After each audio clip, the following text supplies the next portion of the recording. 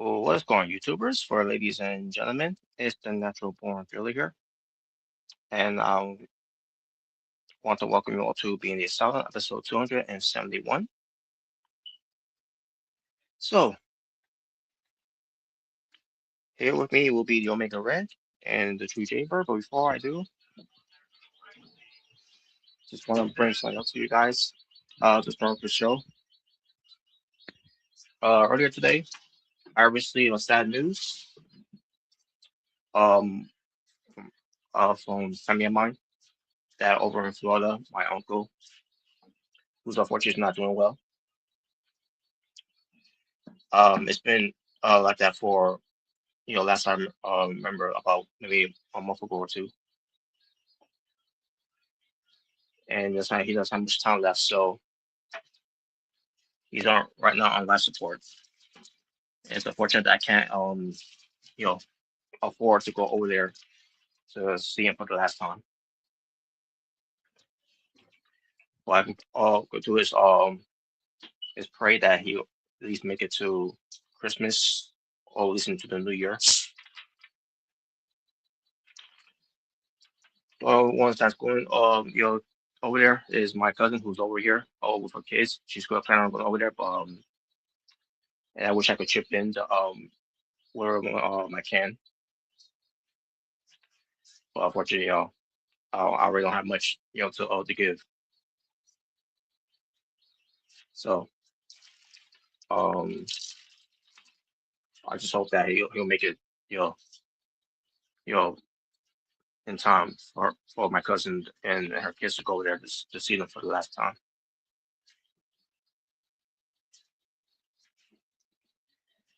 But I want to be a Debbie Downer to anyone here on for the show here. I just want you to know where I'm at right now, where my mind is at right now.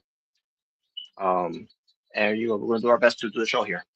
You know, this is my only escape to do this. So let's do this, folks. So here we have You'll Make It Red and the True J Bird.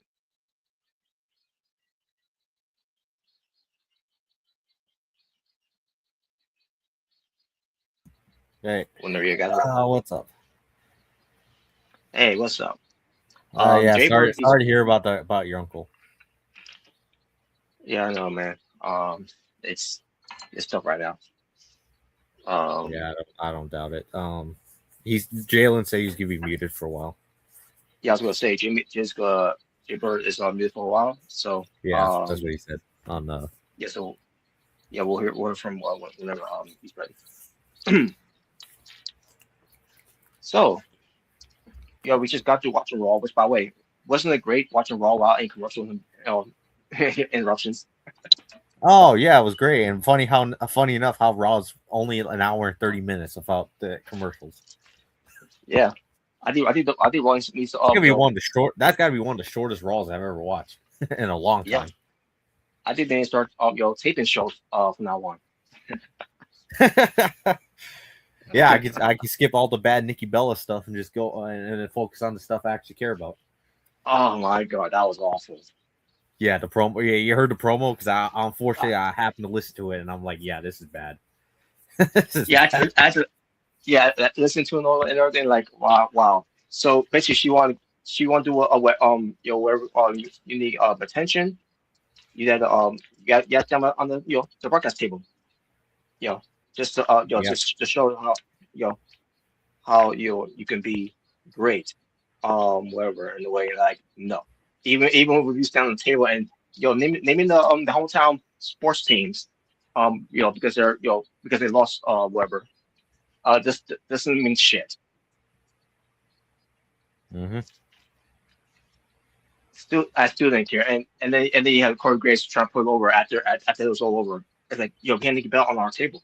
And like, why are you talking about that? No one cares. Like seriously, No one cares. no one cares. It came by like a win, Are and you gonna are you gonna pull Britt Baker? Nobody cares. Nobody cares. yeah, exactly. Nobody cares. Nobody cares. I wish Britt Baker, would have said that too if she was there. My God, it was awful. Well, word around the Terrible. street is apparently she's heading to WWE once her contract with AEW expires. Yeah, and then I heard apparently Anna Jay is on the same boat too. Apparently. Of what? Of what her? Yeah, Anna Jay. She'd also maybe on her way out too. Which is funny because her man's I don't know it's still together or whatever, but it's not my business either way. But Jackal Perry is still there, so I don't know. Yeah, and he loves to bite people's feet. Yeah, apparently he loves to bite now. Yeah, I First saw it was- that thing. I saw that with him and Speedball Mike Bailey, and he bit Mike Bailey's feet. I'm like, what the hell is this crap? Yeah, Like, what the hell is this? So you're telling me Mike Bailey went from a fantastic match with Kyle Fletcher on last week's Dynamite to go on the what was it, Collision or something like that? I can't remember if it was Collision, but yeah, I think it was only Collision. to go on a Collision just to have a bite off with Jackoff Perry. Like, really? Yeah, that was ridiculous. I didn't see it, but again, I just seen Jack Perry buying Okada's nuts. Oh, his genitals. Yeah. Like wow, this is what we're looking forward to of Jack Perry now. In AEW. He's gonna be biting people. He's a zombie. My God, man. Yeah, apparently he ain't Tarzan anymore. He's a zombie. I guess. This is who Tony Khan kept overseeing. Well, come on. The promotion of the year, though. Oh, we'll get to that. Oh my God. Yeah, we'll get to that. And just to Holy clarify, shit! no, I don't think WWE deserves to win it either. Just to clarify. No, no, they don't either. Yeah. After this shit, Neither one. Neither one. The big two deserve to win it, in my opinion. no. I'll tell you who does deserve it. And we'll get to when we talk about it. GCW. Oh God. Yeah, they they're not even on the radar to be on that list. You To be think they're even no, on the top five? Yeah, exactly. no, Probably not even the they're top five. not They're even probably top not one. even the top. They're not even the top 10. They'll be top 100, because of any other promotions. But no one cares about that either. So about garbage can wrestling. But anyways, um, I was gonna say, we came to Raw as well. Um, I remember what what else was talked about on Raw. Because yo, there because again, it was a tape show. That's it's like nothing groundbreaking happened tonight on Raw. You know, No, I um, kind of just skipped through it. Well, yeah, I mean, there was it Javon was all Evans there right. for a minute. Yeah, it was all right. The show was all right. It's But basically I they're was gonna giving say, Caesars. yeah, I was gonna say Javon Evans had a match I mean, yeah, obviously, yeah, he did. against And what's the Americano's name again? I keep forgetting his name. Radio, Radio, Rayo. I Isn't guess. that Pete Dunne? Pretty sure it's Pete Pete Dunne, Dunne, isn't it? Pete Dunne. Yeah, I honestly I'd rather just have Pete Dunne as himself versus Javon Evans. I feel like that would have been way more interesting. Yeah, but I guess one thing that's I was mentioning is the another downfall of dissension was the Judgment Day. Oh yeah, with Raquel. Yeah. Yeah, that's right. So I guess they're turning Raquel babyface from the looks of it. Yeah, yeah. I mean, I really don't know what they're gonna do. When it comes to all this. Um, because again, the idea is supposed to have been more being a babyface, but I don't know. I don't know. Because Raquel, I don't know. We'll see what they do while we go. What else they go over this? Um. No, they're gonna swerve everyone. They're both gonna turn on Roxanne to beat her up. Oh god. Oh God. Oh yeah, yeah. That's gonna make me feel a lot better because she hasn't been bullied enough. But I was gonna What's wrong say with that? also. Oh yeah. I was gonna say as well. Bailey and Roxanne Perez wrestle on Raw, and I'm watching this. I'm like, just could be a WrestleMania match, but instead it's being a tape Raw. Actually, that was pretty good though. It was a good match. Don't get me wrong. It was a good match, but And same time, by the way, I want to mention the fact this is the first time in months Roxanne Perez actually had an entrance on Raw. yeah, that's true. Yeah, I know. Like what the hell? But So nope, yeah, we have to sit through the Yeet entrances. Yeah, we just sit through Yeet. yeah, because and they gotta bring it back just to hear it again. Which, by the way, I bet Robert's happy he wasn't on Raw tonight. No, no, they Well, I mean, other than the video promo package he did, but yeah, other than that, which it was fine. At least we didn't see no eating tonight, so. at least he wasn't like 4 letters, 1 word. Oh, Yeet. Yeah, at least he didn't do that. I mean, he kind of did it, but it He wasn't. kind of did it, but yeah.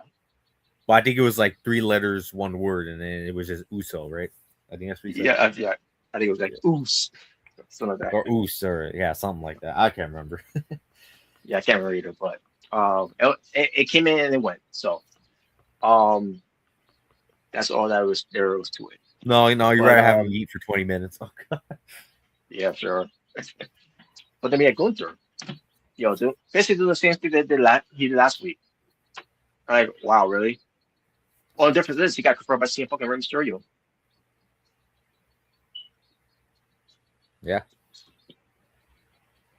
And that was basically it there. Obviously, it's teasing of Gunther, first saying CM Punk, in the future, and I'm sure in the future, which I'm pretty sure it's gonna be, a few days from Gunther, and they also have a backstage as well with AJ Styles. Again,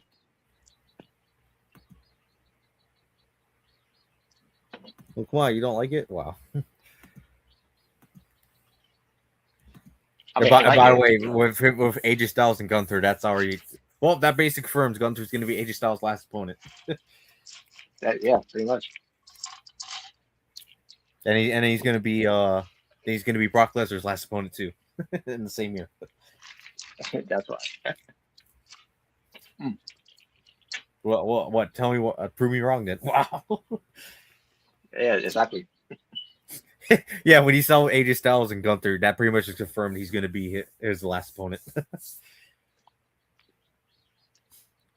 Hey, you know what? When he saw Gunther and Mysterio, yep, that's going to be his last opponent too. Same with Punk. That's going to be his Punk's last opponent as well. You know, when when it's time for them to retire. That's right.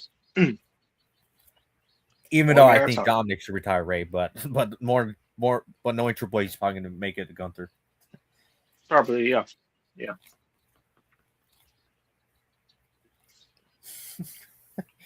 Oh, And, wow. Don't worry, Randy. Your last opponent's going to be Gunther too. and I hope that Dominic Mysterio is really it's not too banged up. That to happen what happened in AAA. Oh yeah, I heard he got injured, right? Yeah. I don't think Oh wait, So I think I know what the main event was. Wasn't it Ray Phoenix, Rey Mysterio against Dominic and El Grande Americano? yeah, I think so. Oh, okay. I think I watched the match. I might have watched the match. Now Richard I Petty, watched it. I Petty think was supposed to after it be. went live. I didn't watch it while it was live. Yeah, yeah. Because Richard Petty was supposed to be in the match, with two team break finish, but but obviously he got hurt too, from doing the whole tournament that he had. Oh yeah. That killed any Lucha Bros reunion, and not on Yep, that show. it sure did. Yep.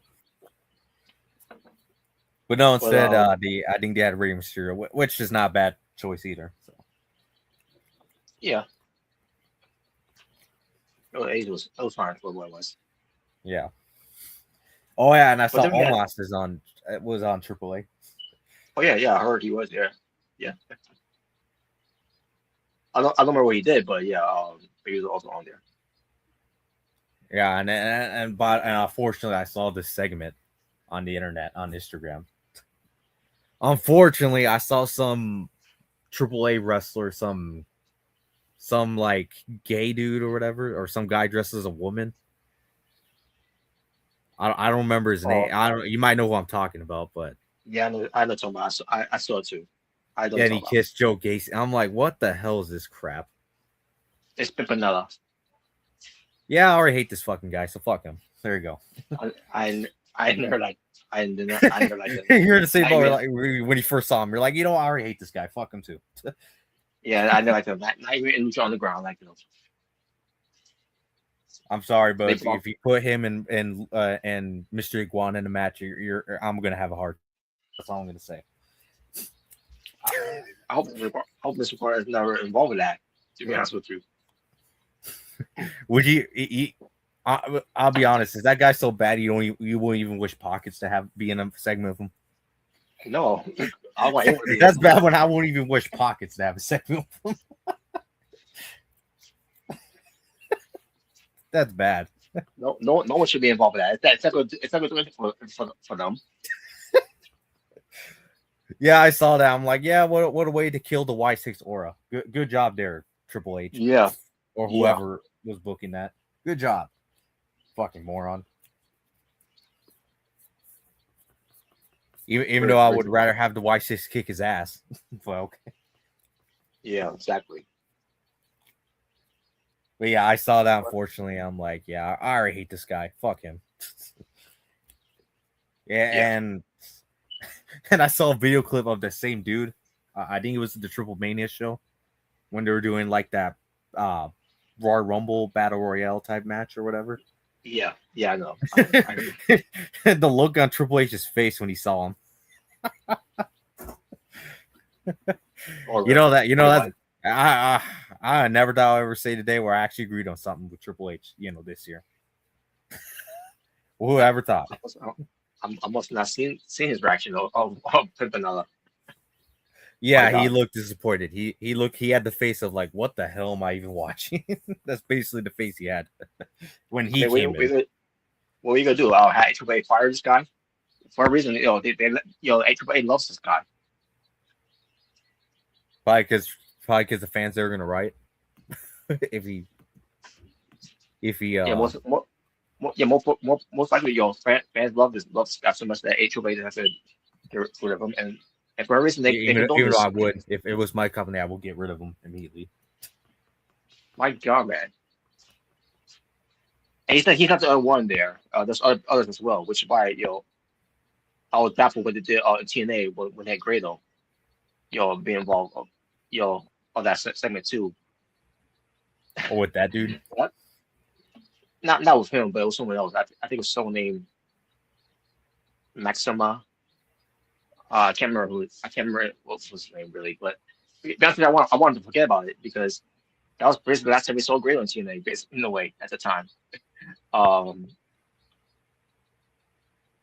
not saying there was no backlash about that. I'm just saying Grado never showed up to TNA again after that. Of what I remember. But like, would you agree to do the spot where he's gonna kiss you? No, fuck that. I'm sorry, I have too much integrity for myself to ever stoop that low. Yeah, you should want the Scott Hall route. Yeah, how do you just have a wrestler that's even more gayer than the New Day and than the New Day? How's that even possible? Yeah. Or even more gayer than Adrian and Adonis? Oh yeah, How's he more gay than him? With his gimmick. yeah. Adorable Adrian Adonis. Yeah. But Exactly. yeah, anyways, fuck that guy. Yeah, what a way to kill the Y6 aura in AAA. Just what a way. Yeah. But for Austin Theory, obviously, we didn't get to talk much about it from last week. Other than me and Jaber a little bit of it, but basically with him looking like looking stupid, Oh, Terry Garcia. oh god. Yeah, I gotta ask, why did he shave off all his hair? Like why? Ah man, I thought that was bad. Well, That do you was hope he not. grows it back now? You're like, okay, Austin, you better grow it back. You better grow it all Please back. grow it. Please grow it back. But I'm by the looks sorry, of it, you're not Kyle Fletcher who can make the bald head work or the shaved head. yeah, man, come on, that was ridiculous. But Um, yeah, you're like, yep, but time for him to grow his hair. Grow your hair back. please grow his hair.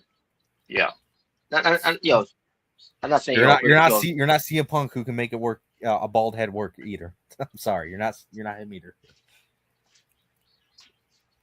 oh man, it's and last thing anyone wants to compare Austin Theory is look like a buffed up Daniel Garcia.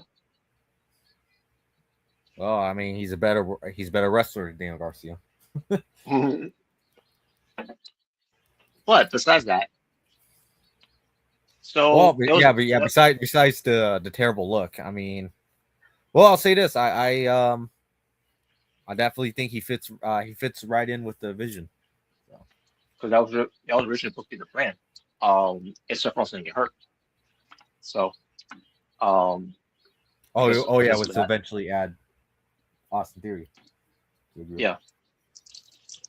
So because of that, that change, what game plans changing. Austin Theory with that part chamber. I mean not chamber. The war games.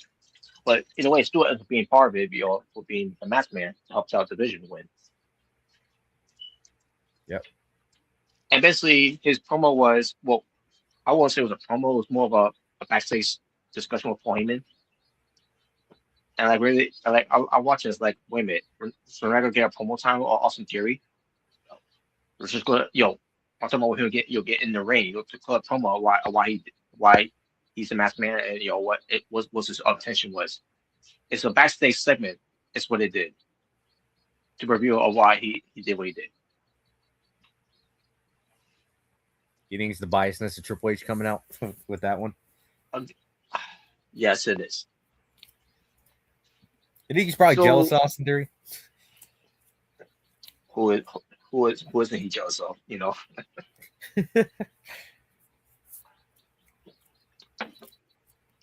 he's probably jealous of his father, of his mother and father. You know, being more successful than him.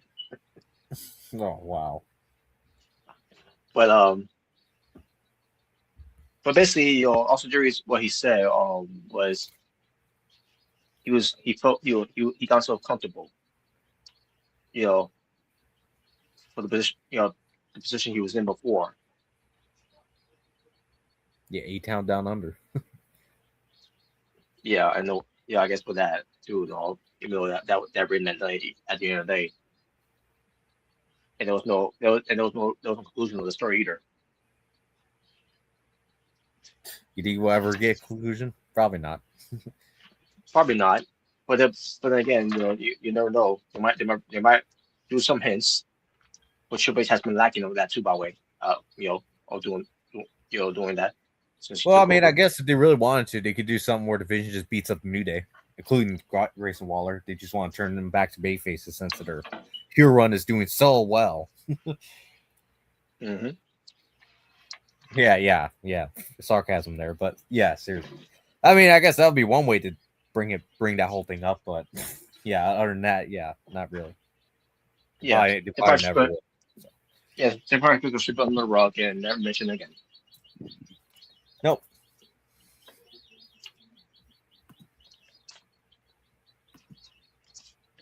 But basically,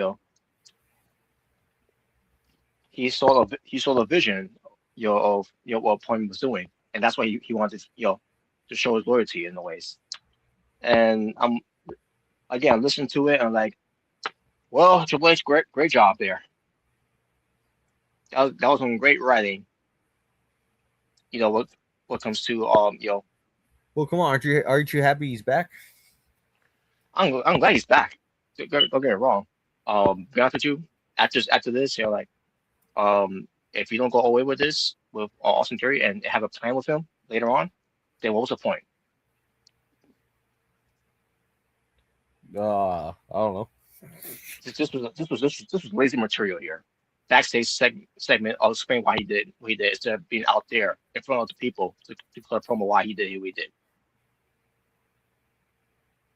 He really has no faith in this guy at all. No. Ah, ridiculous. Even though talent wise and in ring wise, he's one of the best on the roster. Yeah, yes, he is. I mean, I definitely take him over Jey Uso as far as an in ring competitor. Exactly.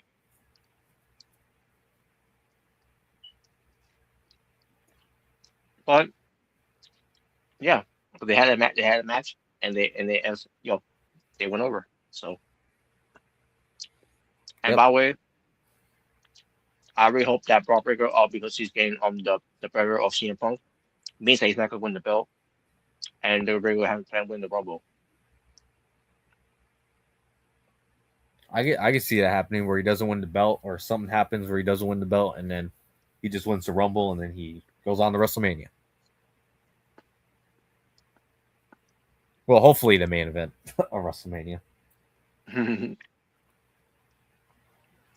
Apart from that one, Yeah, we're gonna get Cody main event night 2. I'll get the fuck out of here. I will. Yeah, Even though but it's yeah, probably gonna be boring. It's not gonna mean nothing. I mean, hopefully, if it's Drew winning, then yeah, it will mean something. But but it's just some random smo off of the roster that no one cares about, and you put in the main event. Yeah, that's bad. mm-hmm. Like, oh, the Miz. Oh God. Oh Yeah, god, come on. Yeah, imagine that Miz and Cody main event in WrestleMania night 2. yeah, Mrs. Now Redemption. basically be the modern day Cena and Miz from 28 Yeah, or 27. My for, bad, for, yeah, 27. yes, yeah. But yeah, I was saying, yeah, that's a redemption for the Miz there, all right. Probably not. No. But anyways, but yes, that was most raw. Raw. Like my raw there. I mean, again, those are some things happen on Raw, but not really anything to talk about that much.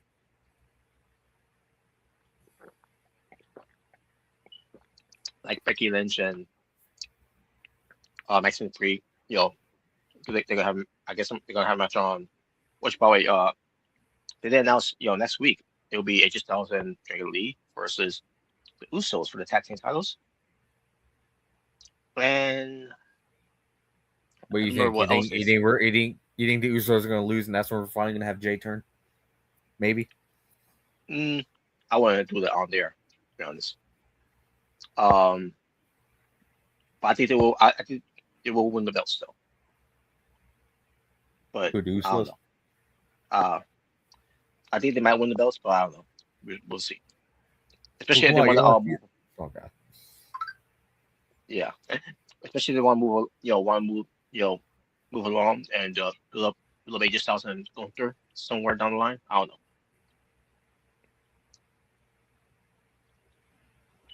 I mean, it's gonna be AJ's last year, so I guess it makes sense to put him back to being a single star. Mhm.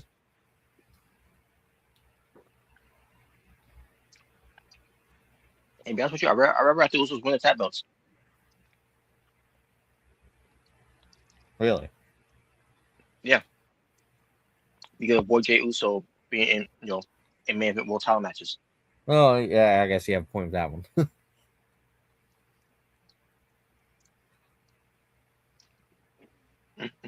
But I can't remember what else they said it's gonna be this week as well.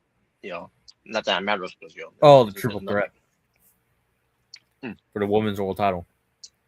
Oh yeah, so, okay, yeah, yeah, that was the one. Oh god dang it! Yeah, Raquel Rodriguez, Stephanie Vaquer, and unfortunately Nikki Bella. Unfortunately, Nikki Bella.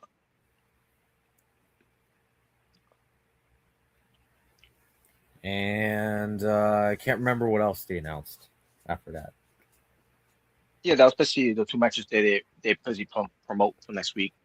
But the other matches they're going to promote when Raw goes live on the He first of returns 20. from holidays, which will be January 5th of That's 2026. right. That's right. So basically, no And new we Raws for the rest of the year until 2026. that's right.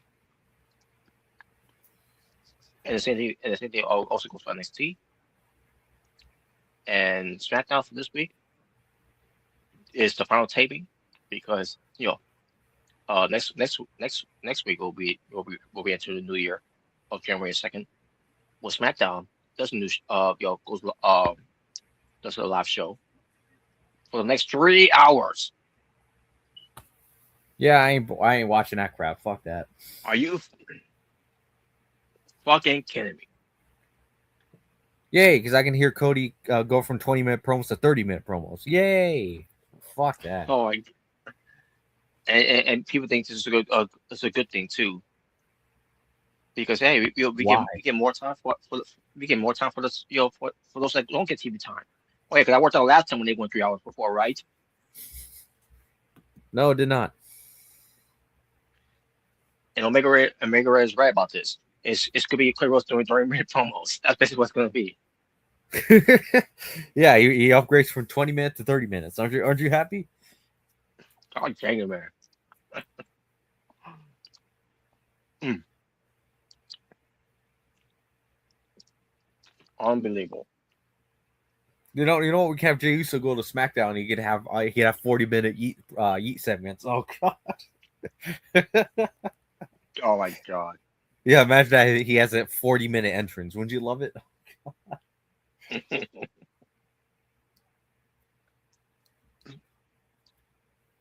Let's not do that.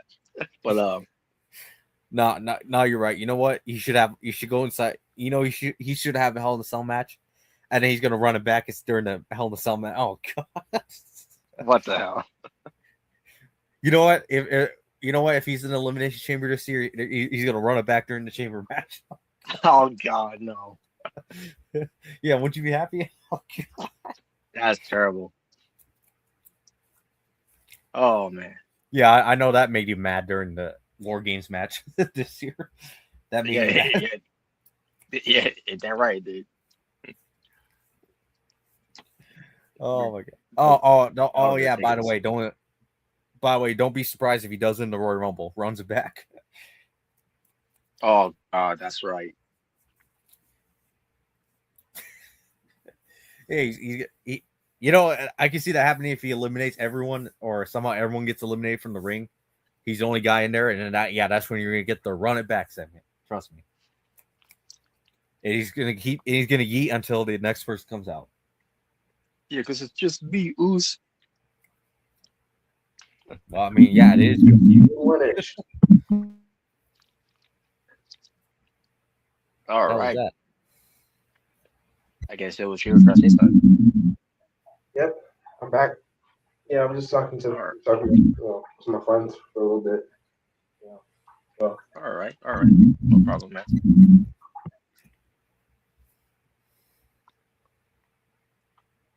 So yeah. what y'all talking about right now? SmackDown going 3 hours. Aren't you happy? Yeah. Well, I'll tell you this: if they call up more talent for SmackDown, you know, then maybe. Yeah, I don't put your money on that. That's why Mhm. I said I didn't say guaranteed. So And aren't you happy? Cody upgrades from 20-minute promos to 30-minute promos. Aren't you happy? I know you're happy about it. I know you are. No, no, I'm not. I'm just gonna skip it. Well, I'm gonna record on the DVR, and then when I watch SmackDown, I'm like, all right, skip all the Cody stuff. There you go. like, come on, you don't want to see him, talk about, his family, his mom. No, no, I'm good. I rather get a bag. I rather get a bottle of Nike. Wow. Yeah, I'm just. But yeah, SmackDown in 3 hours. Yeah, fuck that. I ain't watching. There you There are. you It's go. fine. I didn't watch last time. I ain't watching this time. Yeah, you're right. We're gonna make it 4 hours. Oh God. Wow. Yeah, you remember when Dynamite did that? They had Dynamite for 4 hours, Oh my God. And it was bad. and that was unbearable to watch too. That was honestly that was just unwatchable at that point. Sickos loved it. The sickles stick. Yeah, they did love it though. Oh yeah, that's the greatest Dynamite show of all time. Yeah, no, not even close.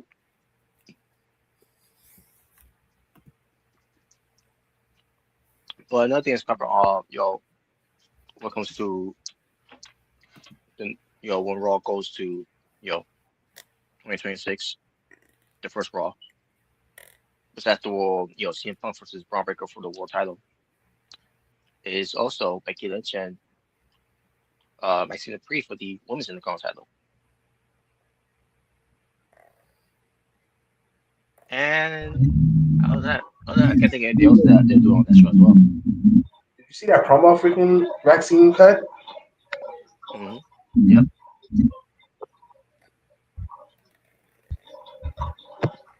Way better than Nikki Bella promo. Yeah, it was. Nikki Bella's promo was garbage.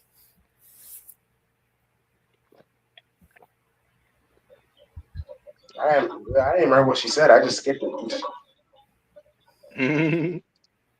Wait a minute, it was not. It was not. You have to go back to watch. Yes, it was not. It was not special. But you should make it special by stepping on the broadcast table. You know, to make it mean something. Oh, wasn't that enthusiastic? No, it wasn't. I seen better. I seen, but Dude, I've seen better promos on the. Dude, I've seen better promos on Raw during the commercial breaks. When they sometimes do promos on that one stage ramp hmm from the arena. I've seen better promos from there than Nikki Bella's promo.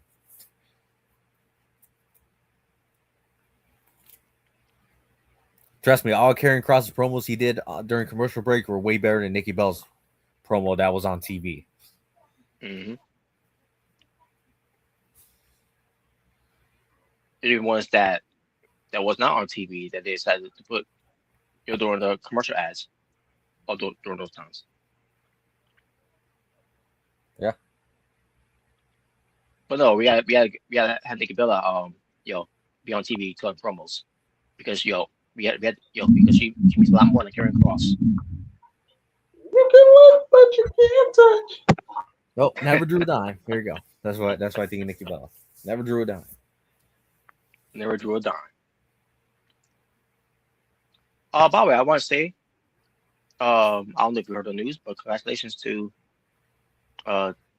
Neil Dashwood and Rick Moss because they're expecting another child. Oh wow, Oh. another child. Damn. That's right. Congrats to them.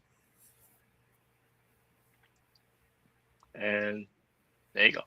Oh, that's their life after WWE, So take that WWE. Being a They fan. don't care. Yeah, the Jobber family. Wow.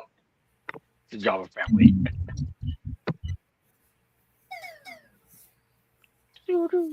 That sounds like a YouTube channel, Jobber Family.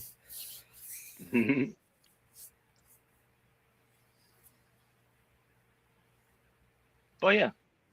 So now we get to talk about something that we've been waiting to talk about. Oh, by the way, Jared, did you hear Austin Theory about why he joined the division? Yeah, I saw it. And I'll think about is, this. I mean, I'm really interested to see what's going on. He wants you to feel. He wants you to feel. He didn't want you to see his face yet. He just wants you to feel his wrath. So. Well, come on, Triple H, he's cooking. He's cooking. Well, let's hope he cooks with Austin Theory. So far it's looking good right now. So. Yeah, I wouldn't put money on it if he cooks with Austin Theory. Yeah, you're right. We'll make him win the money back again, and then he'll cash in on another open challenge. Oh no, not again. Yeah, it'll be Ilya's open challenge. Oh God. Oh. Yeah, well, Bronson Reed cost him the match. Oh boy. see what Triple H failed to do with Austin Theory is to have him be out there in front of people to talk about he wanted to side along with the vision instead of a backstage promo. Hey, at least you got some explanation. Why you keep crying? Wow. It just shows you right there that Triple H has no faith in this guy. And it sucks. Yeah, you're reaching, Robert. Wow. I mean, it's the same thing he was doing with Karrion Kross for years. I mean, yeah, with Karrion Kross, it's going to mean a lot more with Karrion Kross, but at the same time, it's Karrion Kross at the end of the day.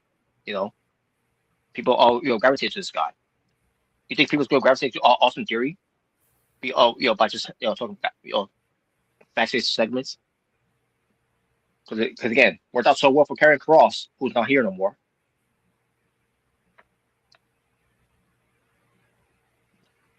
Triple H sucks. His fucking booking sucks. He doesn't know what he really doesn't know what the fuck he's doing with Austin Theory, and I don't think he even cares. But at least he's if I was still wrestling, I would have buried him. Well,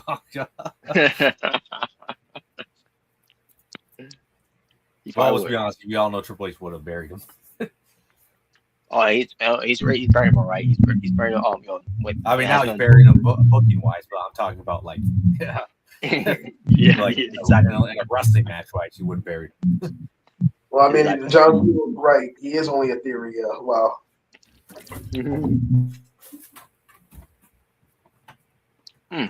All right. Now let's talk about what happened at NXT with the whole situation with the NXT Women's North American Championship. But I want to talk about how we got there first. So bear with me here. Now, remember what happened at Deadline, where Klein Jordan and Corinne Grace, when they were unsuccessful opening, the Unsurvivor Challenge, and Klein Jordan, you know, as we saw from that show, she blamed Jordan Grace so much that she attacked her backstage, and they was fighting whatever, and basically, tell that to Jordan Grace, you're gonna regret that. um, which led to a match, you know, on that NXT show on Tuesday. So they had that match, and I did watch the match. I thought it was good, and yeah, Colin Jordan made Jordan Grace regret it. She beat her.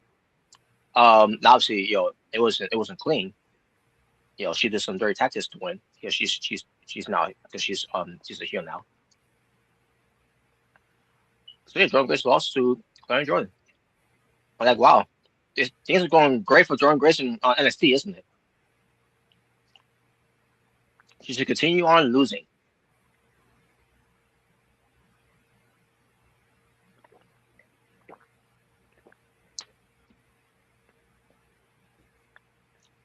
So we get to backstage where Jordan Grace is right there with the rest of the women from the in the women's locker room. After I see that, I'm like, oh no, more of the women's backstage segments.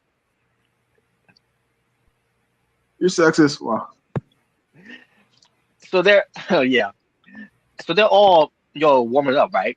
And while Jordan Grace is talking about how she she lost to Colin Jordan, and they just warming up and not giving a have a care in the world about what she was saying, because for a reason they're getting all warmed up or something. Like, I'm watching like what's going on here? I'm like watching the segment like what the hell's going on here? Is she talking to herself? Jordan Grace, and then just ignore her. They don't want to hear what she got to say. And then Thea Hail comes in, and Thea Hail basically is telling Jordan Grace, basically to keep things positive, things will get better for you, whatever and all that. And then Jordan Grace is not really talking her down, but but in a respectful way, talking her down where it comes to Thea Hail telling her this who's a rookie, who's been doing this for a few years, and Jordan obviously Jordan Grace been doing this for for a long time. Well, Jordan Grace heel turn confirmed. Oh God. I'm watching this. I'm like, wait a minute, are we going to turn Jordan Grace heel? Is this what we're doing? Like, are you serious? Sean really loves his heel turns. I'm telling you, he loves. What is? Watch it. Like, what is this? And and all this happening while they're having a discussion in front of these women, they are just warming up for something. Like, I don't know what they're warming up for. And all of a sudden they start leaving the room. Like, what the fuck is this? Like, what am I watching? And then Dino says she had to leave too. And then I realized, oh yeah, that's right. The open challenge that Blake Monroe wanted to have. This was the weirdest segment I ever sat through of because these women. I thought I've seen a lot worse with these women doing these segments. You see, ladies and gentlemen, this is confirmed. Robert's a sexist. Not joking. Yeah, and it always happens in the women's locker room. They do the segment every time in the women's locker room. Let's do something stupid. Stupid. So it's bad. I don't think even the men's segments are that bad as the women's. No, they're not. No, they're not. Yeah, because men are better. Oh God. One with the women, they make it awkward. The men just feels like a giant sorority.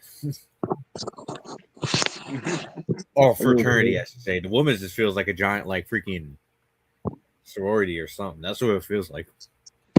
Yeah. Last one. So Break My Role, it's going for an open challenge, and we get the entire women's leaving which they done oh, yo before. This is not the first time yo, NXT's done this. oh no they did it before but but at least when we saw it with the men's were fighting each other to get to that spot. The women's all came out there in a group like what the fuck is this? And then you see referees coming out, like, oh my god, like who is booking this shit? Like, why? Tell me why.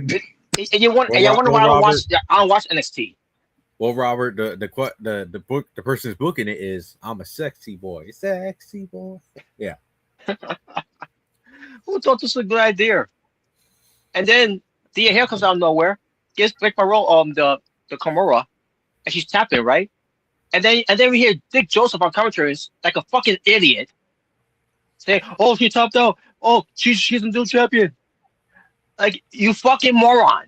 The bell never How the rung. fuck? The bell The never rung. bell never fucking rung. There was no referee in the ring.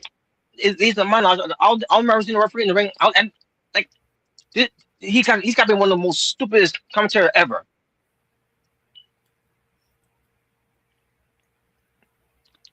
Exactly. Because I remember watching that. I'm just like, wait a minute. The bell never rung. She can't win the belt. She didn't win the belt. The bell never rung. You dumb son of a bitch. No, Robert, I have a logical explanation. Robert. He was in the heat of the moment. He was in the heat of the moment, Robert. He was the heat of the moment. He hates Blake Monroe, and seeing her tap out got him excited. So he forgot. He just forgot. Wow. Boy, no boy. It doesn't excuse of his stupidity. Yes, it does. Wow. God dang it, man. He sucks. Now Robert found another reason to hate him. Yeah, there is no reason to hate him. He saw my intelligence there. Like, are you fucking stupid or are you dumb? What intelligence? Wow. Yes, because I have none. Yeah, you said it, I mean.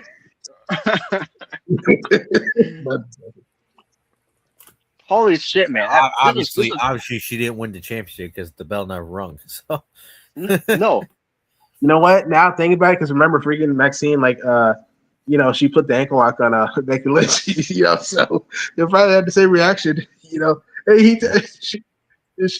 she made Becky tap out. She retains the title. It was never a match. Yeah.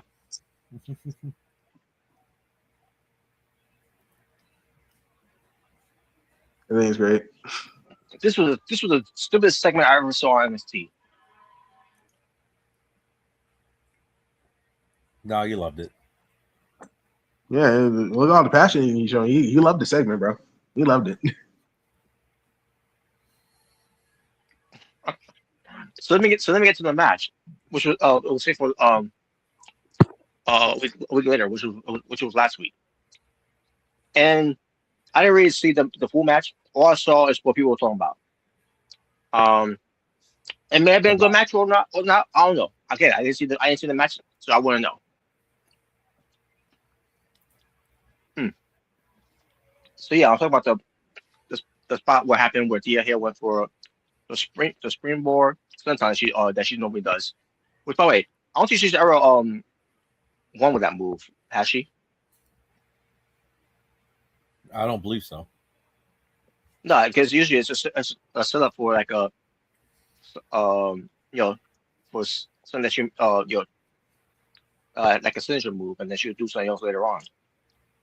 Because I don't recall of her winning matches with that until when we get to right now with this with Vic Monroe. Apparently, what happened with Vic Monroe when she took the move, obviously, if you could tell from there, the win not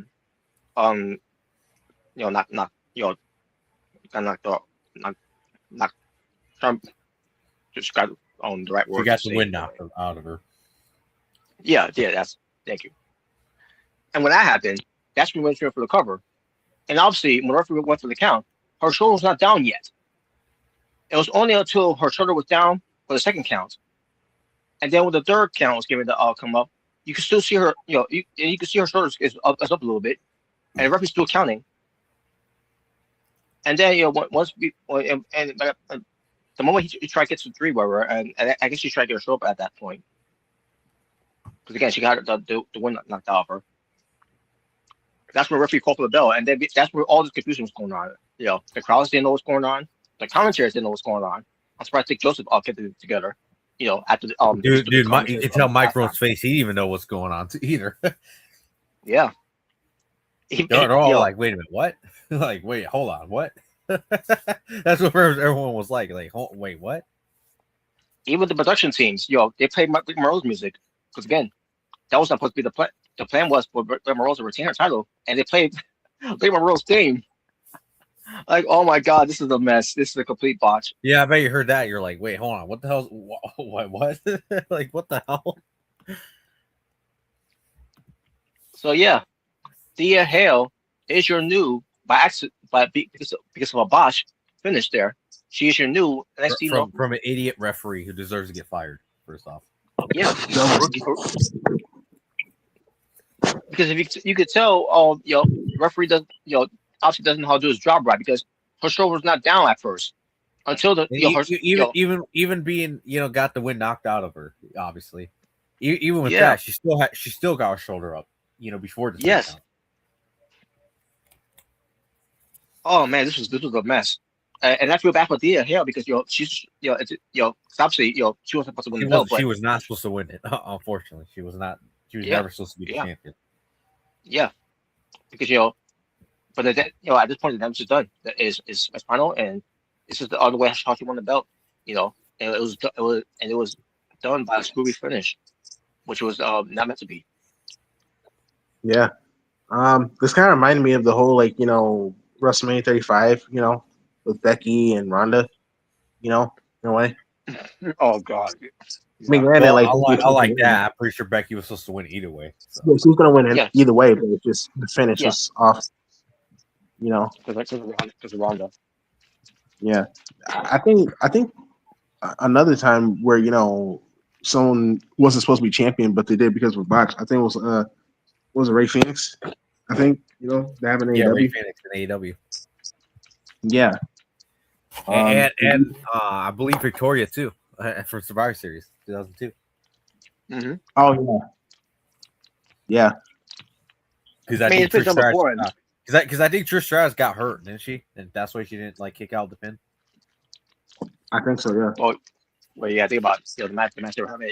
It has no rules, so obviously But I'm saying if she, I'm pretty sure she got legit hurt in that match. That's why she didn't kick out. Yeah. Mm-hmm. But at the end of the day, you have to call that a shoot.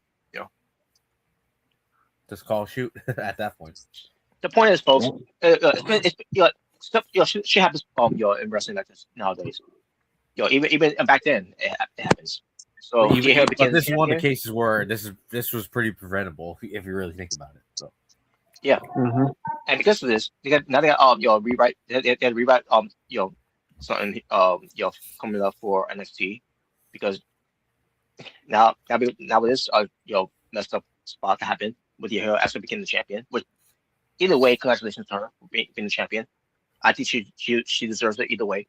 Just by how that finish ended up being.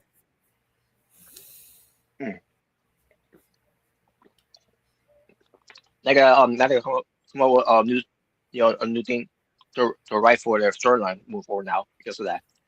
Just because that one botch. Well, I mean, unlike Becky Lynch, hers was the actual screwy finish, so.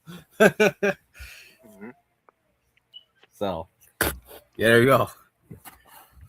There's your story right there. Pretty much do what Becky Lynch is doing, but the only difference is it was an actual real screwy finish and not a fake one, or one she deemed it was screwy, like Becky Lynch does. So there you go. She can say there's a conspiracy against her. That's your story, right there.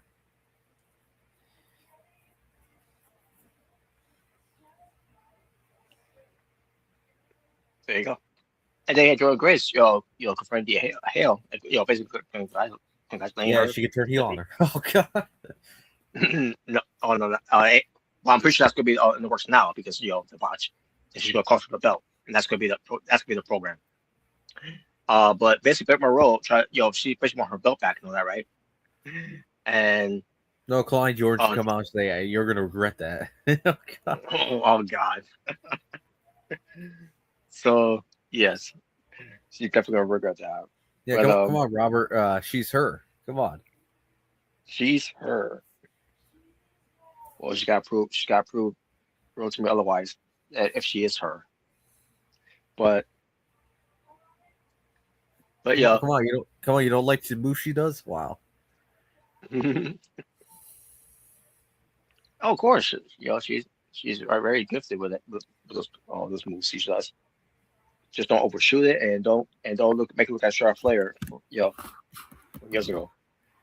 Oh God. But yeah, but Big Monroe said that she's gonna get the belt back wherever or something like that. So it's gonna be a match between those two, but referee still because again a box finish there. So we gotta see how they plays out next time when they have a match. So Yeah, so you complain about it. Wow. and have a better referee this time, not that young rookie referee that screwed up the finish. And clearly, he didn't know what the hell he was doing.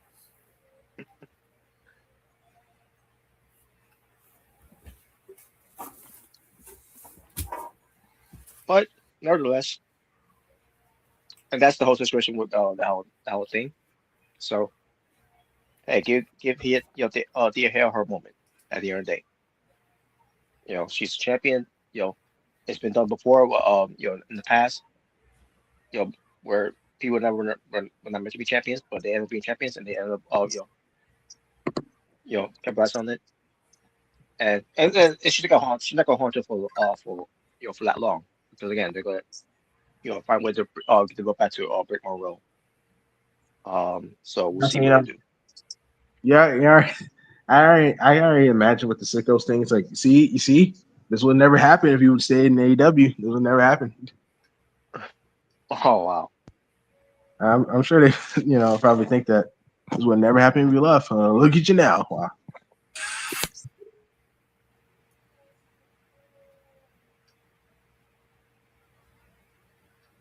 But yeah, that's all there is to it for that. Um, and maybe bring us something about TNA before I bring us something that I need to talk about, and that is um that TNA I just one that yeah it's one last week. No, actually 2 weeks ago I should say because we're in a new week now. 2 weeks ago we had a dog collar match that had Dane Luna versus Indy Hartwell. And I thought it was always a pretty good match. And we had Dane Luna bleeding in the match. And I'm like, oh, okay. I wasn't expecting any blood because usually because ever since TNA decided to not to do no more blood anymore, I guess they got a clear clearance whatever because they're doing a dog collar match. They're gonna allow blood of someone's match, and Dane Luna is bleeding. Um, I'm surprised that Andy Harper didn't bleed either, but because they've been having this heated rivalry with each other, and it finally culminated with Dane Luna getting the win. So was this me for Indy Hartwell? Indy Hartwell, she's gonna you know you have a reset and try to bounce back so that she can get back to what she wants to be. As for Dane Luna, she's looking to go back to the Knockouts World Championship. So we shall see how it'll play out first. Also on the same week of that match, because that was the main event of the show. Um, I should bring this up because I thought it was funny. Um, Matt Cardona versus Lexis King from NXT, and there was a female referee in the match, right? And Lexis King was doing something I can't remember what it was that he was you know not listen to a referee, whatever. And then Lexus King sends a referee, and to make him a sandwich. Wow. Wow, you really said that? He said that to the to the referee. Yeah, you're gonna be a sandwich. I'm gonna watch our videos. I I thought that was hilarious. Like, holy shit, did he actually say it? I guess he's watching our videos, bro. It's like, yeah, I'm gonna use that. I'm gonna use that. Oh my god, that was hilarious. But in the end, he ends up beating he ends up beating Macrodora because those outsider forces from Stacks and and they also Oh the boy. attack. That's right. Oh boy. Yeah, I know And, where this is going. Well, when we and yeah, get well, there. yeah, before we get there, so then Lexus King attacked um Macrodona with his cane, to his arm, and then apparently that was enough for him to be taken out of the match for the steel cage match that TNA was going to be doing the week after this, because it was supposed to be Matt Cardona, Steve Macklin, um Mike Santana, and the Hardys to face the NXT Outlaws in this you know in this TNA steel cage match, which when you look at it, it's basically like how they used to do Lethal Lockdown. The only difference is there's no roof. For the cage. What comes to it. Which by the way, we're akin to that concept of Lethal Lockdown. It involves weapons too. So which is I say what comes on using weapons in the steel cage, that was done right. How they did it. But Matt Cardona had to be taken down. You know, Now he's not really taken out because I thought they did that just because he was dealing with a real injury. No, it's just part of the storyline because of what they're gonna do. Because Makoto's replacement to be part of Team TNA was Santino Morella, and you'll see why. Once I get to what we're talking about here, because there was a steel case match a week later on TNA, again involving the TNA wrestlers of Mike Santana, Mm-hmm. now being part of the team, Team Umbrella, Yep. Steve Macklin, and the Hardys. They went against the NXT Outlaws, Mm-hmm. which if you can respect Lexus King, Stacks, uh what were the tag team names again? Tyson and Tyreek, the High rise. High rise. high okay, high rise, yeah, Yeah, high rise. the high Mm-hmm. rise, and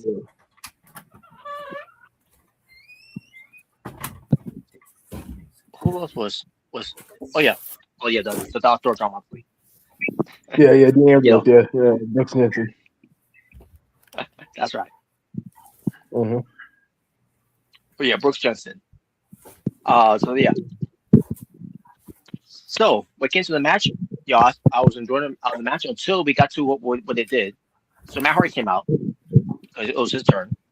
All of a sudden, Before we talk Tyreek. about that, did you talk about the cage? The cage that he used?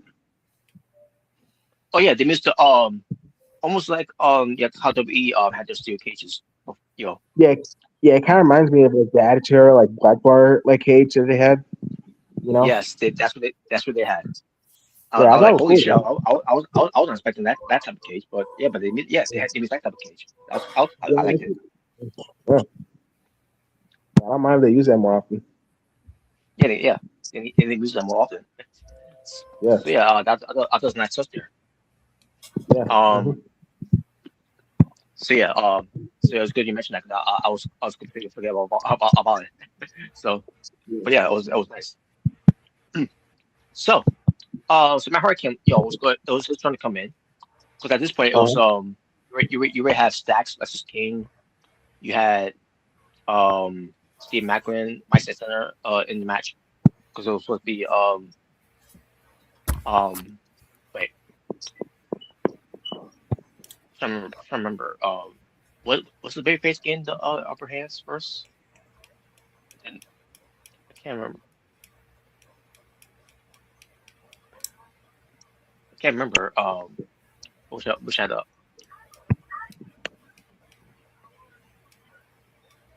I could swear it was like three members of NXT Outlaws that came in, and then it was Mike Santana and Steve McIntyre was outnumbered until my Hurricane was coming in, and yeah, actually it was. I think it was, yeah. So it was Brooks Johnson, that's his king, Mhm. and I believe it was Stacks. I can't remember if it was Stacks or not. Um, against Mike Santana and Steve Macklin, and then that's when Mahart came in. But then Mahart couldn't go in there because he was attacked by Tyreek. And I'm Mhm. seeing this. I'm like, wait a minute. I was like, wait a minute. How's this allowed? Because it So he is. starts, and like it wasn't. It was. I was like, wait a minute. They can't be doing that. That's be a rule because of this. Like this is ridiculous. Yeah, it kind of reminded me when Hangman did have to swerve, but the only difference is like when it was time for Hangman to come out, he didn't come out. He only came out when Swerve came out. You know. Well, Yeah. what difference is, Heyman was supposed to come out earlier, but then he Yeah. didn't come out for a reason. Yeah. Hmm. And then when Swerve came, and then when time for Swerve to come out, also Heyman came out. I'm like, Yeah. I see what Heyman did there. Hmm. Yeah, that's But why he didn't this was come out. different. But this Well, is yeah, way it has different to than be. what TNA did here. I thought this was stupid because all of a sudden he goes in there. I'm like, wait a minute, what? It's not his time yet. Why is he going in there? There should be a robot. This like I remember the old school way. If you do something like that, you get you forfeit whatever. It's not that. How is this allowed? Because we're NXT, we do whatever we want. And oh my god, man. Yeah, I guess so. Because they're the NXT Outlaws.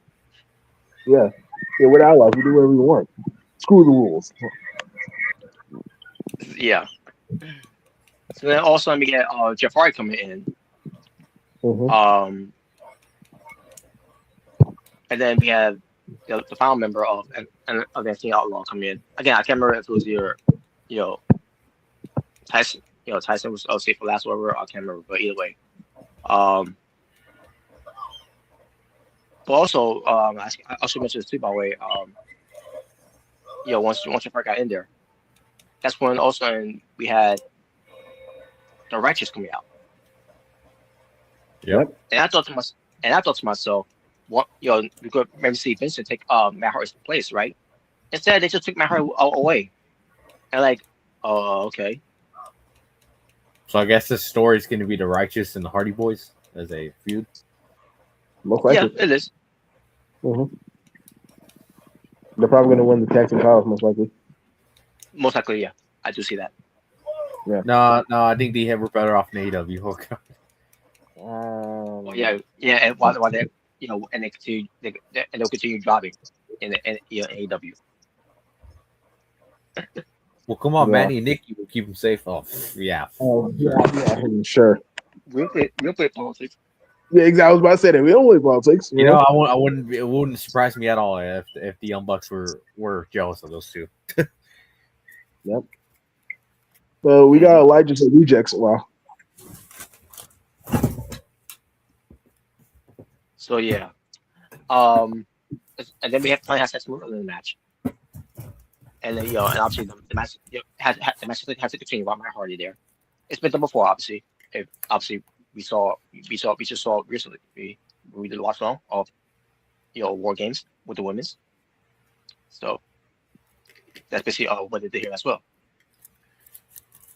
And yeah, it was TNA winning. It just again despite the slate booking they did, I enjoyed the match what they did. which was the main event. Mhm. I still enjoy what they did there. So, Yeah. Wow. so yeah, so oh wow, so TNA won. Um, and I kind of knew what was really going to happen. That as, I heard something happen after the match was over, and Mhm. I figured what it was going to be. So so we had NXT almost leaving, and then you had the rest of TNA leaving, except for Steve Macklin who's still around, but outside the cage, and same thing with Matt Santana. And Jeff Hardy was going to look for his brother Matt Hardy because again he was taken away from by the righteous. Mhm. Um, and then we had Ariana Grace from NXT coming into the cage, Yep. and for a reason she was blocking the cage, and that's it. And I thought to myself, okay, I know what they're doing. So we still have Stacks in the ring, who's going to be the future son-in-law of Santi Morella because he's with Ariana Grace Yep. Yep. and Ariana Grace. Yeah, so Ariana Grace is embracing with her dad, Mhm. and then she lured the blow. She lured Yep. the blow. Yeah. When I saw it, it's like, oh, I know if Michael Cole's watching this, he would go crazy. What the heck? So yeah, Hey, so what are you Ariana doing? so Ariana Grace turned on her own dad. Yep. They basically just copied the whole Dominic turn. Yeah. Yeah, Basically, yeah. they basically pulled the Dominic. Yeah. I saw the comment saying that they pulled the Dominic. I think I So saw one thing. Imagine No, Michael no Cole. offense, but Ariana Grace ain't gonna get the heel he as Dominic. I'm sorry, she ain't. Nah. in I mean, TNA she will obviously. In TNA she well, yeah. will. Well, yeah, maybe TNA, but as far as mainline NXT, no. I'm sorry, no. Yeah. Honestly, So knowing NXT, they probably wouldn't even mention it. They're probably not even gonna bring it up, unfortunately. well, yeah. Well, I'm gonna say Ariana Grace starts bringing up my deadbeat dad. I'm like, oh, they're copying Dominic. Yep, Yeah. they're copying Dominic. Yeah, he left So me she all in. He's a deadbeat. He got with the Beth Phoenix. Yeah, imagine they do that's the storyline. My dad cheated on so my yeah. mom with Beth Phoenix. Now also again she locked the door. She locked it there and all that. And and they're Mhm. doing this to and Stacks and and Ariana Grace to Santa Morella. Mike Santana's on the outside. He's trying to open the cage door. Obviously it's locked. And I'm like, dude, why don't you just climb up? I mean, There's no roof like the old school lethal lockdown.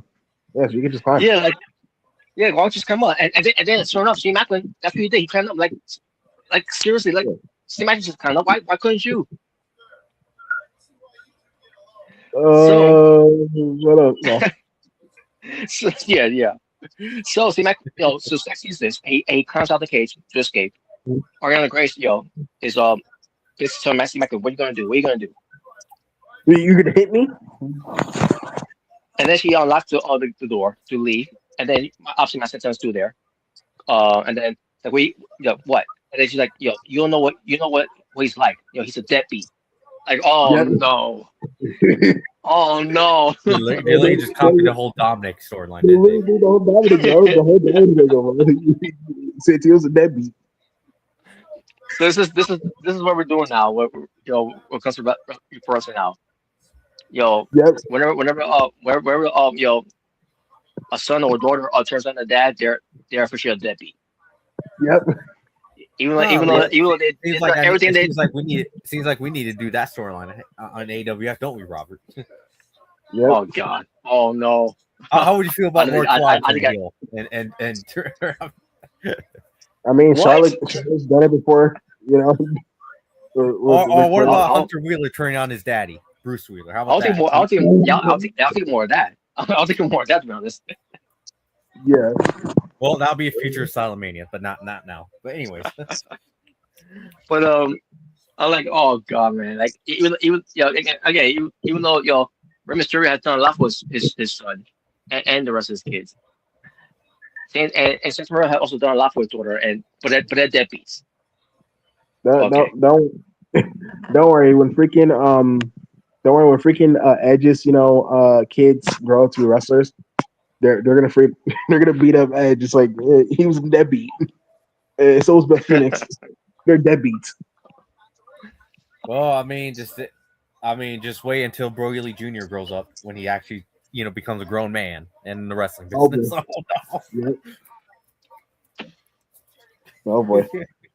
no. Oh no. Imagine freaking Cody Rhodes' kids, Rhodes be wrestlers, and then they attack Cody Rhodes like he was a deadbeat dad. Oh, actually, I But think he did, I think I would enjoy that. Oh wow. remember, he did for his kids. He did for his daughters. Yeah, yeah, yeah. Yeah, I You know sacrifice what? You know everything for what? you. You know Jey Uso has a son, right? Yeah, we're gonna do that. When his son grows up to be a wrestler, we're gonna do that with Jey Uso. A dead heat dad. Wow. My deadbeat dad and my deadbeat uncle. Oh, God. Oh yeah. Yeah, Oh my Jimmy too. God. Oh man. No, So he's not yeah, Mister. He's Mister Deadbeat. yeah. But after saying all that, after all this, I'm like, well, another baby face turn heel for no reason again. But Robert, she has a reason. Since he was a deadbeat dad, that's the reason. Because well, besides that, because what could be because obviously you have been saying a lot about TNA with Ariana Grace beyond there with her dad. What could be the possible reason why she would turn on him? Because she didn't because Santino doesn't approve of Stacks. That was Yeah, never yeah, that was never a discussion. yeah. The He's only my time he had a boyfriend. problem with Stacks, the only time he had a problem with Stacks was because because of what he's doing. The whole thing of invading TNA. I agree with it. He's cool. Wow. Oh god. Well, then again, she's NXT too as well. So Yep. I'll tell you one thing: better her, leading the charge with NXT Outlaws alongside with with the others there than Robert Stone. Here's a question: do you think the NXT Outlaws group is way better than Honor No More? I mean, Uh, I mean, let's be I honest with mean, you. I I would go um kind of in a way because again we still need to see where they go with this whole thing. Um, but even still, ain't the better than Honor No More. yeah. What about Immortal? You think it's better than Immortal? Oh God, Immortal. Well, Or the band? Immortal was You remember the band? The band, well yeah, the band. the band rate didn't mean shit. It didn't mean nothing. It And was just a Scott dollar. and Scott ruined it. So, Yeah, it was just a dollar store Wolfpack, bro. It didn't matter. but Immortal, they seem dominant, Yeah, and they last a lot longer. So they have a big name that don't sound. I'm not trying to discredit y'all no more members, but but if you remember, Ken King during that in that whole thing, he was always losing for this team. Meanwhile, his other teams were winning. I don't know. I don't know. I don't know is now up there as one of the one of the best factions. Hell, you can not even they're not on the level of is of the I guess you could say the world elite. When Ergon was part was the leader of that faction. Even that went nowhere, by the way. Other than winning championships and then feuding with Maple Mafia for a bit. Is it better than NWO 2000? Oh God. Well, the movie lost Bret Hart and Jeff Jarrett was on top. You really lost all credibility with that whole thing. The band is back. Yeah, that was a But fail. anyway, yeah, obviously it was a fail. But yeah, so we gotta see what they do with this. How it will continue on.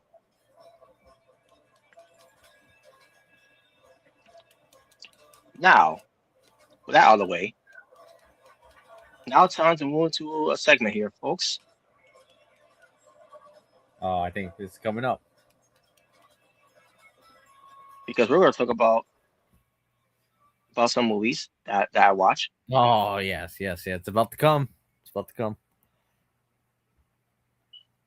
Because folks, it's time to enter the Natural Born Theater.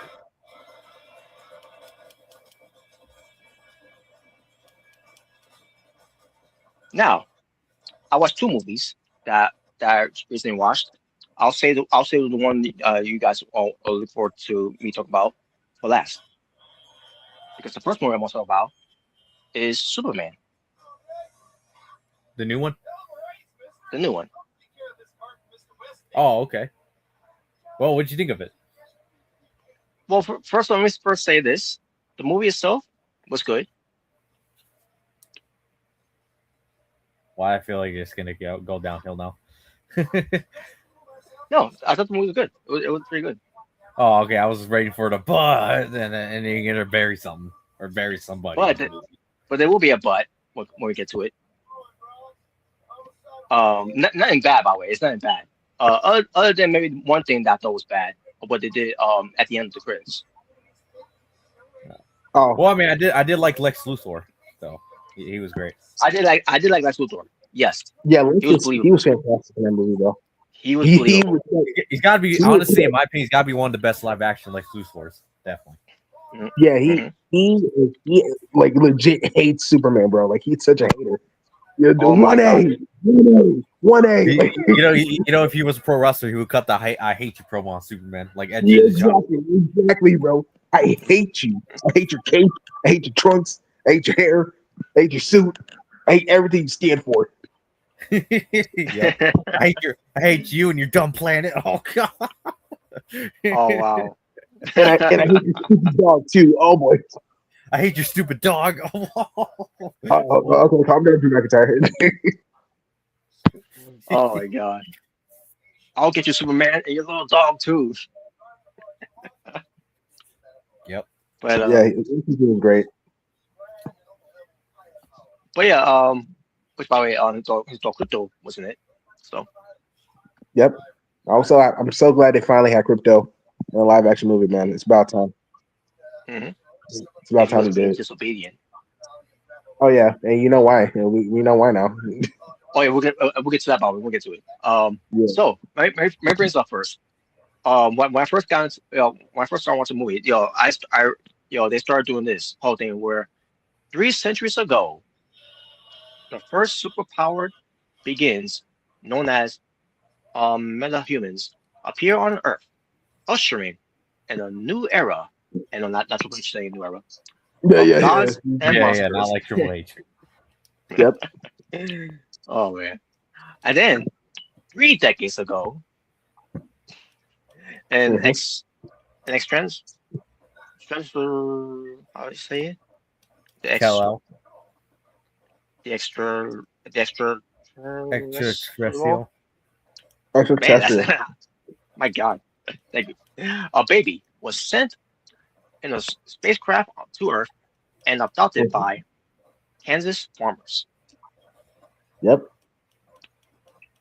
I got to feel we're not in Kansas anymore. But anyways, Oh but god. then, but 3 years ago, the baby, now grown, announced himself as Superman, the most Yeah. powerful middle human of all time. Well, he's not. Well, He's actually, technically not even a metal human. Oh yeah, well, he's Kryptonian. it doesn't say time, but yeah, just Yeah. And maybe to the um, humans, he's metahuman, but yeah, okay. And I'm trying to find the other one here that said. Just give me one moment. There we go. 3 weeks ago, hmm Superman's stopped the country of Bolivia from invading Jor Pro. I'm assuming that's how it's pronounced. I don't know. A sparkling controversy around the world. hmm And let me see, where's the other one?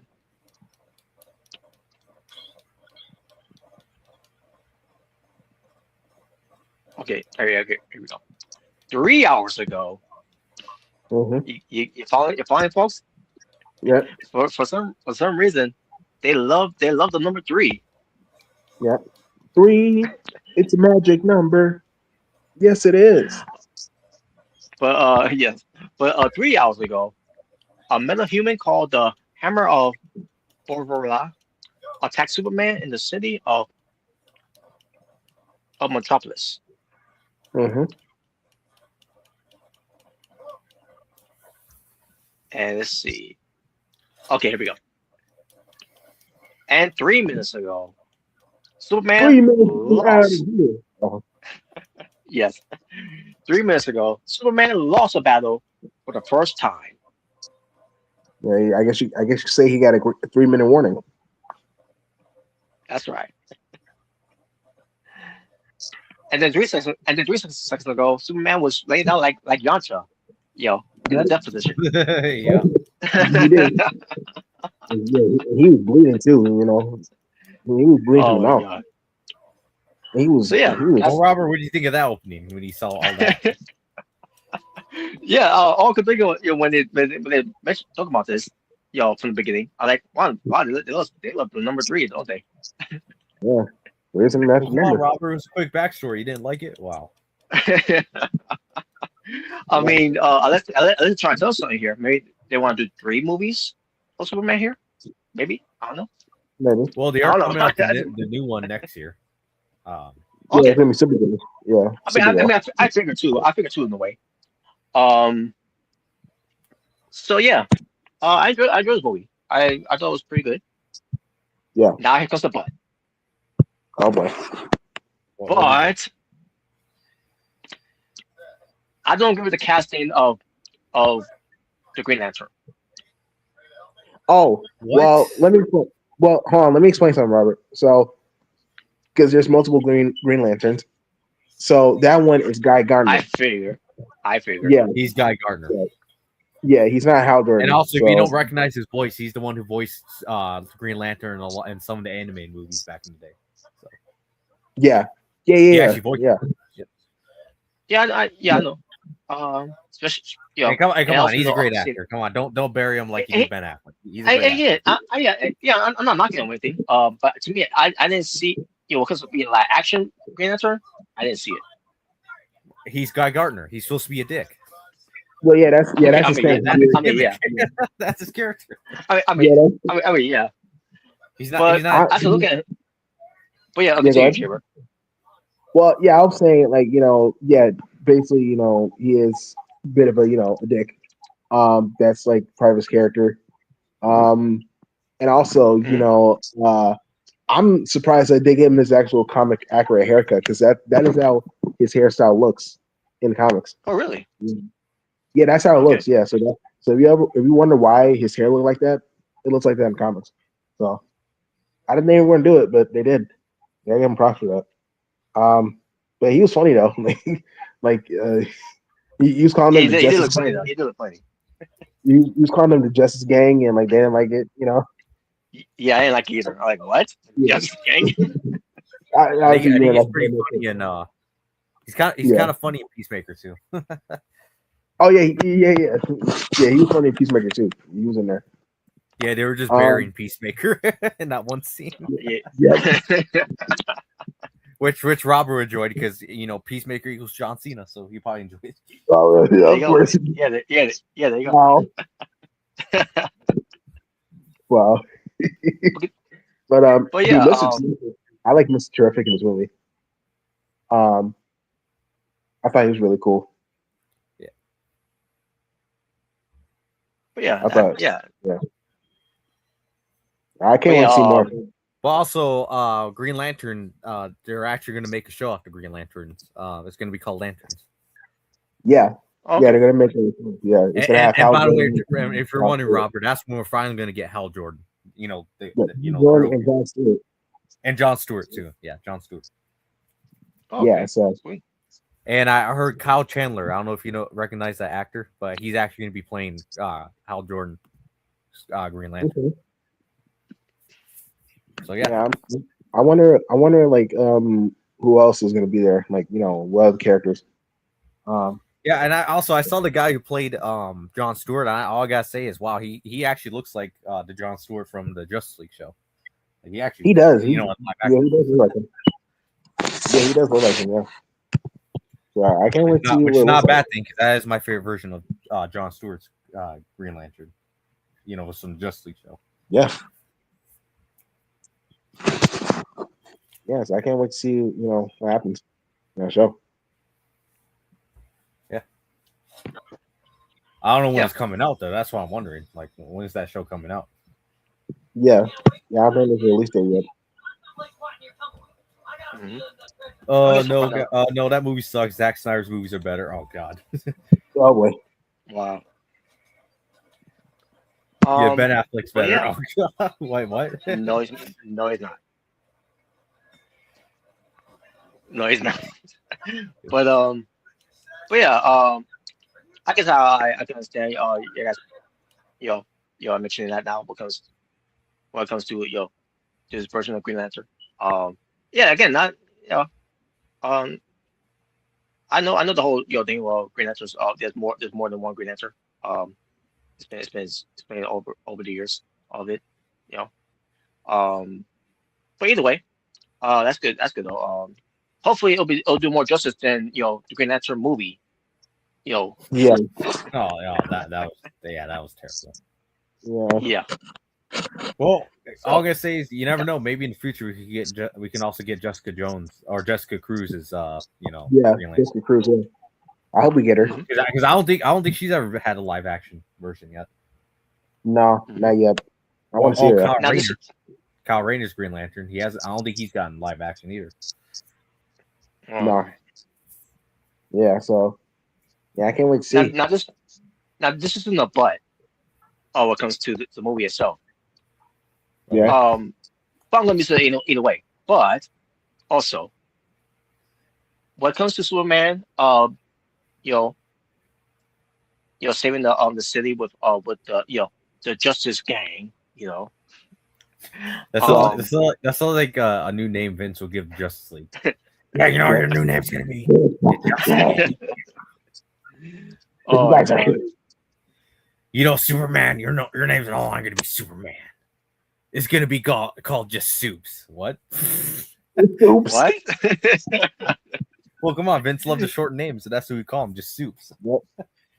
Suits. Well, yeah. Copyright from USA Network for that one. For the TV Look at show the sky. Suits. It's a Yeah, bird. the show Suits. Yeah. Yeah. Look at the sky. It's a bird. It's a plane. No, it's soups. Yeah, wouldn't you love that? Oh god. Suits.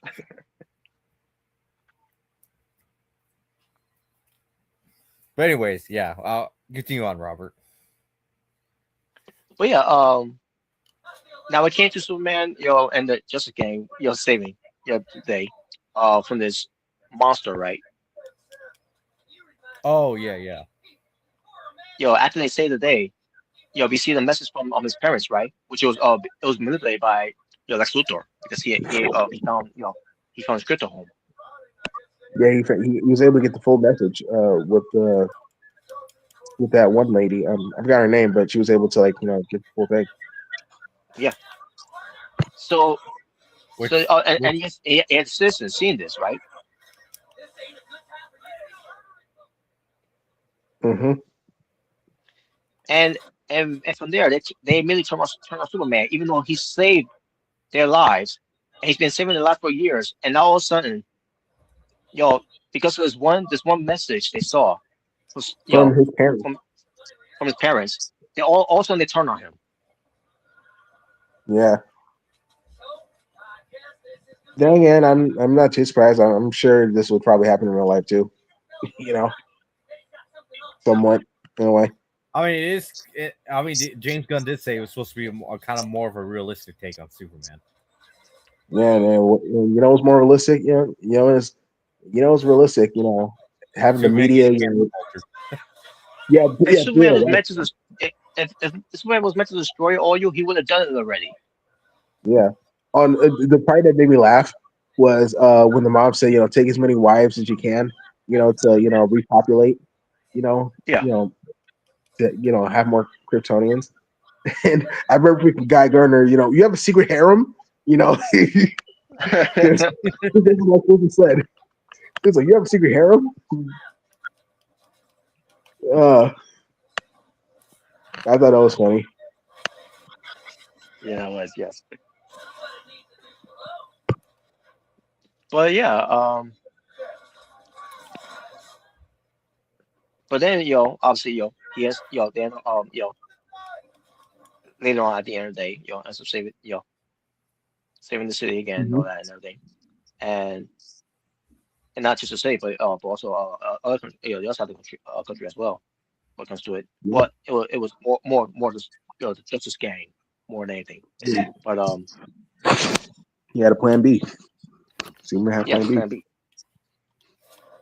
Plan B. So yeah, either way, I still enjoyed the movie. And then we got to see Supergirl. Yep. Where she's about to have her own movie this Yes, May, I believe. yes, she is. Yes, Yeah, she is. I think something about May. And the Yeah. attitude of her, and like one Yeah. of those dogs is so disobedient. Ex- She's exactly. and then she said to Superman, later, bitch like that, like Yeah. Thanks for what? watching your bit. Yeah. Like what the like who? Yes. Yeah. She's definitely a teenager. Yeah. Well, Robert, you thank James Gunn for that one. The Yeah. director of the movie. Yeah. Well, I see it more as since obviously she's getting her own movie, she's definitely gonna obviously have some character development. So Makes, And which it obviously, makes me maybe wonder. the ending of that, and maybe the ending of Supergirl is probably going to set up something for the next Superman movie. So.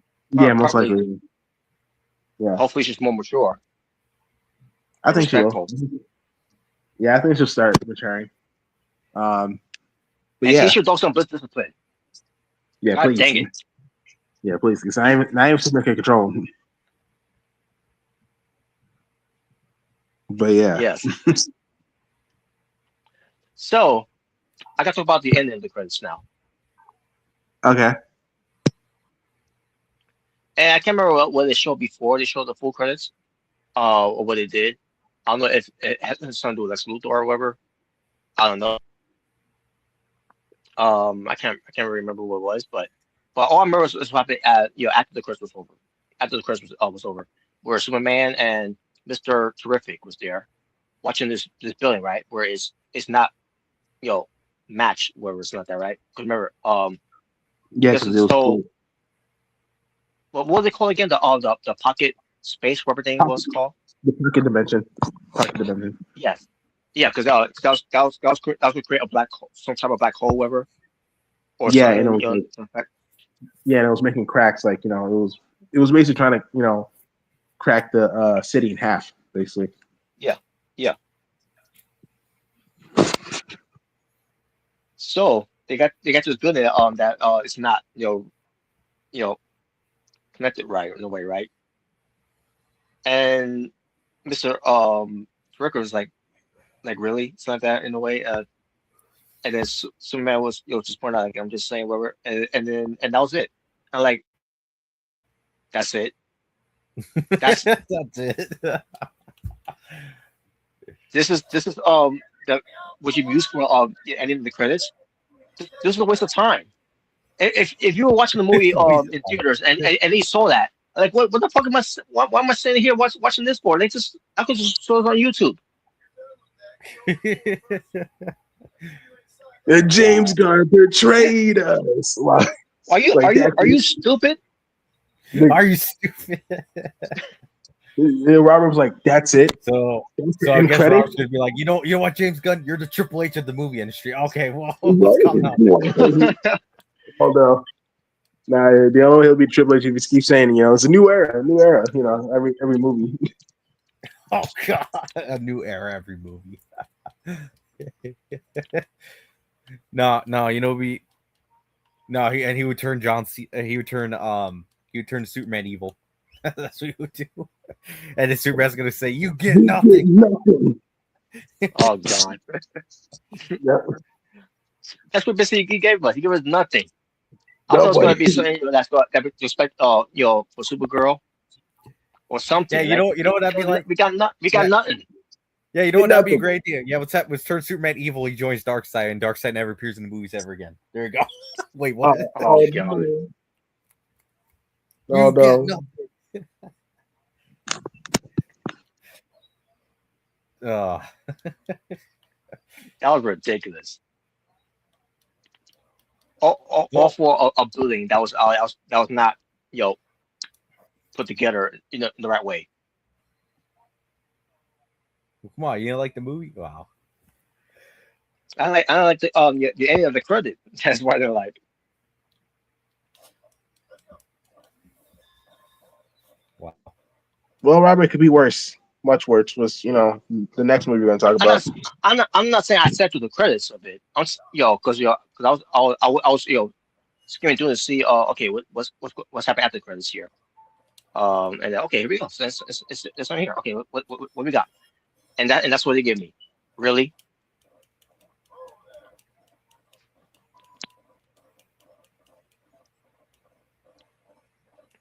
My God. I think it was great. Yeah, I'm sure it was a crack building that was not really put together the right way.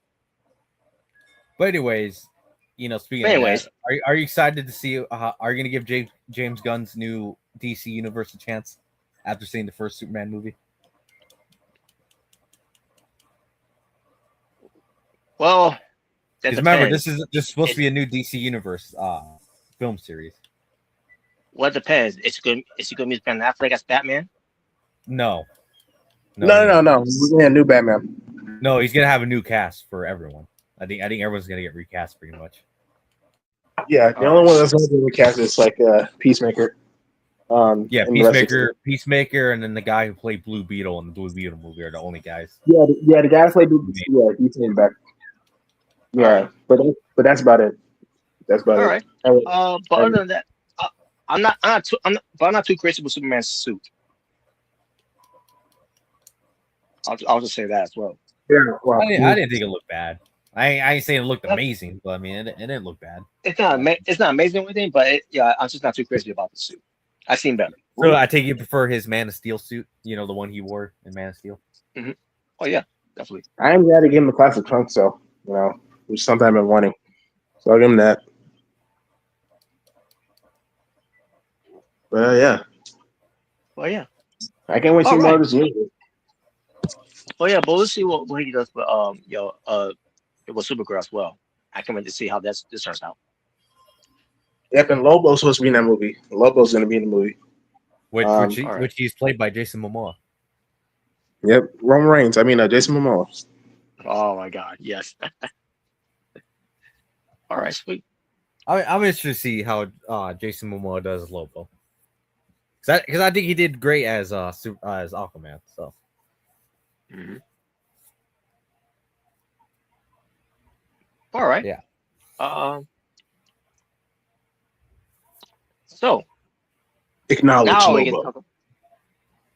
Yes. Oh, all right. What's up to Phoenix King here, which I'm pretty Hey, sure what's up? I'm pretty sure it's Matthew. I think is. Yeah, it's Matthew. All right. All right, guys. Now the moment we all been waiting for. Oh, here we go. Here we go.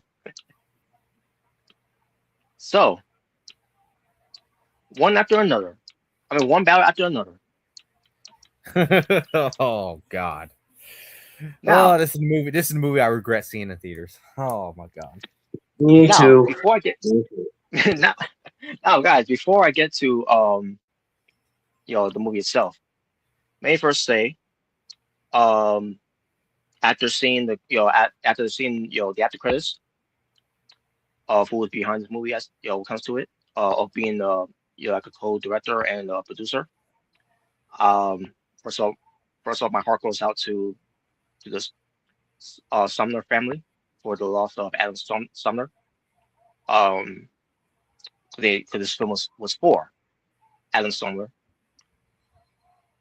Oh, like dedicated to him.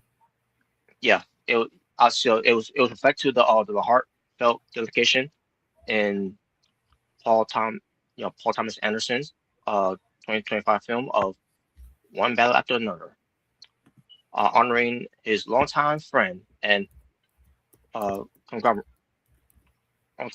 conglomerate, um, the late assistant director and producer Adam Sommer, who actually passed away in late 24, making the film his final work. And those who wonder how he passed. He has some type of cancer. Is what took his life, unfortunately. Yeah. So yeah, this movie concludes with a dedication to Adam Sommer, um, filming a photo of uh and a recording of him on set, so celebrating his con, contributes to filmmaking alongside with his again his longtime friend Thomas Anderson. So just want to get that out of the way first. Now, the first maybe what 5 minutes of the movie I got into this. I thought it had some promising. Yeah, I'll say that. Like, And I'll then say this, right? The first couple minutes I thought was promising. I was like, okay, I want to see where this goes, because originally, you want to feel that way in a movie, right? mhm. Like, okay, this seems interesting. We'll see where this goes, or oh boy. I mean, it went somewhere, but damn, talk about a big ass rabbit hole that this whole movie went into, Yeah, which is completely and then unnecessary. But anyways, Robert, this is your review. Go ahead. oh yes. So then after that cause I kind of understand what they were doing. Because at first I was a little confused about what were they doing. That were they rescuing someone? And then come to find out they basically of what how I could describe them in wrestling. They're basically retribution. Oh my Retribution. God, Robert! I was thinking the same thing when I saw that. I was thinking the same thing. Shut it down. Yeah, shut it down. Once you shut down this movie, oh my Hey, God! was that the Are you sure? Are you sure that Retribution, or are you thinking more Dark State? No, no. no, oh no, that this I was mean, retribution. that's it was gonna, set stuff on fire and throw stuff. If you This was remember, retribution. yeah, it was retribution, bro. Shut it down. And you know how I know it was retribution too. Like in a way, dude, one of the members' names was so dumb. Freaking there was one chick when she was robbing a bank, and she said her name. Hold on. Before you say it, Well, yeah, let's have Robert get to that part first before we say yeah, it. yeah, yeah. Well, yeah, I got to say about her by the way when we get to her. But yeah, so after seeing this and all that, I like now when I first saw that how it was done, I mean it wasn't too bad how Well, they I did it, didn't but think the first part it wasn't like bad. It was once we got later on to the movie, I thought it started getting really bad. Like yeah, where it just got stupid and it started to make no sense. Like I thought that's yeah, because why me personally. I'm watching. Yeah, because I'm seeing it all this like because they're not wearing masks. I mean, other than Leonardo DiCaprio, you have wearing a half face I guess mask. he's the only one with a brain. Yeah, and I'm watching all this. I'm like, and they're all not wearing masks. Maybe some of them maybe wearing sunglasses, if I recall. I can't remember, but they're basically they're showing themselves, of who they are. And I'm watching this. I'm like, why, why would them do all this? The cops ain't doing anything about it. They're not all trying to take them down or anything. What happened to the law? Well, I mean, I guess apparently in this movie I guess they didn't explain what terrorism is, so I guess they're just allowed to do terroristic acts without a mask, apparently, just out in the open. Out in the open. Which, by the way, That's yeah, not what they did in the beginning of the movie, which was break into a detainment center and free all the immigrants. That's what they did, right? Yeah, they were freeing Pretty illegal sure immigrants. in the real world, in the act of law, that's at this point, I'm pretty sure that's considered terrorism. So I would not recommend anyone to do that. Yeah. Yeah. So so all of a sudden we get to a part where she's pregnant. Which probably if for this one, I was wondering who's pregnant. The character that Leonardo DiCaprio By the way, you forgot to is playing. mention that they you forgot to mention the fact that they the soldier guy, what was he, a general, colonel? I can't remember. Yeah, he was the colonel. Which by the way, Yeah, you forgot to mention the part where she meets him in the camp. Yeah, And then he I has know, I'm talking about. He gets a boner. yeah, you heard that right, people. He has a big boner. Because he loves black chicks. Yeah, he's in the basement. Yeah. Apparently, he's like Craig, I just want to have sex with your wife. Yeah, he's like Craig. Yeah. Pretty much. I wonder if we had anything to do with this writing. Well, I mean, once Robert, obviously you watched the whole movie. Would you say it was pretty much like if Vince Russo and Kevin and freaking Bruce Pritchard came together to write a movie with big actors? Is that basically how you felt about the writing in this movie? Yeah, pretty much. But bro, sure, I think this would be amazing, bro. Well, we did the storyline in the movie, but we didn't know where to go with it. And when it comes to that's the thing. When it comes to these other actors, which probably again, DiCaprio. Once again, nothing against the actors. I think all the actors were, it was a great list of actors. I would say, great. Yeah, great cast. Like again, Leonardo DiCaprio, Sean Penn. He even has a Regina Hill there. Yep. And I can't really remember anyone else on here in this movie in these films. Maybe this guy. I can't remember if I've seen him in other movies. His name is Benicio del Toro. Oh yeah. I'm pretty sure. I'm pretty sure he's been in other movies. I can't remember what it was. Yeah, I can't think of it in the top of my head, but yeah, he's definitely been in other movies. And this new girl called Chase Infinity, she's not bad. The one who played the daughter. Yeah, the one who played the daughter. Which will that more. No, she wasn't bad. I mean, I don't really want to blame the actors for the bad writing in the movie. I try not to blame because they had to work with shit and they tried to make the best out of it. So. Yeah, but the point I'm trying to make here, because Leonardo DiCaprio, Sean Penn, and Regina Hill, and Benicio, I'm pretty sure they'll have and no respect to the other actors as well, except for one. I'll get to that one. I'll get to that one in a minute. I'm pretty sure they'll have to question some things about what they're writing in this movie. And they had to make and then they had to make the best of it because this is what the director want and the writer want, whatever. So they had to work through shit. All right.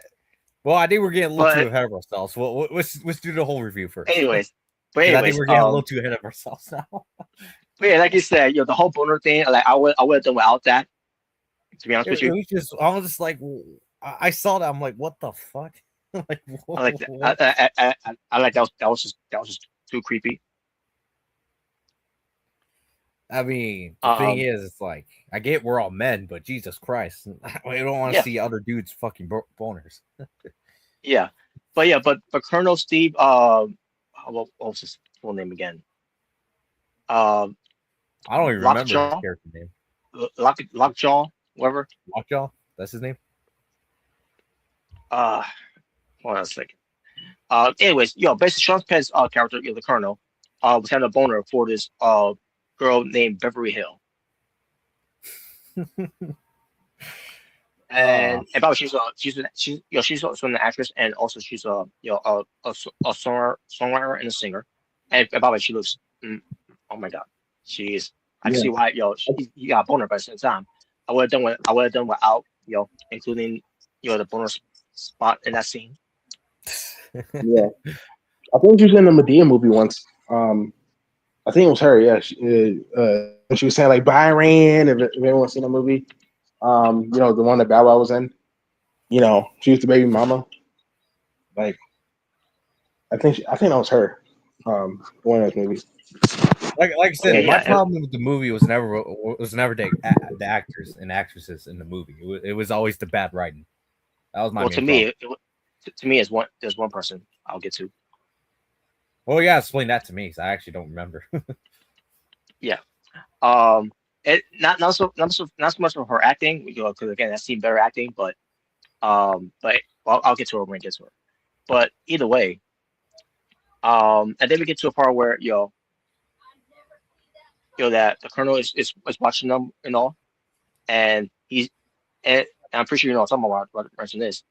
He sees Beverly Hill, and he's of what the way I could describe how he of what he's doing while he's watching her in his car. He's jacking off.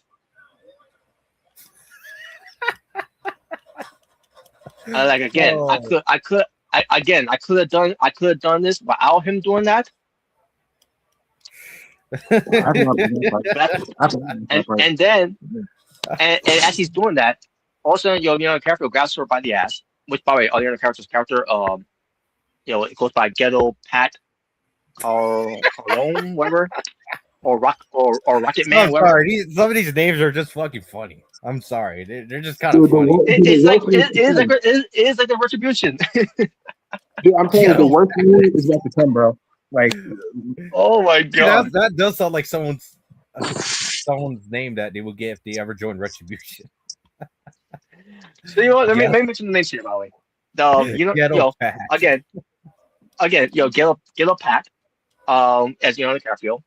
Um, Murray Hill is uh Taylor. mhm. We had Regina King being Lady Champagne. Okay. Lady Champagne. Okay. Like champagne. Um, Like, Yeah, a champagne. champagne. well, I mean, well, Um, that the name didn't held up because I don't remember her drinking any champagne in the movie. So, yeah. Someone it was some there's a guy this actor named Paul Grimston, whatever. I thought you were about He to goes say by Paul London. I'm like, what the hell? no. He goes by Billy Goat or just Gringo. Gringo. Okay. Well, I mean that's obviously a common white boy name for us Hispanics. Yeah. And I guess pretty much all the the names that they give these nicknames to them. What comes to it? There's one more To you're those that missing. were there. There's one more you're missing, And bro. one more. We'll get to her later. And this one. We'll get Yeah. to her later. Okay, I'm saying no, don't worry. I'll see it for last. Don't worry about it. I'll see it for last. Yeah, Um, I think it's it. I gotta say about her. But so yeah, so Lockjaw, like I said, he was jerking off, to her, Yeah. and then the camera grabs her by the ass, and then he starts jerking off after that, and like, oh wait a minute, so I don't know if it's a problem, because there's other people around her too as well while you jerking off, but I guess the Mhm. moment when he grabbed her ass, it was I guess it's, you're not getting a boner anymore. Can't get to the answer that. Or whatever. All right. And then we get to the part where Beverly Hill at one point was with the Colonel, Lockjaw, which is played by Mhm. Sean Penn, Yeah. and I guess she may have raped him, according to what he said later on, you know. Yeah. So apparently, she raped him, and I don't know if I don't know if it was if it was explained in, when he did the DNA part of it later on, but Yeah. Which that was just very that was such a stupid scene as well. But we'll get to that later. Yeah. it was I like women. What the hell is? But Like, wait. more that later. Well, we'll get to later. We're getting ahead of ourselves. Yeah, more that later. Cause I've never seen that technology. I never seen something like that before. But like I but, told you, that's the shit Vince Russo would write. It just yes, reminded me of the whole blank yes, drug skit. The whole blank drug. yes, The blank, yes, yeah, exactly. Oh my god. But anyways, keep going continue on, on. Robert. I don't even remember what part we're on. But yeah, continue on. Yeah. So yeah. And it's actually them having sex, well, Beverly Hill. It was just one time with Lockjaw, or whatever. I don't remember of how that ended up being because you know, but because the, the beginning of this, for the after the 5 minutes passed by, they were all over the place with this movie, I couldn't keep up, and I couldn't even keep up. Yeah, you're not the only one. Yeah, you're not the only one, bro. I can't keep up with this. I was literally sitting there in the theater watching this. I'm like, what the hell is even going on? I'm just so confused, bro. Me and my best friend was looking confused, like, what? What's happening? So I'm glad, Robert, you're not the only one who lost track, and you're just like, what's even going on now? Like, What? I was like Stone Cold. What? So, and then we get to and also Leonardo DiCaprio's character, also from Ghetto Pack, for now. Um, they, he constantly has sex with Beverly Hill. What have sex with your wife? Oh, boy. Yes. So, and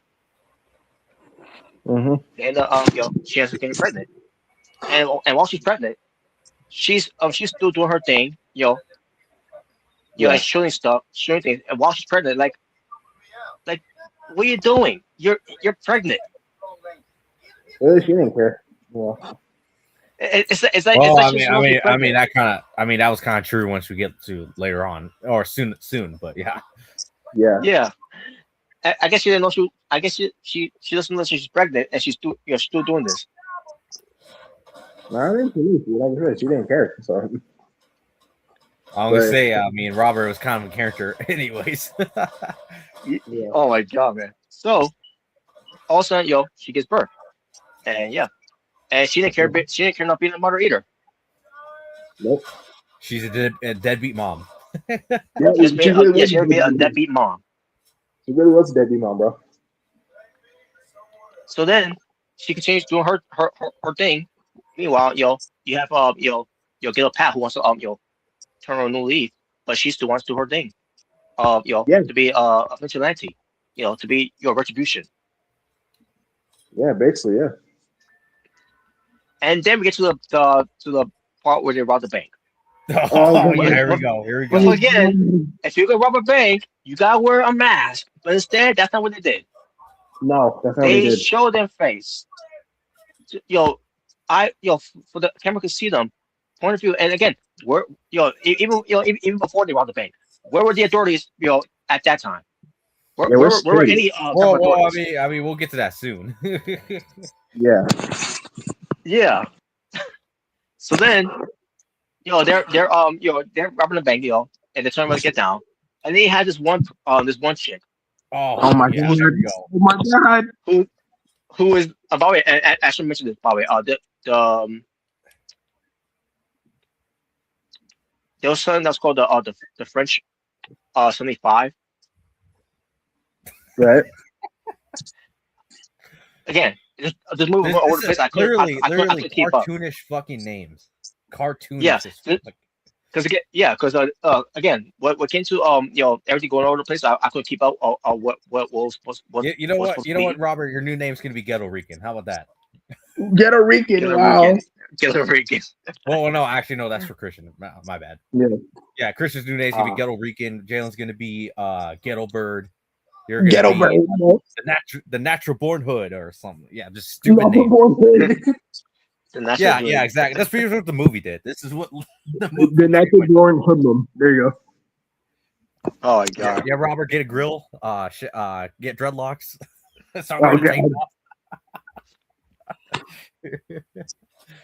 My god. Go ahead, say her name, bro. Say her name. Yeah, say her name. She appears. No, I'm just. Oh Lord, I hope she doesn't. All right, Robert. Here we go. Moment of truth. But yeah.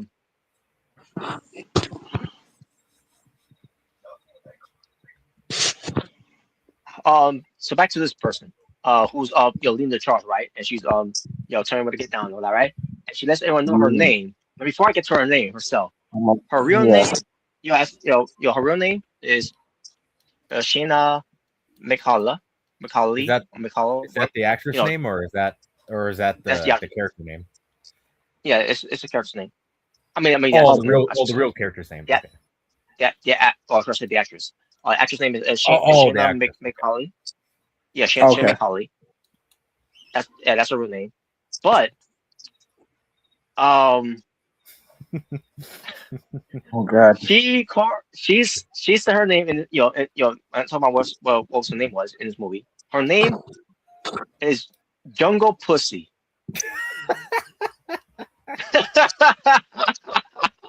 And no, just to clarify to anyone who recently clicked on this video or fast forward it, to clarify, no, we aren't talking about Jack Perry. Jack Perry wasn't in the movie. Just to let everyone know. I mean, that is a good nickname for Jack Perry, though. Jungle Pussy. That is a good nickname for him. What you just saw, what you just saw, me doing that was the exact reaction when I heard that name. Dude, I can't lie. I burst out laughing. I mean, I laughed. I burst out laughing. I laughed after that, but like I was just like, yeah, it's like, man, I feel like leaving, man. How I laugh, I was covering my mouth to make sure I wasn't bursting out like loud laughing, so I didn't disrupt anyone else in the theater at the time. But man, I'm with you, bro. I'm wanting to leave, bro. I wanted to leave. we'll get to that later once we get to the later on in the movie because someone actually did leave the theater when I was at least when I was there watching. Oh yeah, you did something, yeah. Yeah, I told you guys this before, but I'll tell you guys again. Later on once Robert gets more into the movie. But anyways, Robert, continue. Okay. So, before we move on to everything else here, back to Jungle Pussy. Oh my God. So Shayna make Holly. Shayna make Haley. How do we say her last name? So if you don't know her, well, I don't blame you if you don't know her because I don't know her either. I this is my first heard time of her in my life. Yeah. And to be honest, with you, I don't think I can even pick her out from a police line either. So no. Even though she does, belong in the police line, and I'll get to why. So, she's known for and I'm reading her bio here. And to clarify, you're talking about the actual person, right? Yes, I'm talking about the actual person. Okay, all right. May per se, she was born on October 31st, 1991. She's 34 years old. She was born of all places, New York City, New York.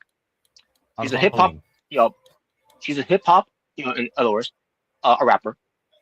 She's been around since 2010. It never drew a dime, right? Is that what you're saying? Never drew a dime because I never heard of her at that time, and I still don't know who she was during this time. Okay, Robert. I know you live in New York City, so obviously, to a certain degree, you're probably a little bit aware of the New York City, hip hop scene nowadays, right? A little bit, at least, probably at that time, you maybe were a little bit aware. I would assume, right? Since it is local, a little. I'm just saying a little bit. I'm not saying you're way into it, but no, at least a little bit, right? And even if you were, you never heard of this shit ever, right? Never. Nope. Never heard of her. And apparently, she's from the east side. Kind of reminds me of Joe Siwa nowadays. Never drew a dime. Wow.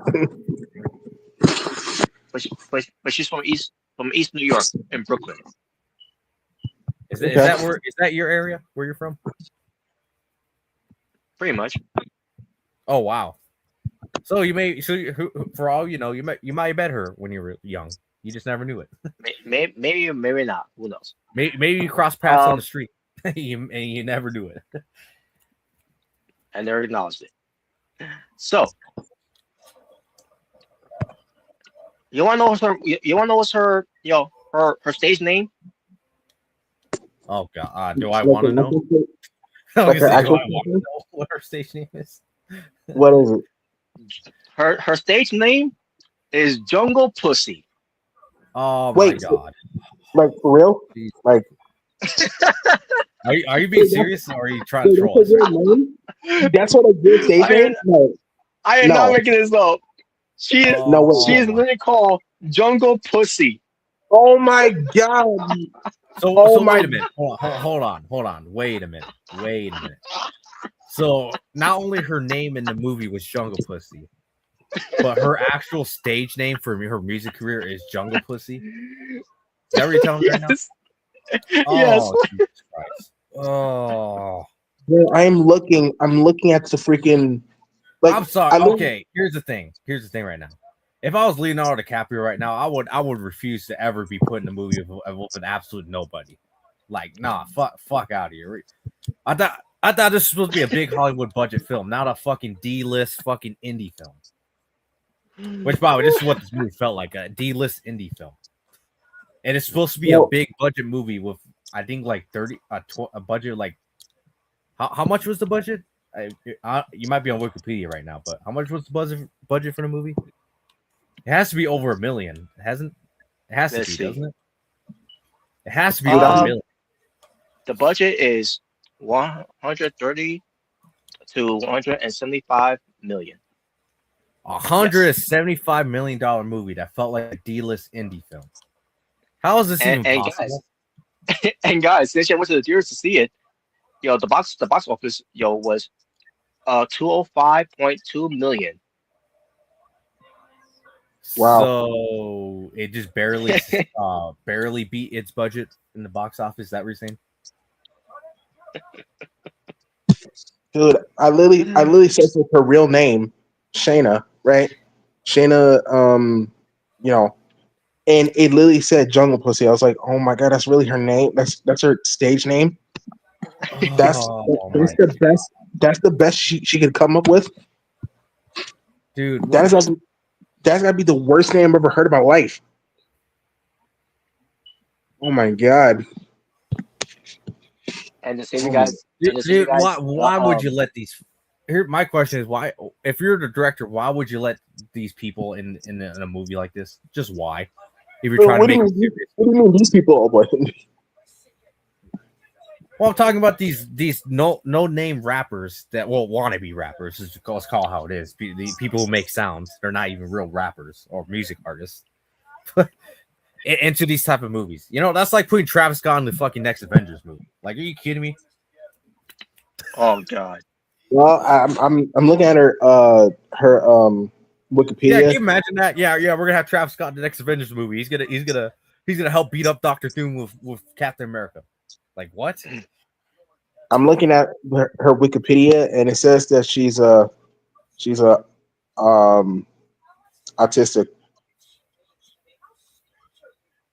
She's autistic. That's what it says right here. Yeah. So and she's a type of a sexuality. Asexual, yeah, she's asexual. Sexual. Where that means. It basically means like little to no sexual attraction to anybody. Like, it means like she's not really sexually attracted to anyone. That's what I mean. Judging by the look of her, I would pass too. Dude, that name is terrible. Oh my god. And I thought Sexy Red was a bad name. Mm-hmm. I mean, it's not the best, but like, it's not the worst name I've ever heard. Oh my god. Anyways, enough of this jobber. I want to hear no more. Yeah, let's hear more of what Robert thought of this movie. I was enough about giving this jobber even more attention. Well, one more thing before I move on, is if you wanted to get into the music business, to the acting business, to the wrestling business, then again, I don't know what wrestling business will allow you to have that type of name. No. But the point is, the last thing I will for any girls out there, last thing I will attach my name to is being called Jungle Pussy.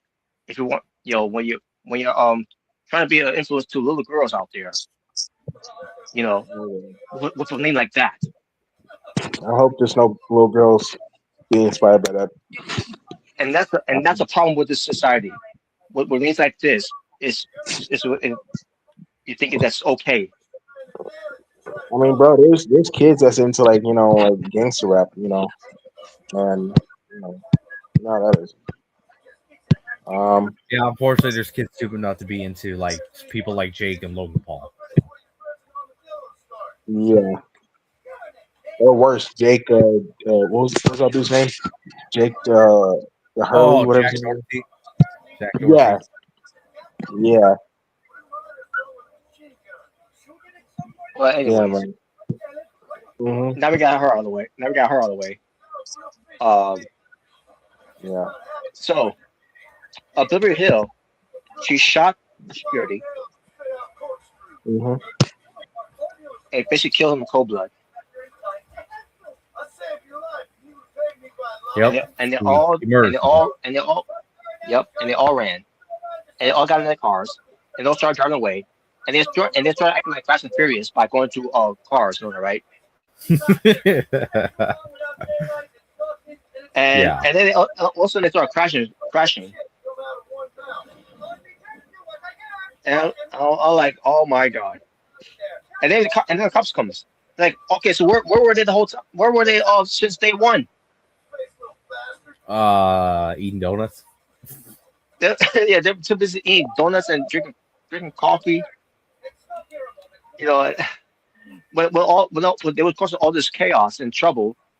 Being Retribution 2.0, and now all of a sudden they want to do the job because someone got killed.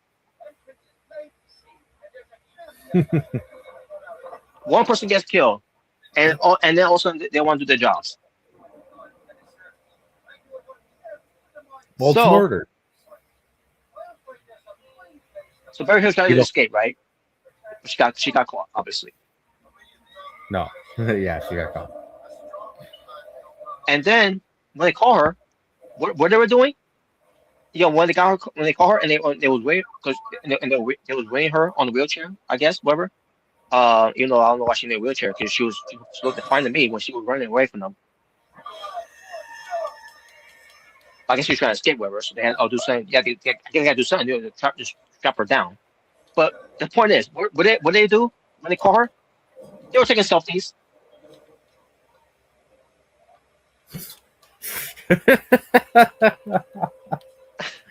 I'm like, oh yeah, cause when I'm doing a job as an officer, the first thing I would do is take a selfie if I catch someone that that we can attach for that we've been laying breaking the law for that long. They all should be ashamed of themselves. Oh my god. There's multiple people that should be ashamed of themselves for this movie. Oh my god, man. So also we get to a part where she is being in the hospital to be taken care of, but she's still gonna be arrested either way. But then the colonel, Lockjaw, shows up, and he's willing to to let to drop all charges of her, I guess, right? But she's got yo um tell where the rest of them are at in the ways, right? I'm assuming that's what it was. I try to I'm trying to keep up with what I was watching in the process of the movie. So basically, yeah, she ratted them out. Her buddies. She ratted She them out. ratted everyone out. Yeah, Doesn't seem and very two revolutionary like. no, and two of them end up getting shot, and killed. Yeah, the jungle pussy girl got killed. Yeah, that's until later on. Which cause they did catch her, um, and arrest her. But when I heard, and then later on when they said that that she died, I don't know how she died, whatever. I didn't care. Like good, Good no one's riddance. gonna miss her. Good, no one's gonna miss her. Yeah. I know Jimmer's disappointed. There's no there can be any more drug or pussy around. But yeah,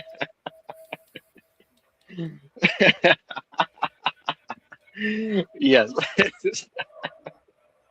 But anyways, um, but yeah. So the rest of them got captured and all that. Not all, obviously. Some of them got away, especially Halo Pat. Which, by the way, he has later on changed his name to Bob Ferguson. Yeah, what do you think of that name change?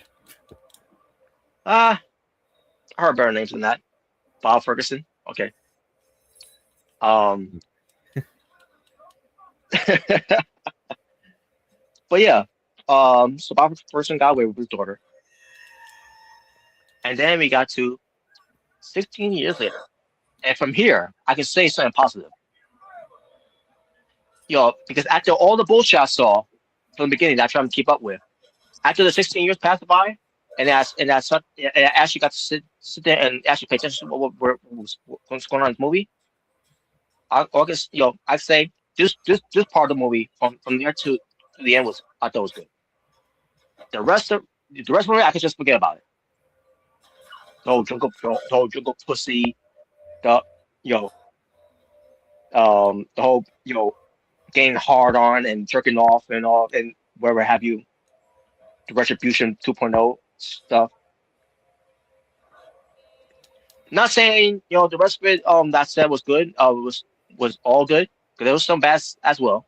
In there Yeah, as well. especially that chase scene. The chase scene was terrible. Gotta be one of the worst chase scenes I have ever seen in a movie.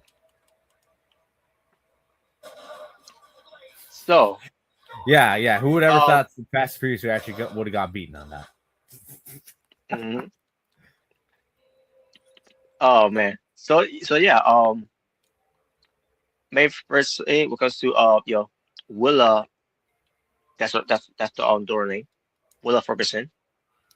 Hmm. But she knows karate. That was the first thing we noticed when where she was at. She knows karate. And it's for good reason. Her dad was preparing her. You know, because because they knew they'll come back to find them, and they did. We'll get to that. Um, they ended up catching one of the guys. You know, and again, one of the guys was what was his name again? It was somewhere here. Oh yeah, Billy Goat. Um, how but because he's doing something else. He's going by his real name. I mean, if this is real name, I don't know if it's not, but Howard Somerville.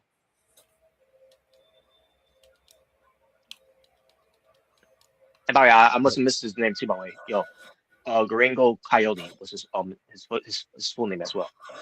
The other name he was part of this member of the French 75. God, that name is terrible. French, whatever the hell. Yeah. But this guy Howard Somerville, Somerville, whatever, got caught, and they try to get to his sister if he doesn't tell them where is the Ferguson's at, and then unfortunately he did tell them because he said what if he wanted his sister to go to be a target. So then we get to a part where Bob is telling his daughter to take him with him, but not before probably she questioned him about where was he because he was drunk and he may have driven home while he was drunk. He was somewhere, I don't know where, but basically she was going to a dance and she got some friends there. And by the way, one of her friends who was driving the car was dressed like a woman, wearing makeup like a woman. Only thing I was missing was him wearing a wig. Yeah, fuck that guy. I'll get to more of it later, by the way. Yeah, I agree. You I'll get to talking more about the daughter's friends? Yeah. Yeah, it's one of those. I'm gonna This say is it's where one you of start. those. Yeah, I bet people. I bet if this was a wrestling show, people would start chanting "Fruity Pebble." Oh yeah, yeah. Don't I'll, have that I'll, in wrestling today. I'll get more of him later. Oh yeah, He's the type of guy in No, a what? wrestling show I would hope Division would destroy if he was a Oh wrestler. boy, So, Tsunami. you guys are anyway, homophobic, oh boy. uh, I was going to say that about him, but then he did what he did. I'll get to him later. Again, I'll get to him later. I'll give him credit something, but then he did something. I'll get to it later. But but yeah, it was him driving, and it was some I'm assuming he was Mexican, right? Yeah, the what it was with apparently was his boyfriend, I guess. I I can't don't I'm remember, not remember if sure. he but was Mexican or not. yeah, I can't remember if he was or not, but and there was another friend as well. I think that was also there as well. I can't remember. I think it was It was I think it was another woman. I yeah, I think believe. it's another woman. Yeah. So um, but anyways, she was told by her dad to to take someone with her, whatever. I don't know. It's supposed to be like a Walkman, whatever. I don't know what that was supposed to be, but either way, so she does, and they're going to the dance, and so she goes to the dance, and she's in the bathroom. After these ladies, these girls were in the bathroom when they left, and then she was in there by herself, and all of a sudden, her thing went off, whatever, right? And then that's when Lady Champagne comes in, which is Regina Hill, but her name here is is Deandra. I think that's what it's called. Or Deandra. I think it's Deandra. So she comes in to she basically says the code name, whatever, right? That she was saying. You know, and Willa knows what that person mean when someone says that to her. It's for her to trust that person with her life. And yeah, she had to leave the dance because of that. And that's when the cops came in. The cops and the armies came in, and then we see Bob back at his home smoking weed and watching TV, whatever he was watching, and he gets a call from someone. Because the day has come. They found them, and he's supposed to remember and what he's supposed to do, because that's what DeAndre was telling Willa, because Willa was also concerned about her dad too. It's like, don't wait, her dad, basically telling her that her dad knows what to do. Apparently, he didn't, because because he slipped. All the years that he was always prepared for something like this happen, he slipped because he was too busy getting drunk, too busy getting high. Yeah, he slipped. Like Jey Uso. So because of all this, he doesn't know what to say. He doesn't know what you know but all he knows that his door is safe. That's all. That's the only thing that's important to him, that she's safe. And also to make and also she doesn't have a cell phone. She doesn't have a cell phone on clothing here. We'll get to that later because she was supposed to have a cell phone. So all of a sudden the door explodes, he was very gone at that point, or halfway gone, I should say. And then there was the armies, and Lockjaw was there, and they see where he was crawling. They see where he was hiding. Um, he was halfway there to escape until he dropped the tear gas, and he's crawling, holding his breath, Bob was, to get away from the tear gas. Tear gas got to him a little bit, but he was still a little blinded in a way. And then once he got outside, he stood feeling the effects of the tear gas, because it got a little bit in his eye. All of a sudden, I started hearing a piano sound, and from there, with him, going into to where he has to go, going to past some people that were playing, and some kids that were playing there, and then he went to some store. He stole glasses. He went to a payphone. While you hear the piano, sound still playing, and He's trying, remember everything he was supposed to do. He got a few things right. Other than what time is it? And he doesn't know, what that means. What comes to what time is it? It's I wish clobbering I knew. time. Oh wait. Maybe it's what about time? Wow. It's morphin' time. So obviously, he doesn't know what time it is. And he's arguing with this guy because all this guy is doing his I'll job. say this. I thought that scene was a little funny. That was pretty funny. It was funny. It was funny. And then he had to keep moving on. He got to keep moving. Because he hung up on him, and he went to where his daughter takes goes karate classes, right? And and during the process of all this going on, I actually hear the piano playing. Sound like when this piano's gonna stop. I wasn't I'm annoyed not gonna with lie. it. The piano sound effect was so fucking annoying in this whole movie. I mean, It so was. for me, I wasn't annoyed at that much of it, but that's the one that I started noticing. Like, okay, this piano thing is playing, I right? think it was Okay. worse during that chase scene. That terrible chase scene at the end. It was worse then. I was just like, oh my god, can this fucking piano shut up? Can someone turn this damn piano off? Like, goddamn, How would play you, some Jay Bird? fucking rock music or something. Play something different than this fucking piano. Fucking tune. How would you, Jay Bird? How do you feel about the piano playing throughout this whole thing? It just didn't fit. That's what my thing was. It just didn't fit. Well, if you ask me, um, I don't think it fit that much either. But yeah, I was kind of into it because I'm always into your the character's movies and all. When it comes to him getting away, and scenes like this. So I was kind of into it in a way. I was wondering when's it gonna stop? Like how's it gonna end? That's my take. That's my thought process. How's this music gonna end with this piano keep playing? Well, we'll get to that later though.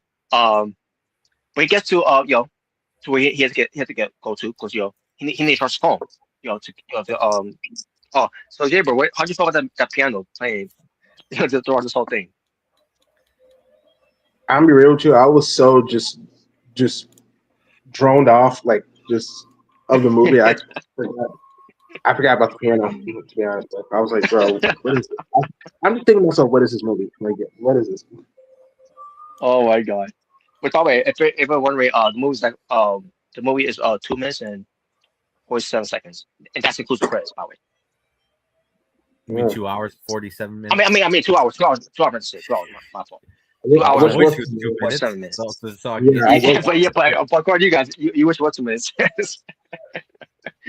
Oh man. I'm sorry. I hated this movie. Like, I hated it. But yeah, but 2 To, hours to and me, 47 this minutes. movie was 0 out of 10. Hands down.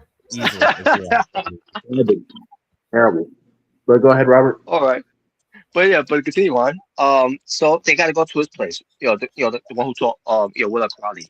You know, and they get to and again, And just to piano's clarify playing. to everyone, Mike Bailey was in the movie. So you can't say Hong Kong's movie. Yes. Yeah. And again, the pianos keep playing. It keeps on playing. And I was getting even more annoyed. So they got to a place where he had to go, and it was charged enough where he could. I mean, I wasn't charged fully enough, but it was charged enough where he can to make a call again to that person. And again, he's asking what time is it. He's still stuck with this whole what time is it and all. And he's threatening him. Bob is threatening this guy who's just doing his job. And then he wants to talk to someone that he can talk to, which he has to talk to someone. I can't remember who he was. I believe his name was. Oh yeah, it's him. Tyler Rain. I think that's his name. And basically he talks to him something else. Yeah, like what's his favorite pussy like that, right? Oh yeah. I'm like, what? Oh, I'm like what? I mean, I just kind of assumed it was supposed to be a personal question, but I don't know. And I thought to myself, wait a minute, please. I think to myself, please don't say jungle pussy. Oh, okay. God. It's funny to say. I'm leaving. I don't think he said it. Though. I think he said Asian or something like that. I think so. Yeah, I think so. Yeah, I think so. And yeah, I think he said Asian. Well, I mean, when you look at Oscar, I mean, who? Wow, Yeah, Oscar, Meechin, or Kyrie, they're not, but yeah, Kyrie. Yeah, I'll even include Meechin. I know Robert don't like it, but I'll include her too. yeah. I'll Meechin, go too. I'll go too. Mina Shirakawa, Julia. I mean. Well, even And freaking Josh Alexander's wife, you know, he's a high Asian. Wait, whose wife? and Rick and Josh Rico. Alexander's wife. Oh yeah, or Gil Kim. Yeah. Mm-hmm.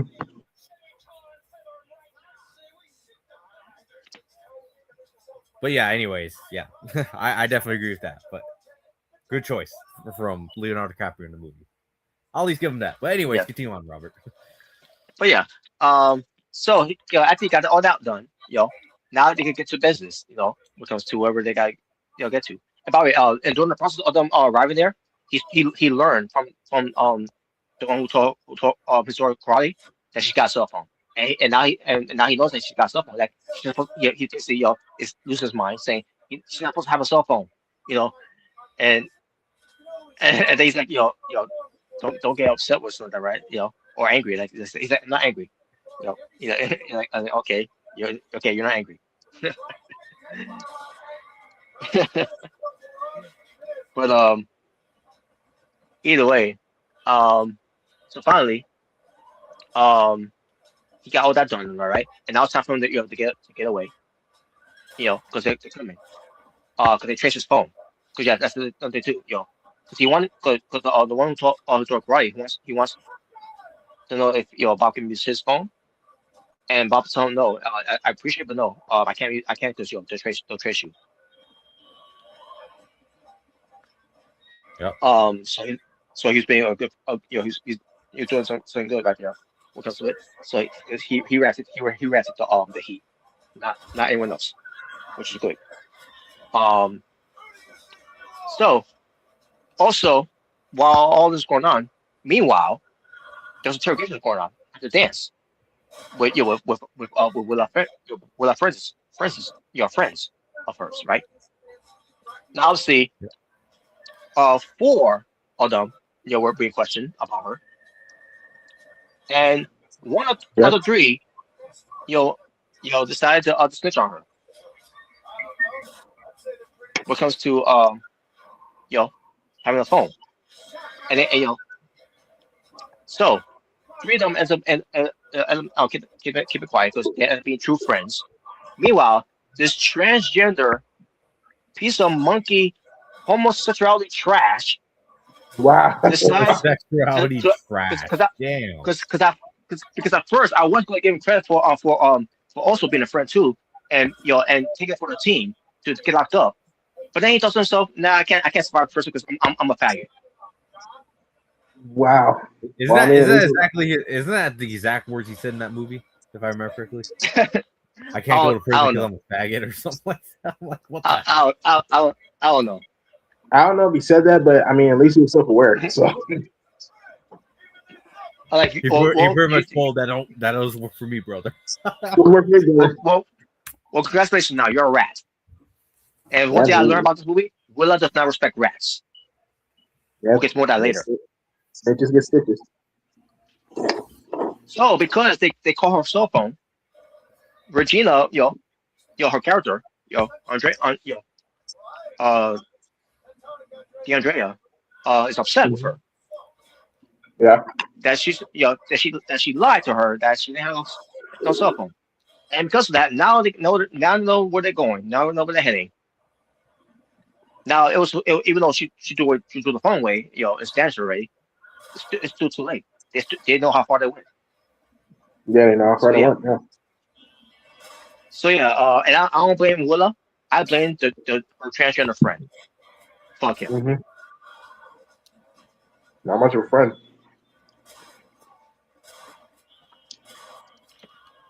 So meanwhile, back to Bob.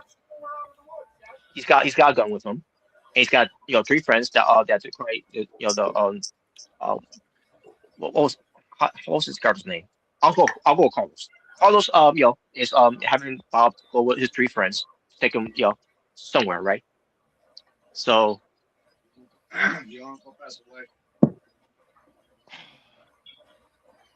damn it.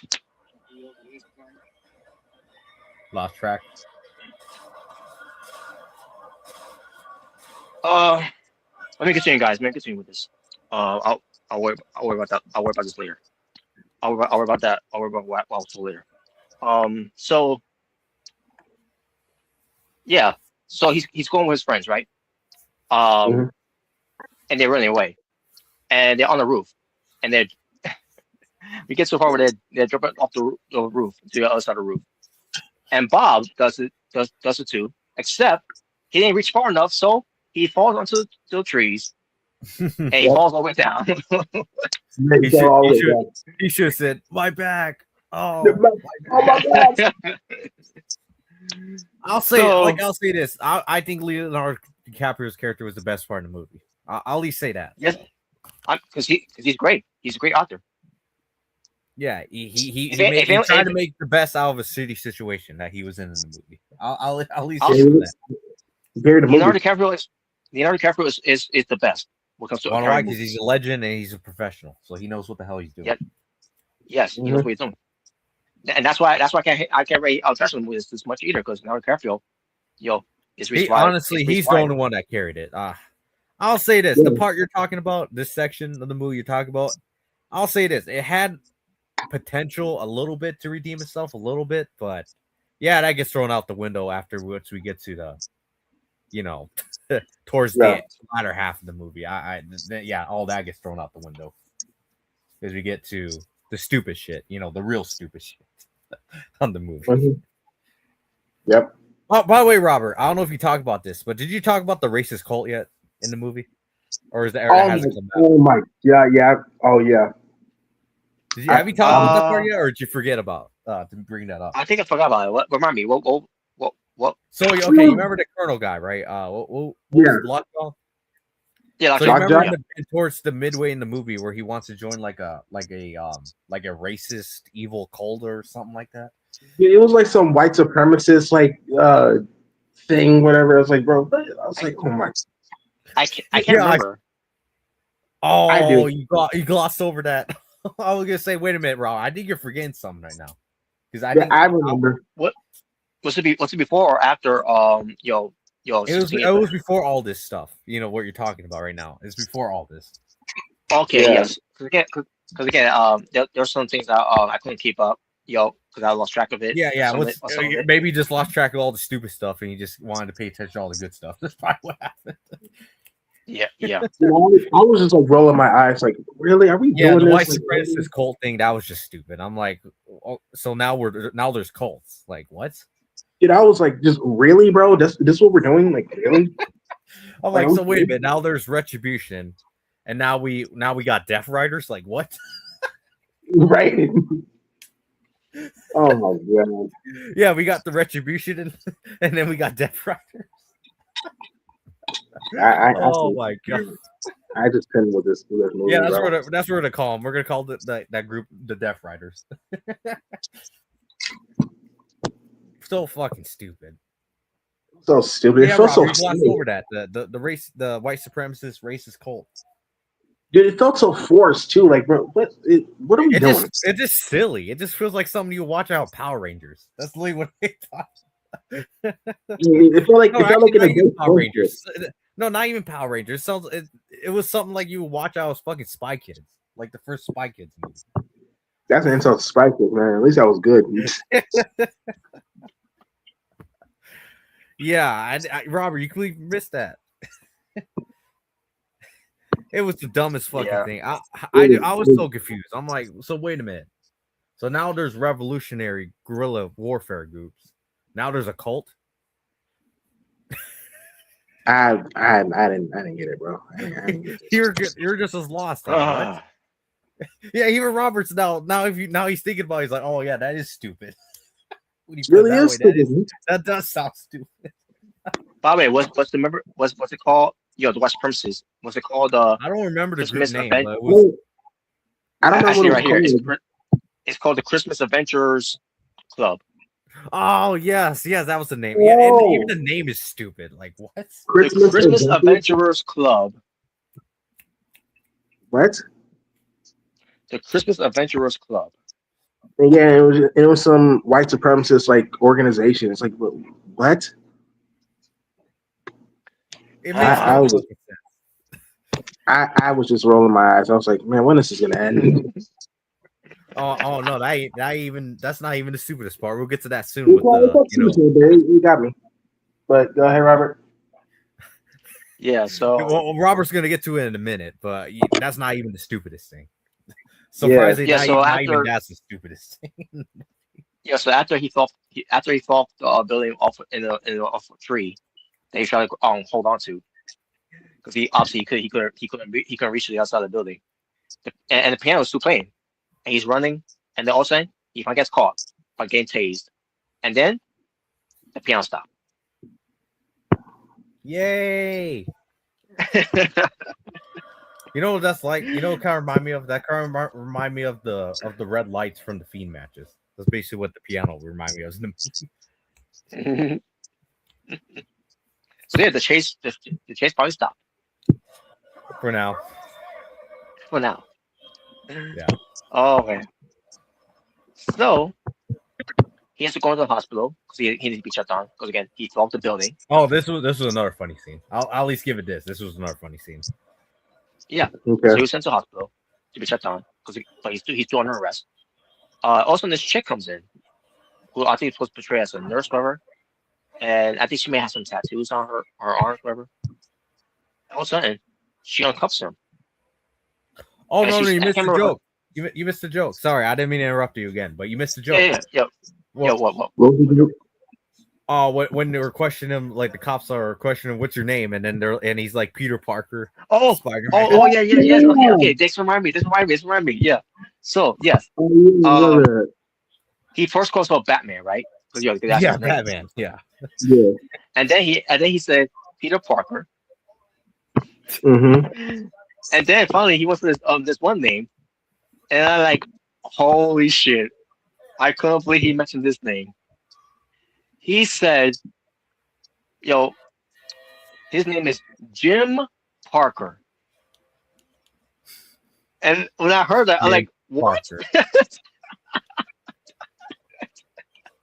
Sounds like an NXT name. I'm not He gonna said, lie. he said, Not not not just that, but who's in AWF right now? oh, Jim Parker.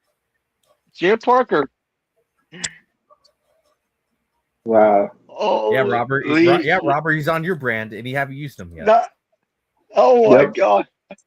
Oh my God, Oh we got man. a cameo, bro. We got a cameo in this movie. Wow. He used a name that I used for my character. Oh shit. I'm like, only this movie right gets a plus for me. Oh shit. But anyways, um, so yeah, after that, his name is his name is Jim Parker. Let's go. Let's just go with it. His name is Jim Parker. So Jim Parker is in the hospital. He's been shut down. Also, he gets uncuffed. Basically, she was undercover, I guess, in a way when it comes to of the French 75. I'm assuming. So The yeah, that nurse. was Yeah, I'm pretty sure that's what she was, if I remember yeah. correctly. I don't recognize her from the beginning. Of it unless I didn't catch it at the time. I guess some undercover member. I have no idea. Maybe. So yeah, he escaped, and who's waiting for him? Carlos. So yeah, he escaped, and he's got his gun, and they got away. Meanwhile, Willa and with DeAndrea, they went to somewhere. I Oh forgot yeah, what. here comes the other stupid part. Here it comes. Yeah, they went. They had they had nuns there, right? Yeah, it was nuns. But there's a catch. There's a catch to the nuns. You want to finish it up, Robert? I really don't remember much of it because I'm looking at Okay, this all like right, all right. I'll explain I it. like I'll explain it. I'm like nuns. So they're nuns, but here's the thing: they're not just no ordinary nuns. They're apparently nuns Yeah, who shoot guns and kill people. yeah, that too, probably that too. Apparently, they're a secret society of nuns that have guns and shoot people. Yeah, You heard that right. A Yep. movie that has guerrilla warfare groups. A movie that has fucking white supremacist cults. Now they have Mm-hmm. fucking killer nuns. What is this movie, bro? You would think this is a parody. Like you think this is the fucking parody of a movie. No, Honestly, this bro, is a legit. this sounds like This this is could a be a video legit game. big budget $170 million fucking movie. This sounds like hmm this could be a video game. To be honest, it sounds like this could be a video game. Freaking like Maybe if retributions. it was a video game, it probably would have been a little bit more entertaining than it was Yeah, as a movie. it would be a little more entertaining, but you know, this this was not. This This was was just stupid. Like now it just got even more stupid than it already was. yeah. So let's just get through that whole thing, yo, and Yeah. move on That's and move on to what happened next because now all of a sudden, yo, Yeah, we now haven't Bob even has to got get on to his the own. main event yet, and this is already the most. I'm like, Jesus Christ. Yeah, so Bob, yo, has to get out of the car because he's yo, the police is on the on Carlos's tail here because I guess he Oh was, yeah, I remember this. yo, I guess he was driving, driving over the limit, whatever. I'm assuming. I Oh don't no, know. no, what happened was they got caught drinking beer with a cop. Okay, that too. Yeah, yeah, that too. Yeah. Because he was drinking beer. Um, so yo, so Bob got out, and he had been on his own now, Yeah, he jumped and out of the car and some other cop didn't see him jump out of the car, apparently. yeah, yeah. Um, so he's on foot until he got a car. He got a car, which he Okay. he hot wired it. Grand Theft Auto. That's pretty much what the crime he committed. Grand Theft Auto. Yeah, And no, not like and the video game, but yeah. yeah. And meanwhile, during the process of Willa being trained to use a gun, which she was using a gun, um, and actually, because just get to the point of this, she got caught. So the Yeah, they Deandra, just appeared out of Deandra, nowhere. yeah, Deandra got caught. Basically, they all got caught. And the nuns were taking, I think they were taking the custody as well. Whatever. All they wanted was Willa to be presented to Lockjaw because apparently Lockjaw may be the biological father. And the whole story about this is he wanted to kill her because otherwise he couldn't join the white supremacist group. That's pretty much what the whole story was Pretty for much. him. Pretty much. Which Yeah, I know that's something you forgot to bring up. Then again, yeah. I take it you just try to black out all the bad stuff and try to focus on the good stuff. I'm assuming. Yeah, I was trying to focus on the good stuff more so than the bad stuff. Because even all the bad Um, stuff, you're just like, yeah, even you can't deny, like, yeah, this is bad. Like, yeah, yeah. And by the way, during this whole process of 16 years later, we're supposed to believe that that Beverly Hill is dead. We'll get to that later.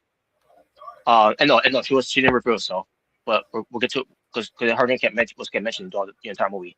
We'll get to her later. We'll get to her later though.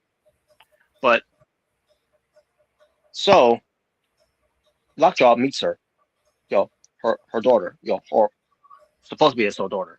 his daughter, yeah. Yeah, and she's tied up, with you know a zip tie. It's because apparently they don't have handcuffs, so they got zip ties. But she has to get handcuffed later on, but we'll get to that later. Um, but yeah, but she was zip tied, and Oh yeah, I forgot about the whole bounty hunter scene. Oh god, I forgot about that. Yeah, continue on. yeah, yeah, we'll get to that part later too. By the way. Yeah, that part made no. Even you can't deny that part made no sense whatsoever. Yeah, I was wondering who's the actual target. What was it? Was it really? Well, okay, we'll get to that later. But the point is, um, which probably that's another day I'll show Black Hole too. Like, okay, Like, um, what was the point of all this? y- yeah. Um, so he's taking samples of her DNA, and he's doing it, roughly. Yeah, he just randomly has a drug test. Just Yeah, randomly. and he's doing it roughly to her. I'm like, wait a minute, why are you doing that? For someone who's supposed to be your daughter, you know, you're Well, doing that he's to evil. her. He's evil, Robert. Come on, you should know this. At the same time, like she ain't doing anything wrong. But I can understand why understand why he wants to do this and all. But um, so and they take a sample of his DNA, and then they do this thing where it's to tell if they are related, right? That basically she's the daughter of this racist. Yep. So if it ends up being true, if he is now wait a minute. So I'm trying to follow up here because again I was kind of lost here when he was doing all this. If he Oh was God. if she was the daughter of of of Lockjaw, was he gonna let her go or was he just gonna kill her? No, I he was I, gonna I, was, kill her. I, was, I He was gonna kill her. okay. So if she is the daughter of Lockjaw, then he was gonna kill her either way. Yeah, he was gonna kill her so he can join the white supremacist group. And okay, so that being said, what was the what how is this thing supposed to again they explain he explained in the movie how this DNA was supposed to work, but I was too confused. Like wait what? How's it supposed I'm to work? telling you, man, this is And literally a movie version of the whole blank drug thing from TNA. It just makes no sense. Like, what? because I watched contraction here. Like what is this? Like how can you find how I could You got tell from any a input on pregnancy this, test. Jaybird? I could tell for a pregnancy test that you could tell that a woman's pregnant than this contraction. Like what the fuck? It was stupid. Like, it's Yeah, just it really. was stupid. Hell, you could tell from if you have COVID-19 with the test that you use that will work that will convince you that you're positive or negative. Then that contraction that was trying to prove wherever. Like what the fuck? Who? I don't know. Oh, the point is. The test result came out that she ends up being, she is really the daughter of Lockjaw. Yeah. So that means he gotta kill her, but he can't do it because obviously that's his daughter. Why would we want to kill his daughter? Just by So just yeah, by I someone else to do it. yeah. So it makes me think too. If she wasn't the daughter, of his, then he's gonna kill her right there. Yep. This is I don't confusing. know. This is great. This part was confusing to me. Yeah, I think this is where the part where all your praise for the movie initially goes out the window. Because In a way, because they all do stupid shit Cause like this, and then I was just trying to hold on hope of this movie because Leonardo DiCaprio's in it. I only want to care about this movie because of Leonardo DiCaprio. And unfortunately, with this new up and comer, Chase Infinity, who played the daughter, was caught in the middle of all this because she's new. So she all I'm gonna say is I she doesn't know hope she better. gets a better acting role, in the future. Yes, yeah, because she also carries on this role too in a way. My thing was her acting was pretty good. It's just the problem Yeah, was it yeah, was just a bad script, bad writing. yes, Yeah, I mean, there's only so much you can do with a bad script, man. yeah. My God, but she ends up doing pretty well though. For someone He's who starts he's about my age. He's like 25. She's my age. Yeah, she's 25. Yeah, so someone was portrayed as a 16-year-old or 15-year-old. Yeah, she looked bad. As a 25-year-old. Yeah, when I looked her up, it's like, oh wow, she's my age, huh? Oh, She older or you older? I'm older because she was born in May 2000. So I'm like I'm 2 months older than her. Yeah. So. Okay, so you're older. Mm-hmm. But yeah.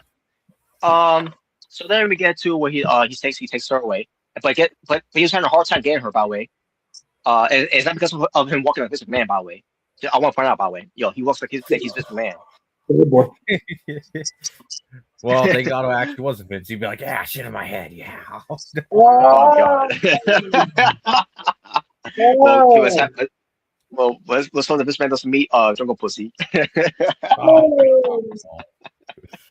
Oh, or Donald Trump. Because Donald Trump, it's gonna be hard to find to grab that to grab her by the pussy. oh, no. or Bill Clinton. Oh I God. did not have sex with that young intern. As a matter of fact, From what I heard, Bill likes me. oh, nice. Well, I was gonna say from what I heard recently, Bill likes them young. But anyways, that's another story for another topic. Oh, But yeah. no.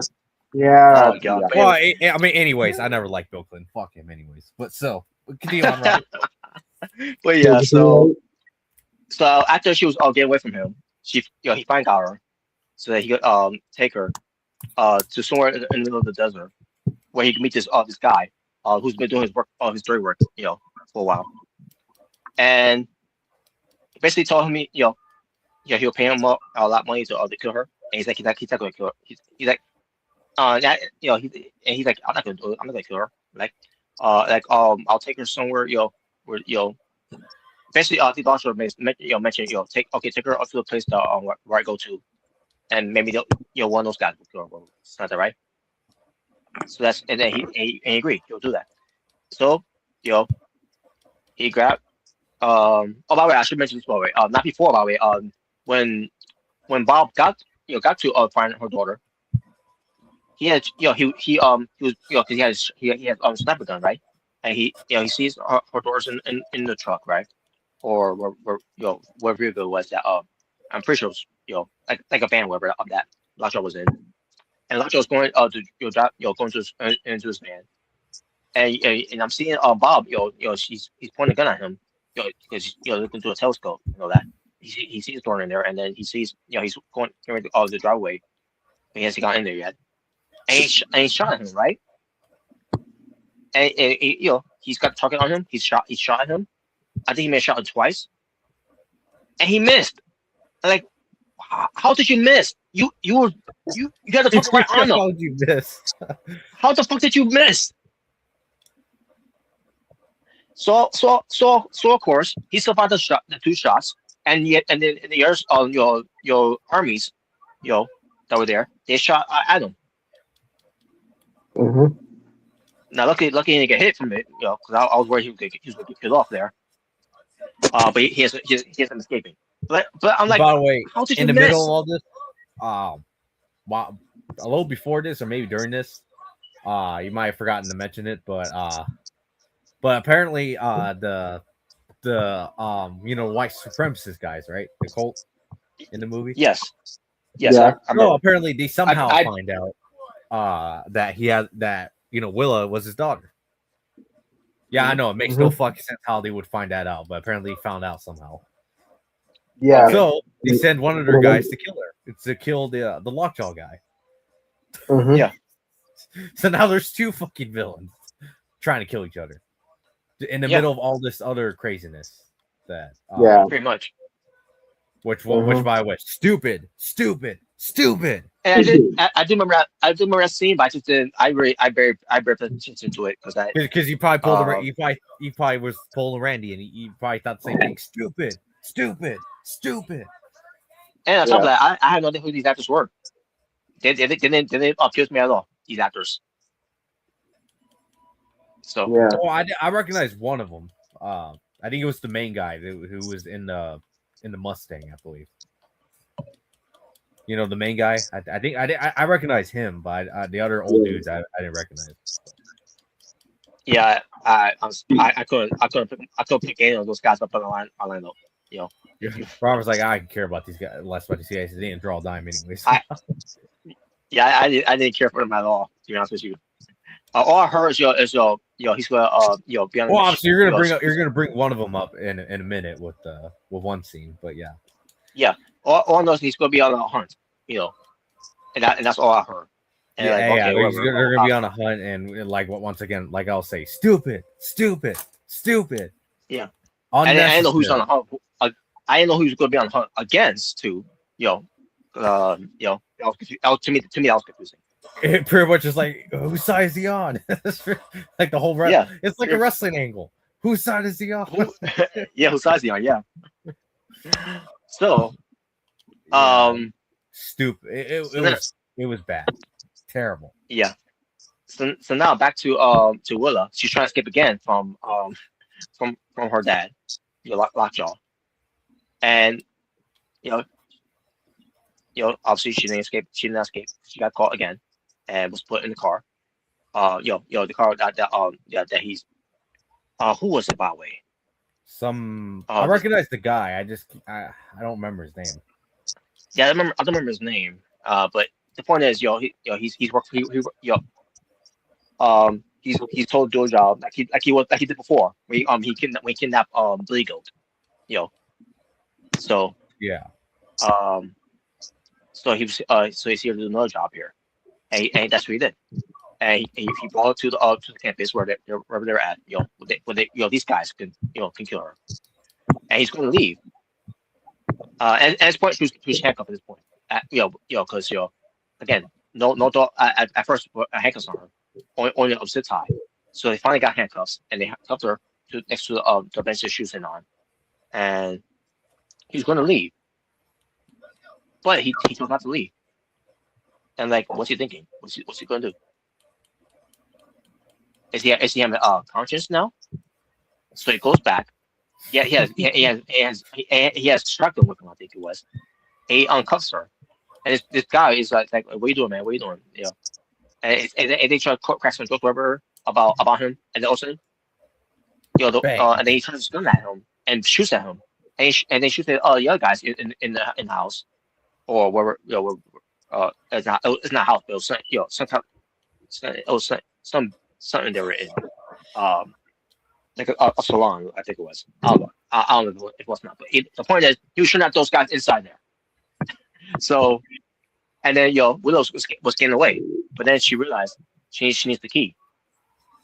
Because obviously he was going to make it out alive, and sure enough, he didn't make it out alive. They're all dead. Yeah, and his killer wasn't there, so I guess they just had a Mexican standoff, and they all killed each other. Yeah. Fucking stupid. So she's terrible. Lazy booking. Like what? Oh my god. So she ends up getting the key to get in the car, and she drove away. And first of all, and hence comes in the worst chase scene in the history of movies. But first, as that was going on, meanwhile, we go back to what happened with Lockjaw. He's driving away, and meanwhile, while Lockjaw's driving away, who passes by him? Bob, the character. Bob, drives by him. Just doesn't realize that he passed by at first. I think it was at first he passed by. Wait, what's it that? Oh god. So I think he realized it was. Oh no, actually no. It was something that he passed by first. It was a white van. No, yeah. He passed by his daughter. That's what it was. First, he passed by his daughter. Say he passed by his daughter, I believe. Yeah, which was in a white vehicle, and then he spotted, the black van that Lockjaw was in. So Bob's thinking, that she's in there, and he catches up to her, to Lock, I mean, he didn't catch up to her yet. Also, he gets in another vehicle, and I know that's not the Carfield. I know that's not him. So some vehicle came up. It was a blue car. It was a blue Mustang. It was a blue Mustang, which it was the the Vine Hunter, and Yeah, the other guy. he Yeah, pulls the out other his, guy from the cult. So yeah, so he pulls out his gun to Lockjaw. Lockjaw rolls on which his by the window, like way, it was a fucking shotgun. You which it might was a want. shotgun. It was a shotgun. Yes, it was. It was a shotgun. He shot at him. Not shot. I thought he shot him. At him like from the forehead area. From the temple area, No, right? no, he shot him like Uh, in the jaw, I believe. Funny enough, the but jaw. someone from the jaw or cheek. Somewhere from in between. Which affected his eye. We'll get to more later. It was the effect.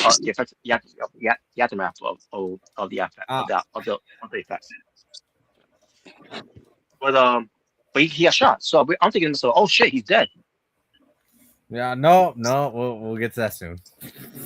Yeah, so we'll get to that soon. So and then to make matters worse, he not only got shot, but he drove right off the road, goes crashing all the way down. And I think myself, oh shit, like that's it. And he turned and it turned upside down, and that's it. And that's it. He's dead. And then the Vine Hunter drives away, and then Bob shows up, and then he knows the car speed passed by him. You know he's not thinking of it. Again, he's thinking about his daughter. He can save his daughter, and he sees what was what happened, and he sees if he's alive, he's not moving, and obviously he wasn't moving. Thinking that he's dead, and he's wondering where his daughter is at. And he can't find his daughter, and he goes back to his car, to drive away. Um, so at this point, the daughter is driving the car, and the Vine Hunter is driving his car, and Bob is driving his car. Yeah, They're driving cars. they all find each other. They happen to be They all driving on the find same road. they all Fucking find each other. stupid, lazy booking, lazy. So then, My God, come so on, then even you have to agree, lazy booking. Fucking oh, garbage. I was so confused. How this It happened? makes no sense. Like, wait a minute, how are they? Wait, aren't they just driving on different roads? How are they driving on the same road now? Just all of a sudden, coincidentally, all driving all on the same fucking road. Mm-hmm. I don't get it. And first off, how the fuck did she know that it was the other guy driving the car that he was going to be an enemy? How does she know that? I guess you're just ready for anything. I don't know. I don't really know. I guess she was right. It makes no sense. Nothing in this. This is my guess. This is my guess. Based on how the road looks too and all, I'm pretty sure that's what she was thinking. Because I'm seeing the role and all that. How it's being portrayed. I'm like who the fuck makes a role like this? First of all, it's like an accident waiting to happen there. I did what? Oh my. So yeah, right, so she realized what she could do here. It did caught the bike off guard there, and sure enough it did. And then she was prepared, to see what's going to happen with this guy. And she says, the following that she said, the same thing that Lady Champagne said, and obviously he's confused, like what? And it's like I don't know what that means. And then she shoots him, and then he's gonna start shooting back, and then she shoots him, and that was basically his demise. And she screams because she screams because obviously she didn't want to do it, but she had to do it. All of a sudden, Bob shows up, and Bob got his shotgun now. I mean his sniper gun now, and he's wondering what's going on, and he's also being alert, and then he sees his daughter, and trying to tell his daughter, it's me, it's your dad. And then she's saying, she's saying the codes that obviously that Bob has slipped on when it comes to remembering what was supposed to mean all that. And again, I'm thinking myself, I think so. As I'm watching this, is the door going to kill him?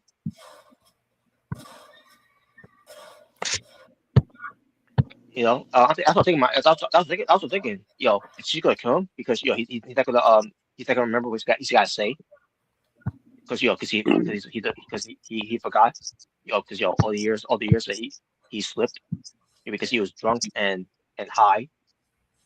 Yeah. So I'm thinking to myself, that's it, he's dead, you know. But no, she didn't kill him, and then they embrace and they go back home, the same home that that was invaded,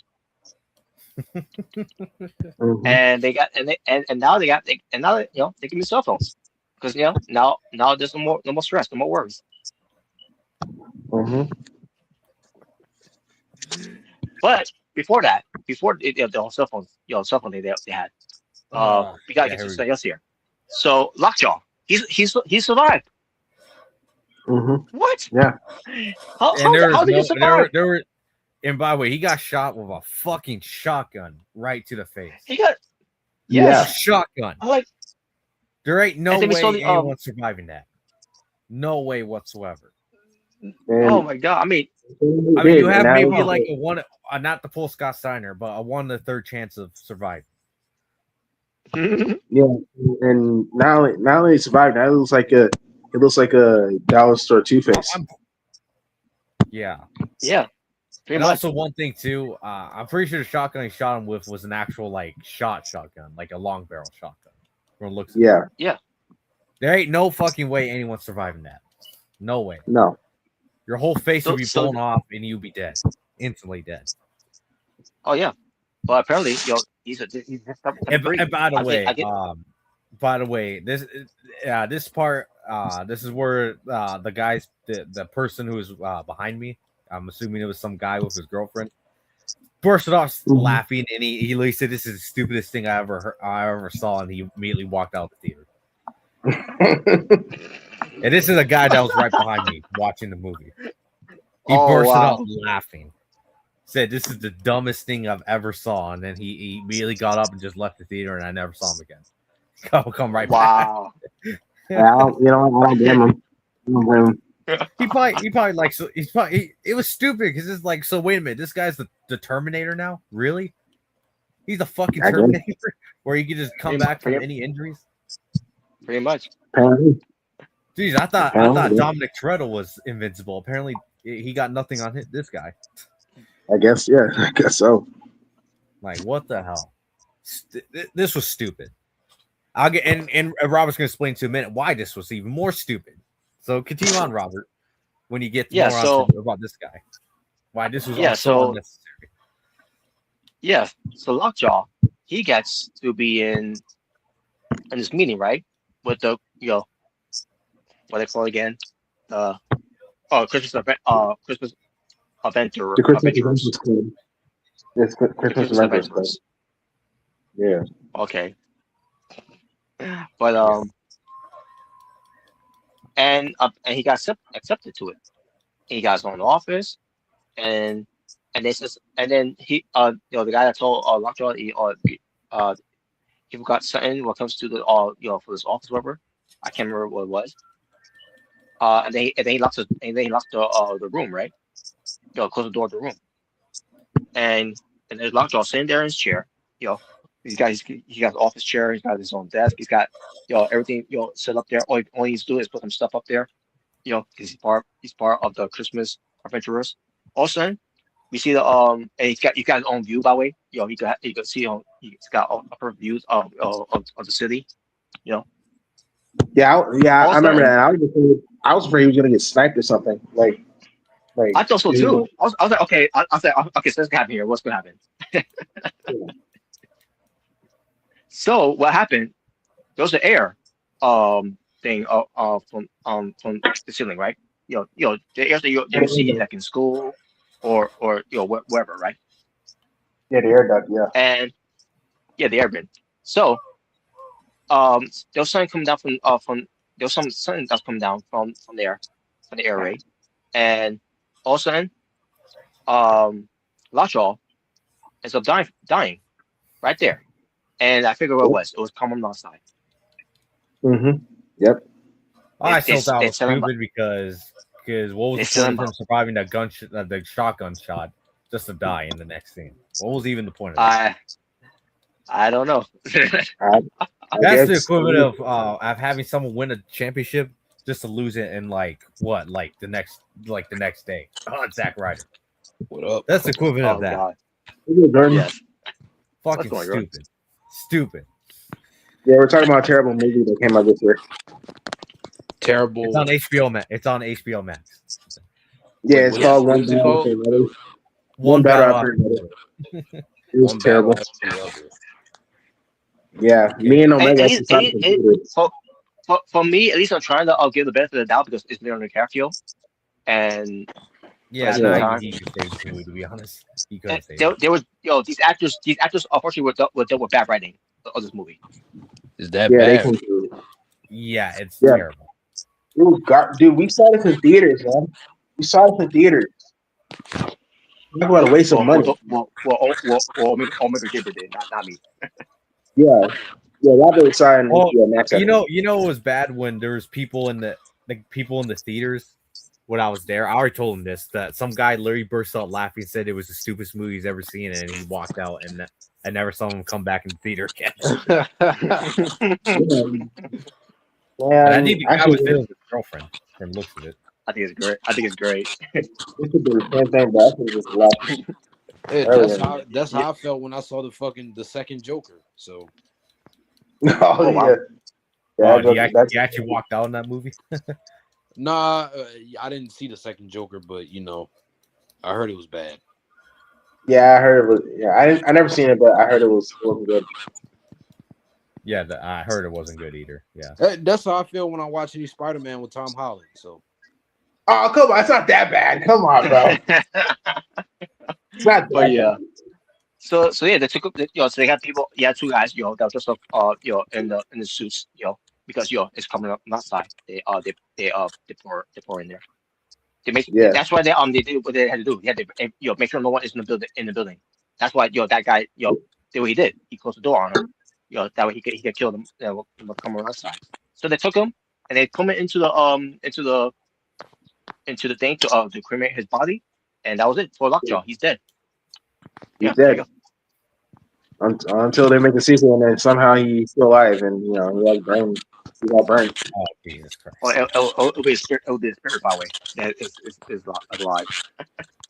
But yeah. Yeah, But yeah. So then we get to the part where they talk about I talk about Bob and Willa about Willa's mother. Apparently she's mm-hmm. still alive. Remember they talk about after 16 years has passed. With Willa living with her dad. You know thinking that her mom died. And throughout this whole thing, which I forgot to mention by the way, Willa was told by her dad that she died a hero. Not true. No, not true. That'd be He was Because never good. she was told by some other people, especially by Lockjaw, that she was a rat. And then Willa was getting upset. What comes to her mom, that she's repeating that she's a rat and all that. And like again, just again, I don't blame the actors. They just dealt with bad writing when it comes to how they had to act now. When it comes to this, so like, wait a minute, you praise your mother at first, and then also you judge your mother being a rat. So like I'm trying to figure out what the writers are trying to make up our minds here. It didn't know what it wanted to What be. we're watching. That was the problem with the movie. It didn't know what it wanted to be. Yeah, they didn't know. Yeah. So Like I told you, a man, letter. this movie to me was like literally if you had Vince Russo and fucking Bruce Pritchard come together to write a movie with big Hollywood name actors. Yeah. Yeah, just fucking So terrible. This movie was bad. yeah. So they made there was a letter there for Bob to get to Willa, and Willa read it and from her mom, and confirming that her mom you know, her mom confirming that she's still alive or whatever, right? And then she'll be seeing them soon, right? Something like that. I'm assuming that's what it was. And then after she finished reading the letter, she went to hug her dad, which is Bob, and, and yeah. So my take on this, of her reading that letter, and then because the Beverly Hills still being alive. My take on this is that are they trying to make a sequel of this? Please don't. Please They don't. better not. They better not. They better not. If they do, I'm not watching it. I'm not watching it. Maybe I'll just do what Robert did. Watch it just to bury it. Maybe I might do that. Oh my Sure. god. Oh, I'm not this even. this one this might be different. This might be called Two Battles After Another. Two battles. Two battles after another. Oh. Yeah. Then somehow Lockjack's still alive, and then he's gonna, be evolved. So was that pretty much it, Robert? Was that pretty much it for your review, basically? Yeah, that was it. That was it. That was the So, movie. what's your final verdict on the movie after going through all that? I mean, it was hard. It was hard for me to keep up or whether we try to, tell the story here because again, they were going so many different directions for the story. It was hard for me to keep up. It was hard for me to care about a few of it. But what carried the movie for me was Leonardo DiCaprio, Regina Hill, even Sean Penn, Well, even this he was a good newcomer. villain. He was a good villain. Yeah, he was a good villain. Yeah, he was. Even on this new newcomer that I never heard of her, but I think she did a good job. Mhm. Her name is Chase Infinity. Mhm. I thought Jungle Pussy was worse. Yeah, she was stupid. Jungle put what the what? No, Jordan, Jack Perry was in the movie. If you're wondering, it's not Jack Exactly like it, though. Jungle Yeah, pussy. it's not Jack Perry. It's someone else named Jungle Pussy. Hey, you know Yeah, what? You know get what? this, bro. That's my Get new this. name for him, though. Get this. Get this, bro. Is actually called, wait, is actually what you call Jack Perry Jungle Pussy? Oh no. You know, well, since you gave me the idea, you know, Honestly, please don't use that because all I'm going to think about is that chick from the movie. I don't want to think about that. but what the fuck is a jungle pussy? What? Get That's this, not- like the actress. Literally. You know what's Dude. worse? You know what's worse about that? Apparently, that's not even just her movie name. Apparently, that's actually her real rap name. Like, Dude, That's her. literally, that sounds like a chick who hasn't bathed nor shaved in fucking weeks. Oh my god. that's nasty. It is nasty. What the fuck? That Trust sounds like me, a. I wish. That sounds like a porn name. You know, this is one of those movies where I think you would have enjoyed it if you're on like some sort of crack cocaine. Probably not when you're sober. Yeah, oh my goodness. Oh Yeah, god. Final verdict: this movie was terrible. There you go. This is that For me. theater. This is probably the worst movie I've ever seen in theaters since. By the way, I can't remember who it was. It might have been IGN, but yeah, fuck IGN because he said, "Oh, this was the movie of the year of 2025." I'm like, get the fuck. I won't go out. that. I won't go that far. What? Now, for me, I'm not saying it's Oscar award winning. I don't think it deserves Oscar nomination. To be honest with you, Doesn't deserve anything. No, hell no. it, You know when a movie's bad, it doesn't even deserve the worst nomination. That's how bad it is. It doesn't even deserve that. You did nothing. Oh my. So yeah, to me the movie was what comes to the actors I mentioned that carried the movie to me. They did the best, but at the same time, this I could have done a lot better with than what they gave me here. This movie was trash. You know, Jordan, maybe you should watch it just to bury up on the future BTA. I still can't get over fucking jungle pussy. What the fuck? That movie is terrible, bro. And she's been around since 2010. I had no idea. And I have never heard of her. Never. I've never heard of her until now. Literally. And like I said, I couldn't even pick her out from the police lineup. Like I don't even know who the hell she is. And to be honest with you, I don't know what the what the jungle pussy supposed to look like. Because I don't want to purpose. know. I think I'm good on that one. Oh man. Now I don't know if this was her first movie she ever did. I'm assuming it was, but to be honest with you, I was not impressed. No, there's certain people who are not meant to be actors. So, like Yeah, like especially for example, for example, Megan Fox was not meant to be an actor. oh dude. yeah. Dude, the fact that like reviews, like some like reviews called it like a masterpiece. It's like what? Yeah, IGN ranked as number one as the best movie of 2025. What? Then again, IGN's literally just writers really full of people who probably do crack cocaine over and out company. So that was movie over the year over Superman, over Sinners, over Yeah. Fantastic Apparently, Four. according to IGN, K-pop Demon Hunters. Everyone seen it? Has everyone seen that movie? On which Netflix. movie? K-pop Demon Hunters. You guys seen that? Oh yeah. Apparently, this movie is over that one too. Apparently, Yeah. according to IGN. I still Alright. gotta watch K-pop Demon Hunters. That movie sounds good. I heard good It's, things. It's a good movie. I'm not even like a big K-pop person. No, I It's saw really during good. the. I heard like the K-pop singers that actually sang the songs that actually were in the Macy's Thanksgiving parade this year. So Oh, really? Oh. yeah, they actually performed at the Thanksgiving parade. All right. Hey, yeah. say what you want, but that movie definitely launched all them singers into superstardom. Yeah, and now we got a new franchise. I ain't saying they weren't big names before in Korea, but this definitely made them worldwide. So Yeah, definitely. I mean, they're in freaking Fortnite. That should tell you something right there. yeah, Well, I mean, I haven't watched the movie yet, but I probably should because I heard it's a good movie. So. Yeah, I've seen it. Like, I think my brother's seen it too. It's good. Is it good? It's really good. It's fun. It's unique. Oh, okay. It's unique.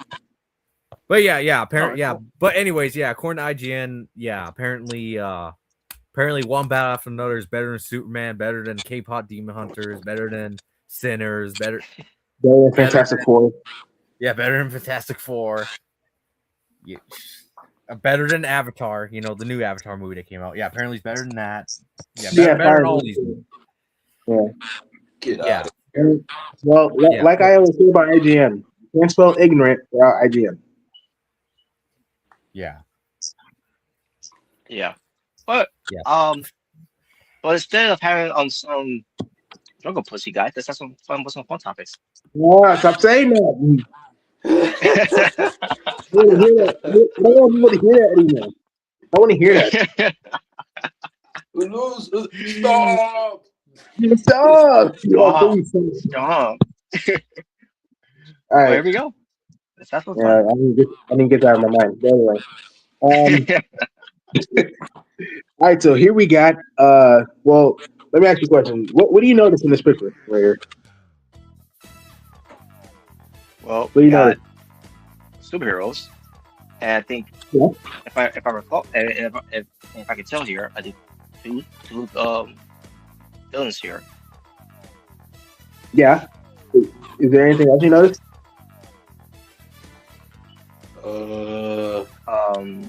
One of them's holding a blaster. I'll tell you. Here, basically, here we got captains. Here we got superhero captains. Okay. Yeah, so we have Captain Oh, Marvel. right. Yeah, so we got Captain Marvel from DC. Well, Captain Marvel from Marvel. On the left. You got Captain Marvel, which aka Shazam, from DC. Yeah, Shazam. Yep. We got Captain Cold from DC. I think he's a Flash villain.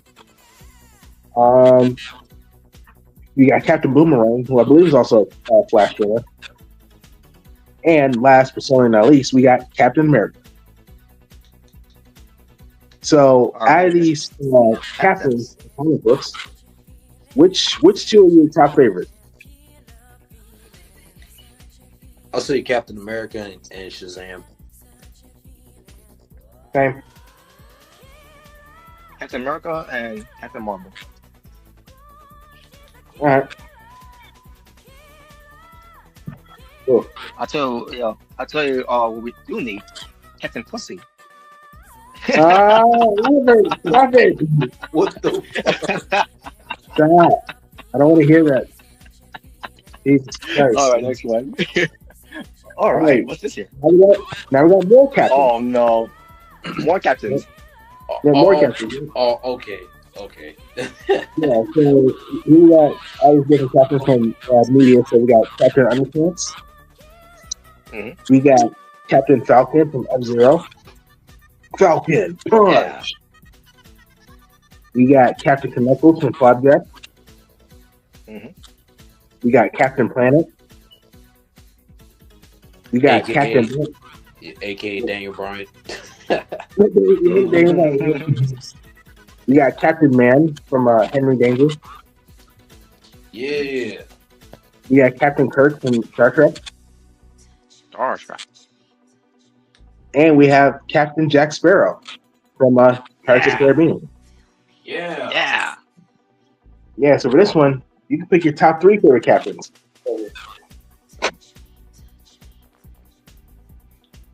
All right. I'll go with Captain Falcon, Captain Planet, and Captain Jack Sparrow. My arm bolt will be Captain Kirk.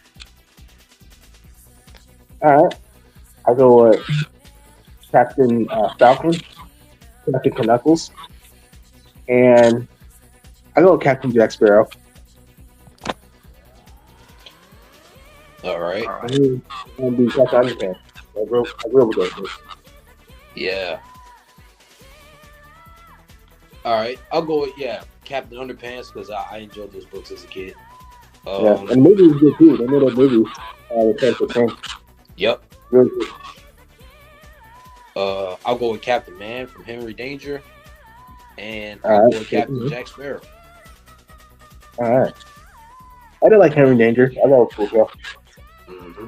Sweet. All right. Next one. All right, so here we got Naomi's rivals right here.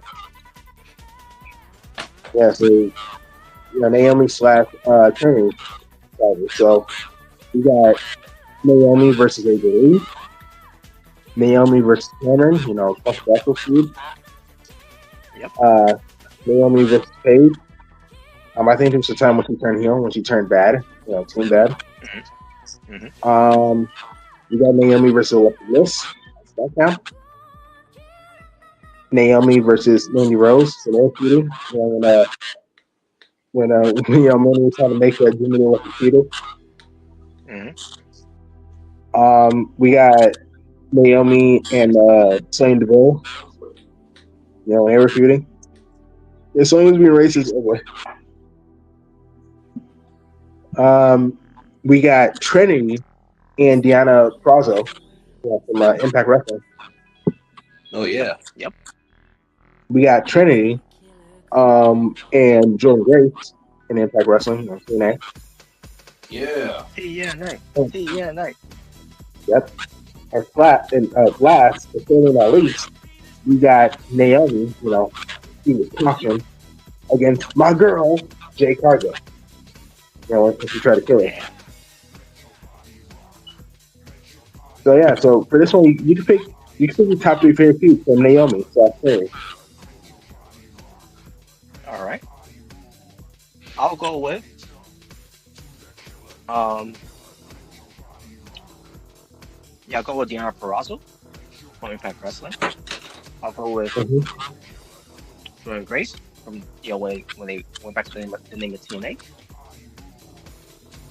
And I'll go with Jay Cargill because the rest of the programs that she was in WWE when it comes to Sonya Deville went nowhere. So that be my arm bolt. My arm bolt will be with Mandy Rose. There you go. Oh yeah. I'ma snatch you ball. Yep. Yeah, I'll go with Naomi and Mandy Rose. I'll go with Naomi and Deanna Purrazzo. I'll go with Naomi against Jay Cargill. All right. I'll go with Deanna Purrazzo. I'll go with Jordan Grace, and I'll go with Paige. feel like it's underrated feud. All right. All right. Okay. Yeah, they get Team Bad. Yeah, this first time for Team Real. Unity. Unity. Yep, that's right. Instead of naming instead of naming being member of the Funko Statues with Cameron, they should have been the Funko Pussies. Oh, Oh God, Robert. well, Robert. You see, the problem with that is I don't even know if that's PG. No, it wasn't. So I guess that's never overruled then. All right, next one. no. All right, so All right. so here we got Oh some God. custom AEW championship designs right here. Yeah, so basically this one, we got the unified championship, like custom one, Yeah. women's AEW women's tag team championship, AEW Intercontinental championship, and the rest are Oh, just, nice. custom ones. So basically, this one you can get to like favorite like custom AEW championship belt right here. All right. You go. You go. Okay, I go the women's tag team championship. It has their own unique design, and I go the AEW Intercontinental championship. The one in the bottom. The third one in the bottom. It kind of reminds me of the Impact Grand Championship. Oh yeah, I remember that championship. Yeah. Oh yeah, that's I right. remember that. Yeah. Was that first supposed to be the new AEW? The new TNA World Championship, but then it turned to the Grand Championship. Yeah. I don't remember. I don't remember. I'm pretty sure. I'm pretty sure. Yeah. All right. All right. For me, I'll go for the women's tag team championship because that's way different from the men's. Yeah, exactly. I'll go. I'll go with the Intercontinental championship. That looks sick, by the way. Yeah, that's nice. And I'll go with the. Let's see. I'll go with the one that's on top of the white championship. Okay. All right, Jordan. I will say, even though the belts look good, the AI did not do a good job on the right side. So, No, I didn't. No, I didn't. but I'll go with the Unified Championship. I'll go with the Intercontinental Championship, and I'll go with the one in the top right corner. All right. All right. Next one.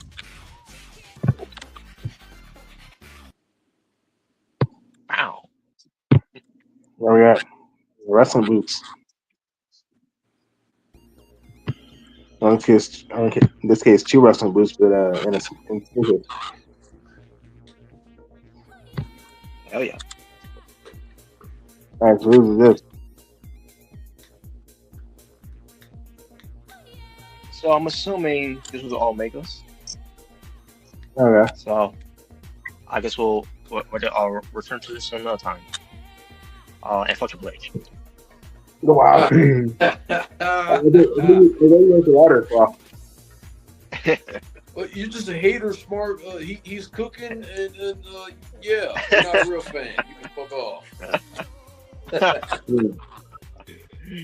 But here we go. We got John Cena. Yep. I think it's probably mine. I think. You know what I'm saying? Yeah, I think it's yours. Yeah. Yeah. Yeah, it's yours. Yeah. Yeah. So yeah, basically, we got all the accomplishments, all the title reigns right here. So basically, pick your top three favorite, Wait, what? You can pick your top three favorite John Cena title reigns. Oh. Yeah. Just neither. What did you Which is neater. say? Wow. I'll go with his last world championship reign. No, boy. I'll go with his Intercontinental Championship reign. Oh, let me stop. Okay.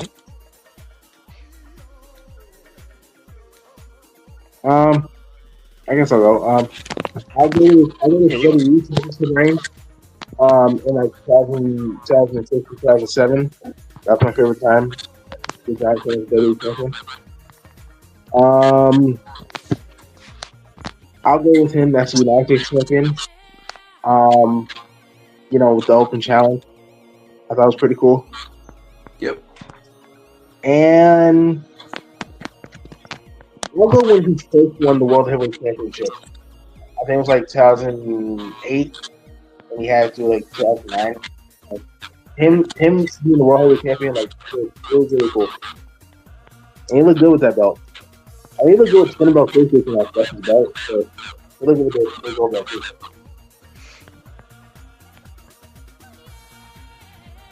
All right, who's next? All right. I'll go with his first reign as United States champion. I'll go with his. Let's see. What's his fourth reign of WWE champion? Maybe. All right.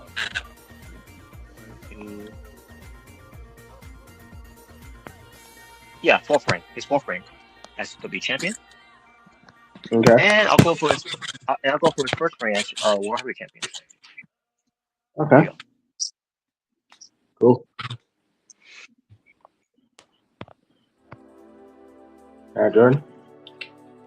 I'll go to his 380-day championship reign. Was that his fourth reign or? I think so. Yeah, I think it's the fourth one. From Yeah. 2006. Championship. It was in 2007, and he didn't lose. He got straight. So. Yeah. I will go with his first World Heavyweight Championship reign. All right. And then lastly, I will go with his second United States Championship reign. Okay. Sweet. Cool. Oh, All right. Yeah. So here we got missed opportunity. Opponent. So John Cena did so okay.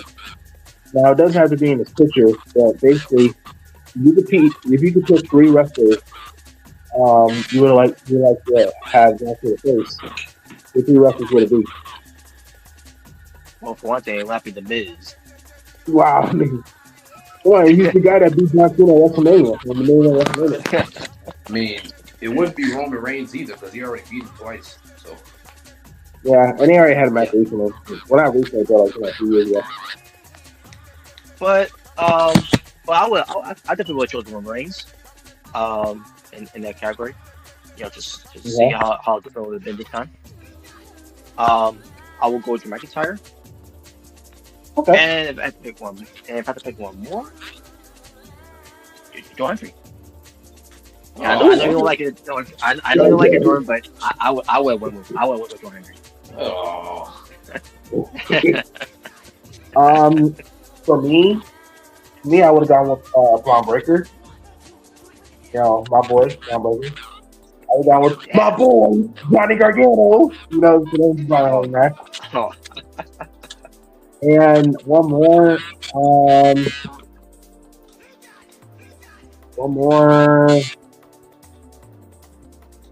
I would go with Ethan Page.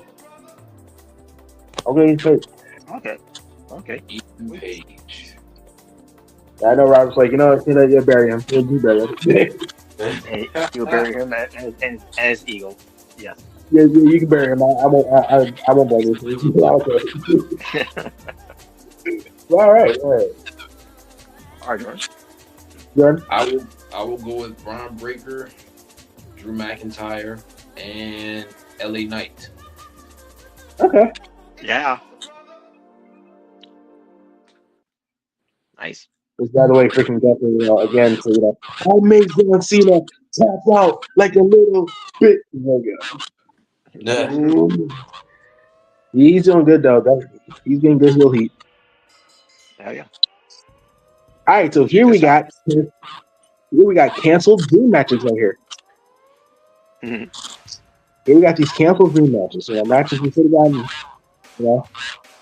So basically for this one, you can pick like the top 4 dream matches you would have loved to see happen. All right. For me, There you it go. would have been Undertaker versus Sting. Mm-hmm. Okay. It would have been Undertaker versus Andre the Giant. That'd make a good WrestleMania match. That would have been a good street match right there. Yeah. Mm-hmm. Would have been CM Punk versus Stone Cold. Okay. And I will also went for Shawn Michaels versus Eddie Guerrero. Yeah, man. I will also go with Undertaker versus Sting. I'll go with Shawn Michaels versus Eddie Guerrero. I'll go with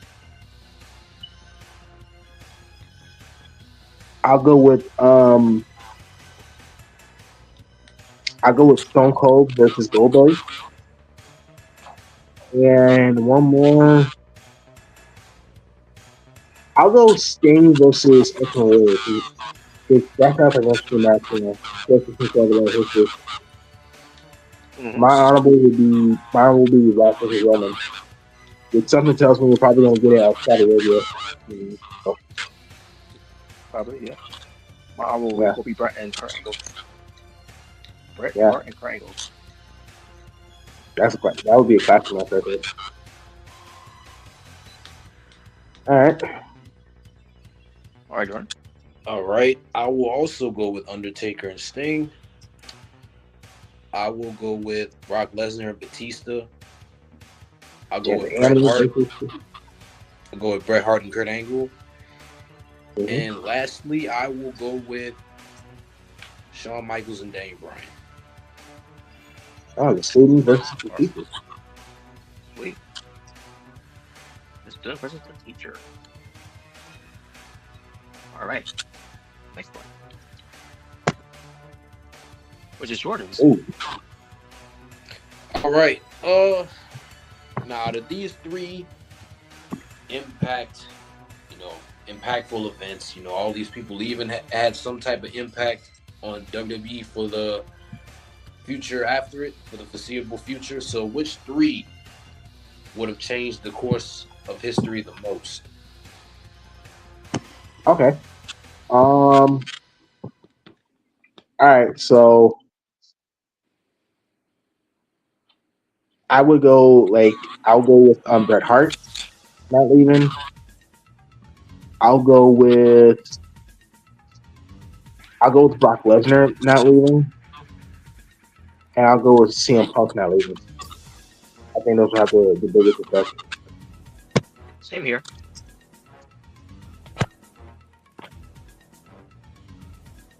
All right, for me, I will go with Kurt Angle not leaving.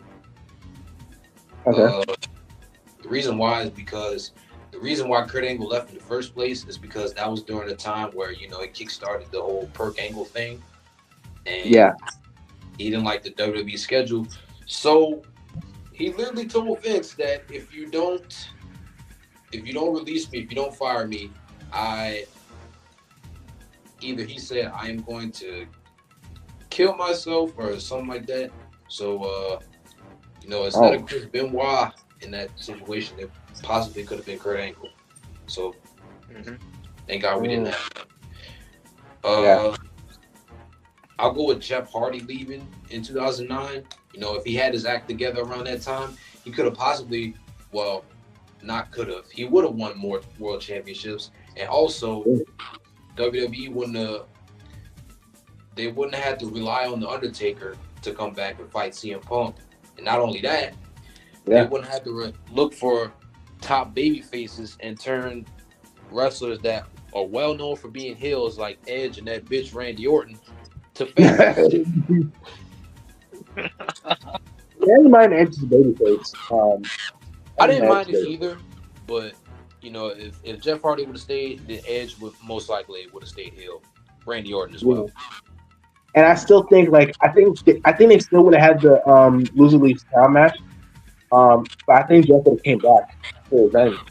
Yeah, On he would have came back, but since, the drugs and stuff, he couldn't he could stop. have came back at breaking point, cost CM Punk the match, and Undertaker could have won. So Yeah, yeah, that exactly. Yeah.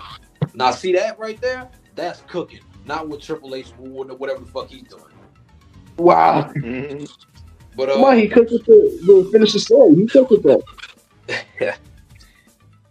my last one is Bret Hart leaving. If Bret Hart would have never Oh, left, then most likely, with the pull that he had, he could have stopped Owen Hart from doing that dumbass blue blazer gimmick, and we yeah, wouldn't have exactly. had the incident. Owen Hart would still be here. Also, Triple H, he would not have the rise that he would if Bret Hart was still there. I believe he'd play a part in Mhm. Well, that too. yeah, it makes me think like what I mean, we kind of saw him in the Attitude Era in a way, Raw War. But I want to see like how he would have been like in like 98 and 99, if he was still Yeah, around in 2000. And also, you know, we think that, Goldberg doesn't do that super kick and, he would get concussed, you know. you know what else? Mhm.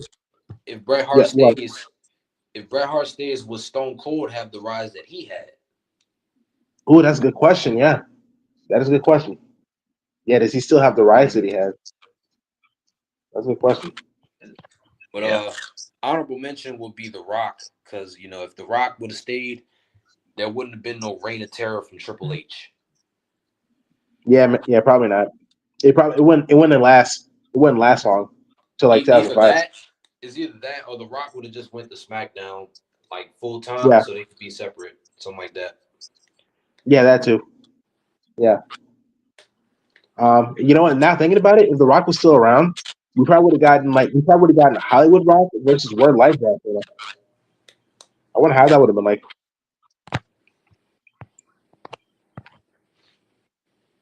Yeah, I wonder how that would have been like. Word Life John Cena versus Hollywood Rock.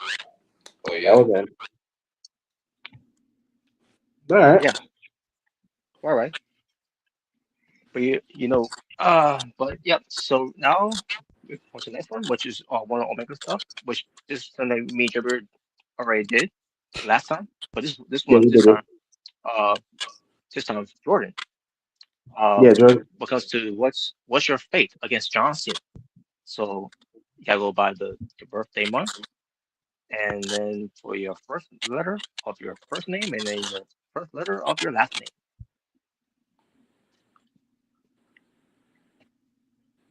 Well, I embarrassed John Cena in the tables match, so I'm happy about Oh, so basically you pull a Sheamus. Okay, that. you pull a Yeah. Sheamus. It's TLC 2005. Lucky you. So you push him off the ropes to stand up to the table. Yep. All right. Yeah, for me, I think for me, I got defeated by John Cena in a rap battle. That was my fate. And and my favorite was him. Just me losing to him in the championship match. Yeah. All right, All right. we're going to the Man, next yeah, one we right need the now. ball players. At least we're some tables, man. Yes. that would have been hilarious. If that was tables, I would have bad that. All right. There we go. Unfortunately, the rest of it is Omegas. So I'm gonna skip for another time. All right. I mean, this kind of Omega 2 in a way, but I want to bring this up either way. Be honest, Triple H's booking is either cinema, better than Vince McMahon era, same old stuff. I mean, we same old shit, but whatever. Let's face Yeah, it. it's on the TV, bro. And absolute trash. Ding, ding, ding, ding, So ding, what you ding. We have a winner. Well, if you would have asked me this last year, I would have said better than Vince. Well, maybe not like the Attitude or Express era, but like definitely like PG era. I would have said that. But now I'm gonna stick with like the same old stuff we face because it's kind of kind of see the patterns, you know. So yeah. I was thinking that too. But I gotta go with absolute trash. You gotta take out the trash. He's been slipping. But then again, they even had it at the beginning. Oh, good. Now you're talking to me. You ever had it? So yeah, it's very questionable about his booking as of late. Yeah, all I can wish for next year is hopefully he does better. I hope TKO lower the prices. It's ridiculous. Yeah. All right. Let's go. Ooh, right, Batman. That's right. We got Batman here. With us to Bruce Wayne as well. So, we're your top 4 favorite Batmans. Okay. I'll go with Michael Keaton. I'll go with Val Kilmer. Rest in peace. I'll go with Christian Bale. Yeah, and I'll go George Clooney. No, I'm gonna go Batfleck. Nah, I don't hate him. I'll go Adam West. My arm will be Robert Pattinson because he did a good job. All right, same here. And my honorable will be Ben Affleck. Oh, we know. Yep, we knew it. I knew it. All right, John. I'll go with George Clooney. I'll go with Ben Affleck. Oh God.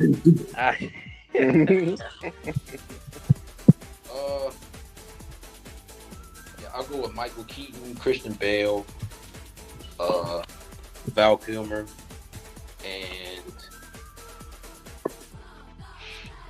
Robert Pattinson. All right. Which, by the way, I can't wait for the movie. I heard. I think it's gonna have.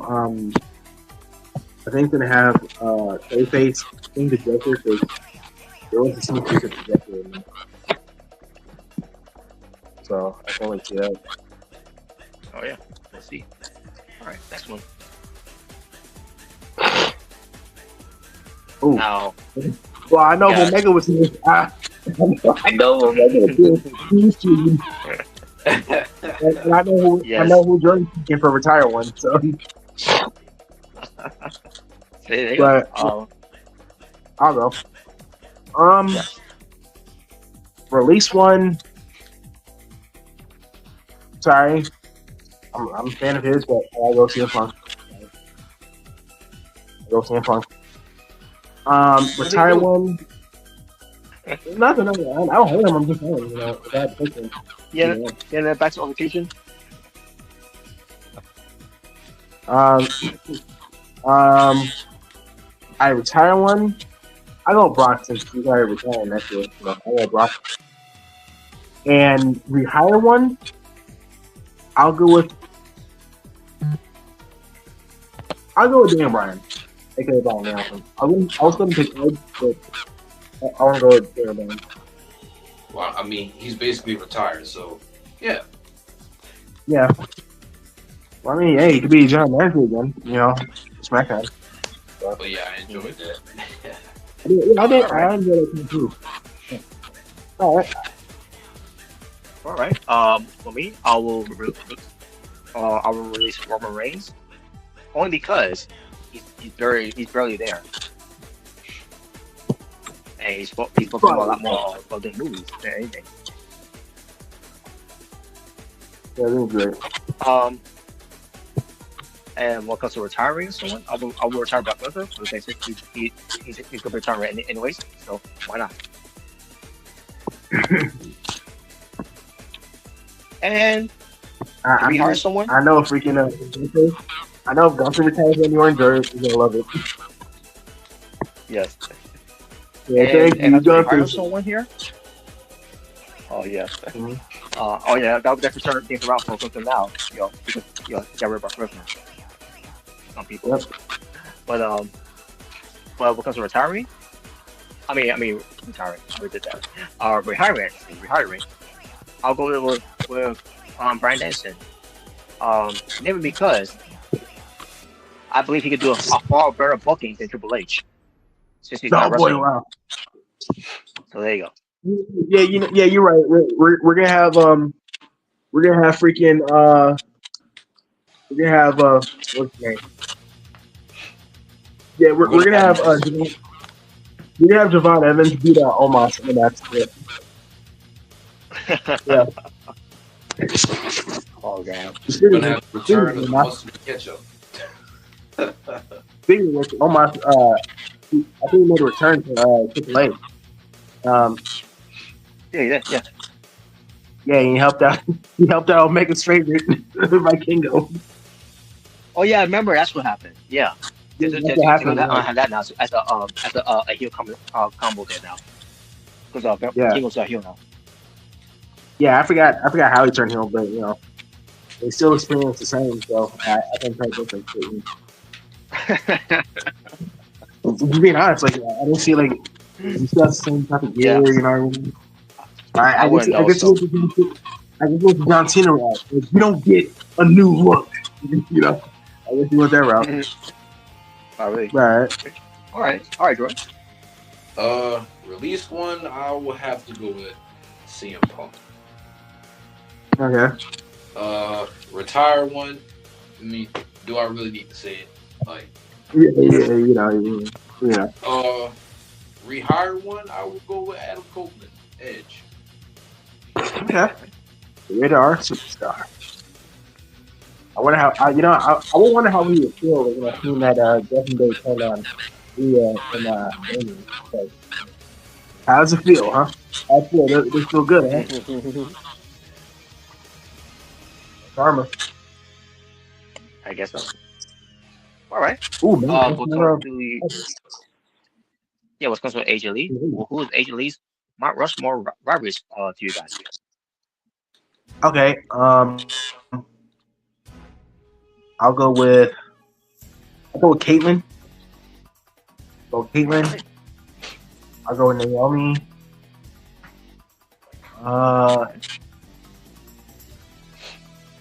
Much as I like them, I guess I'll go with the Ghost one because we would bury them on the mic. Oh, So unfortunately. The belts. Yeah. Ha. yep, that's how I feel about the Bellas. Anyway, That was good. and I guess I'll go Becky Lynch. I am liking the feud that they're having. Oh, it's not over, obviously. It's going to lead to WrestleMania. Yeah, it's kind of really. I'm thinking they'll probably have it for like WrestleMania. Like they'll have a match. Yeah, Probably. they'll probably save it. All right. For me, I'm gonna go with Caitlyn. I'm gonna go with Paige. Well, Paige and New Album. Bellas. The Bellas. And I'll go Becky Lynch. Especially all that, how they started. Yeah. All right, sure. I'll go with Paige.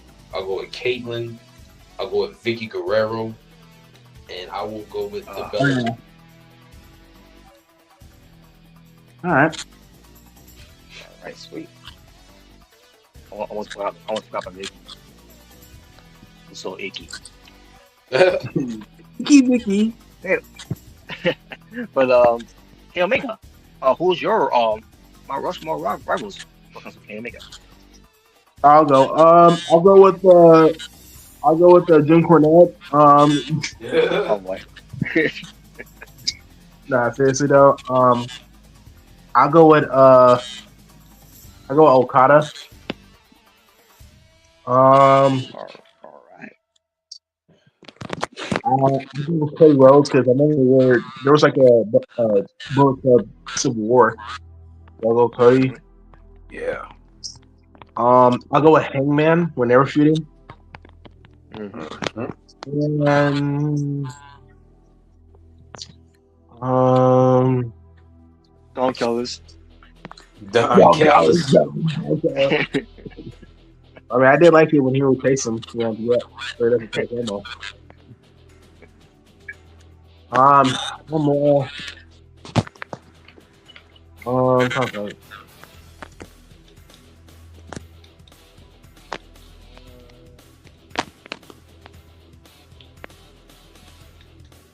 Google Banda. Coco Band. Wait, I mean, look at them. They're fighting each other on BT. Yeah. Anyways, I'll go John Moxley. I'll go John Moxley. all right, sweet. So yeah. Don't you mean John Mox bleed? Yeah, Johnson. Yeah. A wild thing. You make my face bleed. You make everything bloody. All right. Okay. All right. For me, I'll go with Kazuchika Okada. All right. I'll go with Chris Jericho. Not just from the Japan, but also in AEW. Oh yeah, that's right. Yeah. Chris Gerard. Oh wow. That kind of time he was a playmaker, right? Mhm. Yeah. I'll go with John Moxley, and I will go with Cody Rhodes. Because of the like Jabber said when they were doing the Bullet Club Civil War, and what Clay was saying, Bullet Club is fine. Yep. Bullet Club is fine, except when you got an egotistical son of a bitch like Cody Rhodes trying to be the leader. He was the heel. He was the heel in that story, right? Yeah. Yeah, he was the heel. Yeah. All right. All right. I will go with Okada. I will go with Tetsuya Naito. All right. Yeah, I remember that. I remember that, Rebels. I will go with Will Ospreay. Ooh, okay. And last, Nice, I nice. will go. Lastly,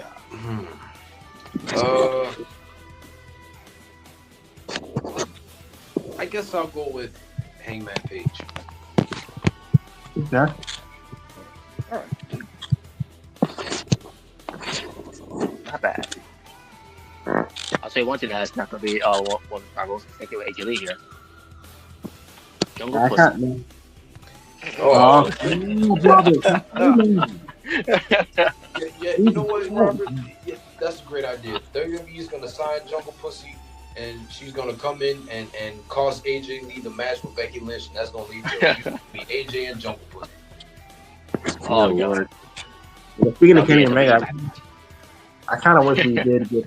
Oh gosh, I wish we did get Kenny Omega versus AJ Styles. Oh, yeah. I know. That would be That awesome. would have been a great match for during the Bullet Club. Because Kenny Omega kicked out AJ Styles, right? Yeah, right. Yeah, he did. Yeah, so that would have been a perfect match. That'd be a good send off match. All right. And that was Blow Club during those times too. Yeah. But anyways, all right, next one. So here you have, over the years, different designs of the TNA World Heavyweight Championship. TNA. Yep. Yeah. Impact Wrestling. Impact Wrestling. And TNA's dead. Oh. But for this one, you get to pick your four top, world championships. Okay. Wait. Hold on. Something's wrong here. Where's the bumper sticker championship? Where's that at? Where's the Impact? That's one where. I was wondering the same thing too. Where's that at? Yeah. Where's the one that we got Jacob? God. But anyway, um, I'll go with the Winged Eagle World Heavyweight Championship in 2007. I love that belt. Mhm. I'll go with the TNA World Championship from 2011. Wait. Um, I'll go with the Impact World Championship in 2018, the blue one. All right.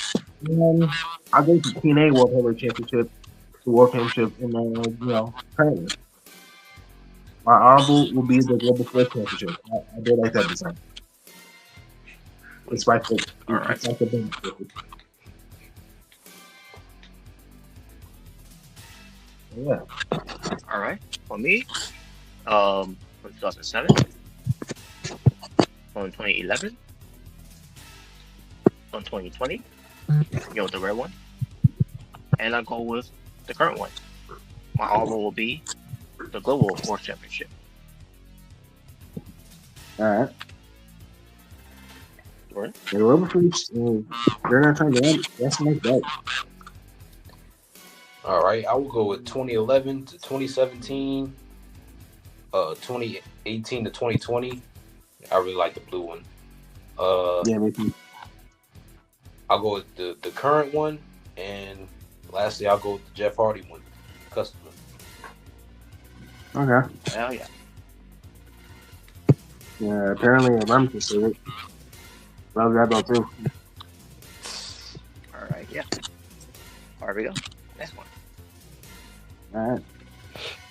Now for this one, these are different world champions from from different promotions. Mhm. That's been held is held by AEW talents, by the way. Yeah. So out of these champions, which of the four carried more prestige to it?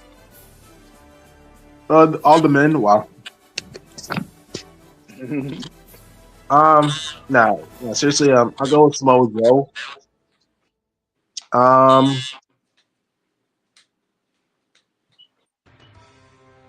Uh. I go with Athena. Um. I'll go with Claudio if there's Cesaro. And I guess I'll go with Chris Statlander. So yeah.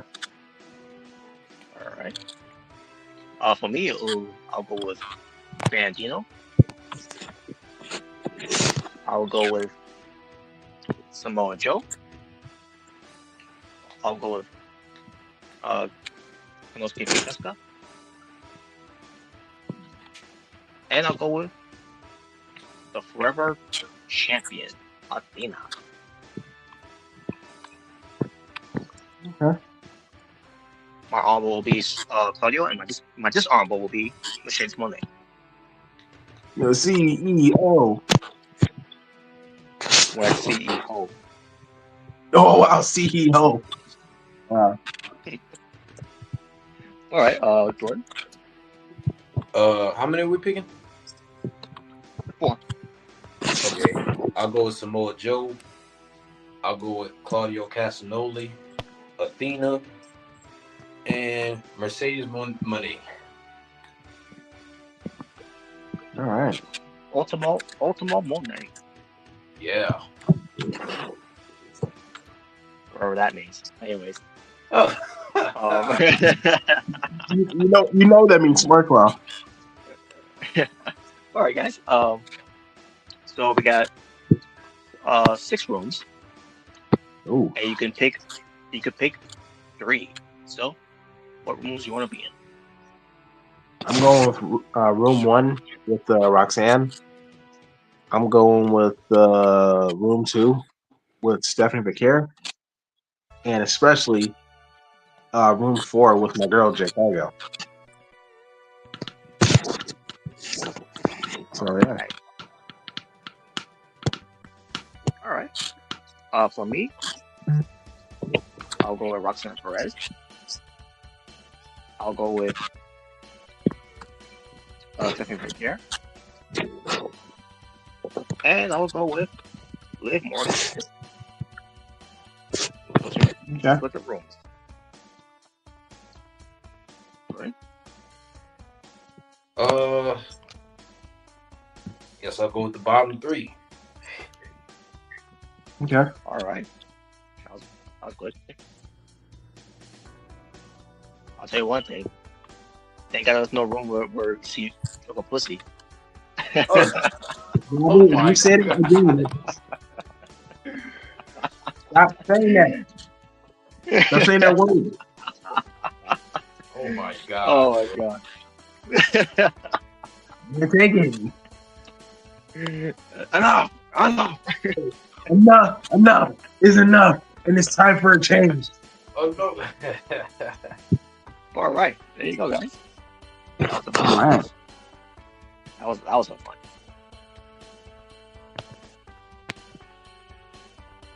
But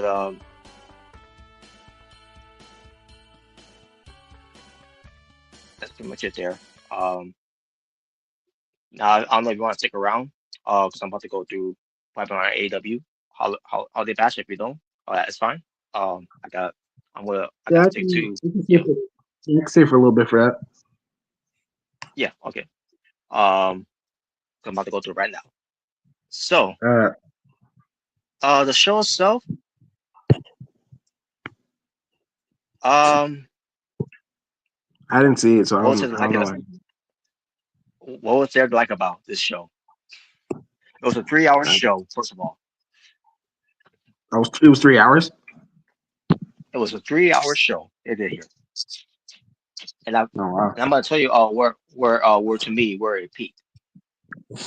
Okay. Okay, gotta bring it up here. All right, we go. Now, AEW, Hall. What the hell? I thought it was gonna take me there. Dang it! I guess I gotta look it up from the other side then. But they were in England, by the way. They were overseas for the show. Okay. All right, just give me one moment. I'm gonna put it right now. So, the first match that opened up was the Continental Classic. It was John Moxley versus Roger Strong, I think it was. Okay. Okay, let me just double check just in case. I could be wrong, guys, because I have a little fuzzy memory about this. But they were in Manchester, England, by the way. It was, I believe it was a live show, unless it wasn't live. I don't recall if it was or not. But how they opened the show, by the way, when it comes to having a jam packed building.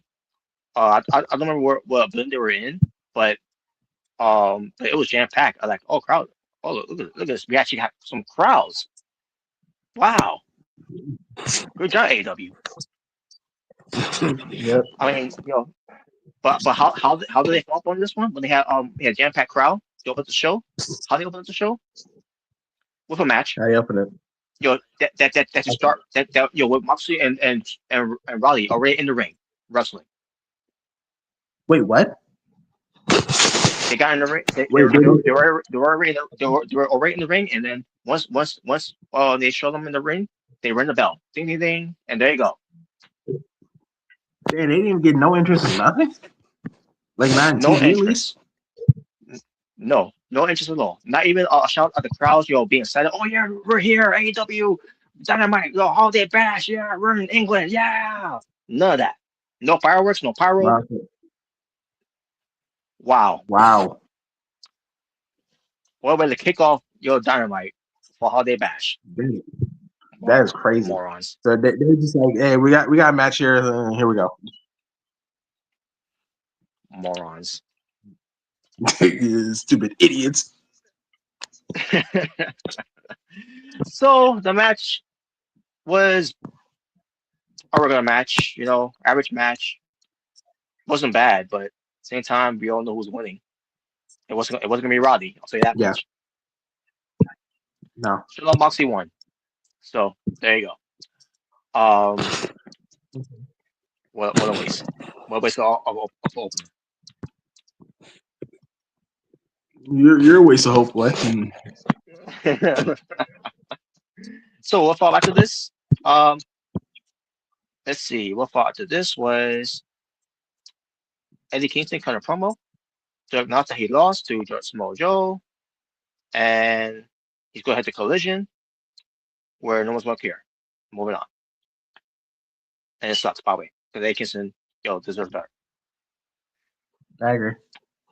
I care, smart. Well, Yeah, yeah. So Don Callis talks about because the next match, by the way, was for $1 million for this winner take all trios match we're gonna have with the Elite, when they brought back the Elite, the Elite thing. And what did I do? Oh well, first of all, maybe first say this. Don Callis came up first, obviously, to introduce the three members of Don Callis family, which was Konosuke Tetsuka, Hechichiro, and Kazuchika Okada. okay. Who when Okada came out, who looked like he couldn't been bothered to give a fuck. I think it's Boy, great. you really are Kazuchika Okada, aren't you? Wow. What happened to you? I'm so sorry. I bet he is. So they came out, and then that's when we get the Elite, of the young bucks coming out, young fucks, the young cucks, the young, dorks. Young dorks, yeah. So the whole the Elite, the Elite, where I used to be pumped for this when during those times. When that happened, I skipped it. Yep. Didn't care. I even skipped Kenny Omega's entrance. Let's just get it over with. In my mind, I was like, let's just get it over with. Yeah, I see. I see where you. I see what you're trying to do. You're trying to get me to like the Young Bucks again. It's not gonna work. Yeah, it's not gonna work. We're far past that now. Well, why not, Smart? About, Why you such a hater? Wow. and by the way, did Kenny Omega apologize to Gail Kim yet? No, he didn't. Okay, so had to help him too. I think it's great. Wow. So the match happened. I basically put it on speed.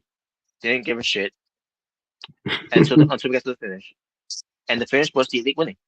So they won the money, even though I don't know why they were refraining from it anyways. When the money was rightfully on Young Bucks anyways, when they won, along with like this whole thing, this whole money match is stupid. I think it's great. Wow. So yeah, so they got the money back. And what they did with the money, I don't know what they did with money. And to be honest with you, I don't give a shit. Moving on. You're So the Robert AEW contract signing. Yeah. Yes. So yes, so we get the AEW World Championship contract signing, where it's gonna be a three-way match, which it was Monterey by Tony Schiavone.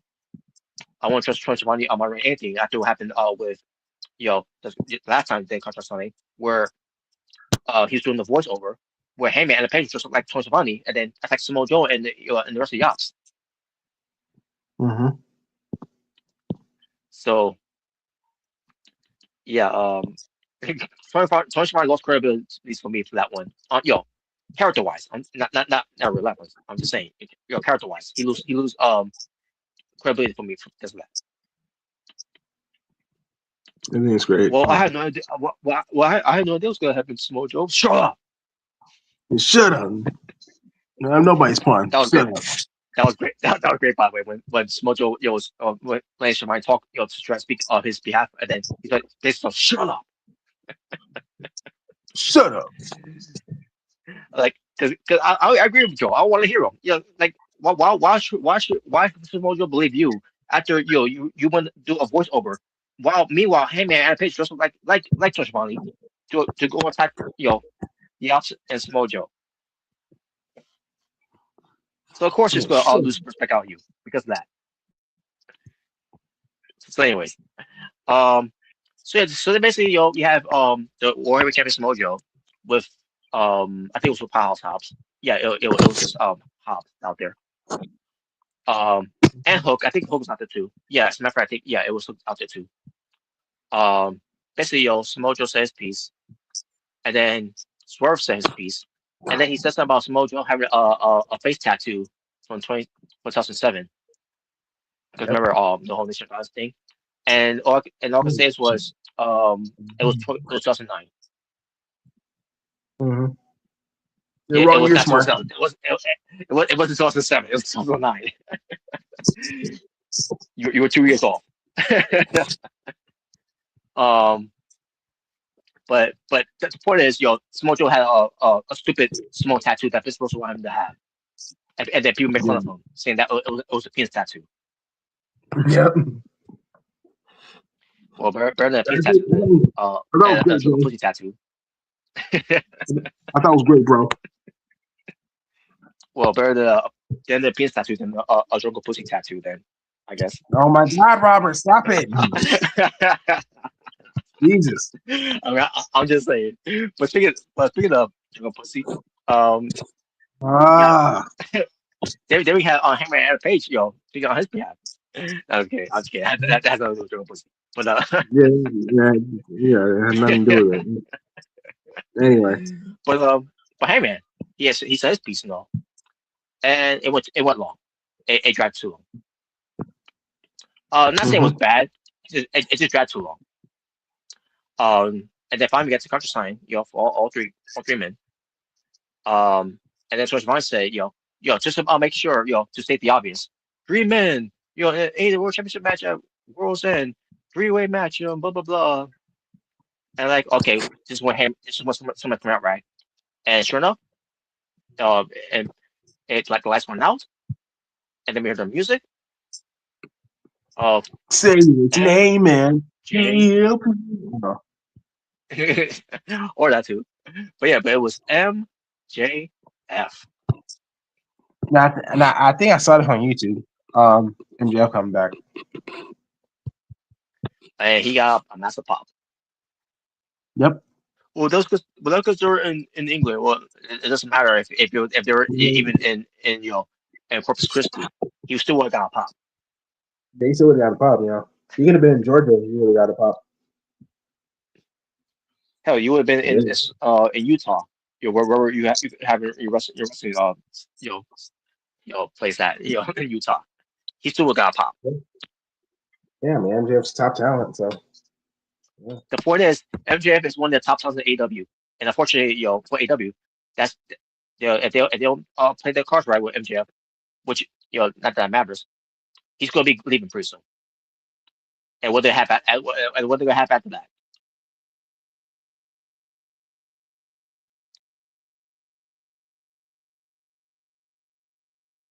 So, anyways, so MJ comes out. He signs the contract. Not the contract that Social White had, the contract that he had. Because remember, he won the Casino Gauntlet match from All In Texas. So Josh Ronnie wants to make it official by saying, say what he's got to say. And then MJ said to him, hey, we get the, they get the point. Now get out of here. Basically telling him to hit the bricks. And then, MJF comes a promo to each man that he's going to be in the ring, at World's End. Basically talking to Seabiscuit, which is the Hangman. Then he talks to Joey Samoa. Now he didn't say that, but I'm just I'm saying it. But basically brought up Samoa Joe when it comes to being the one that that took his title away from him. And then he brought up Swerve, and then he referred to Swerve as P Diddy. He referred to what? MJF referred to Swerve to P Diddy. Oh no!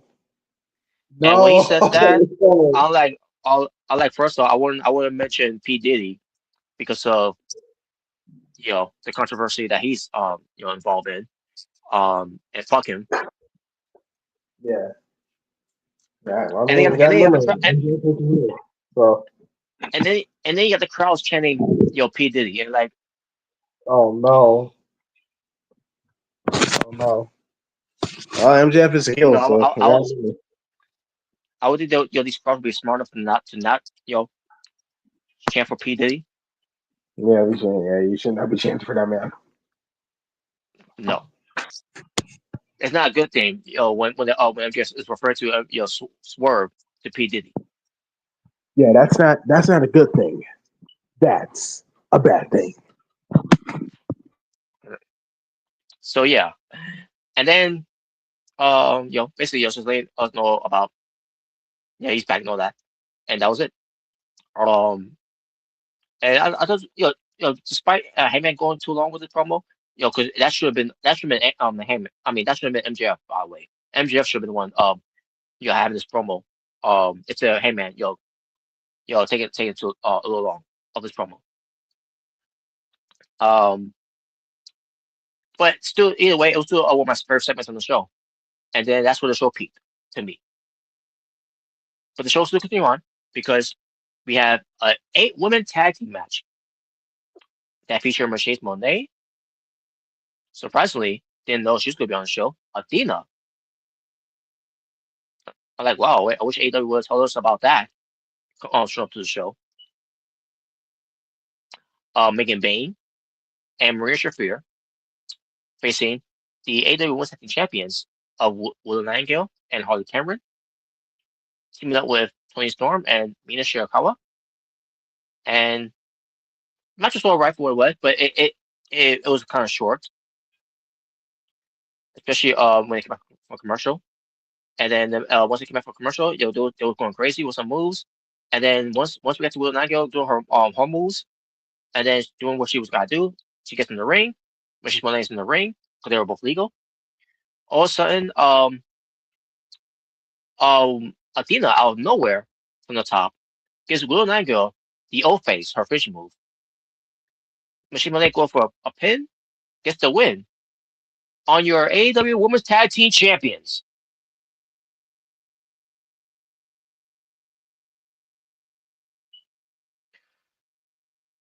What the fuck?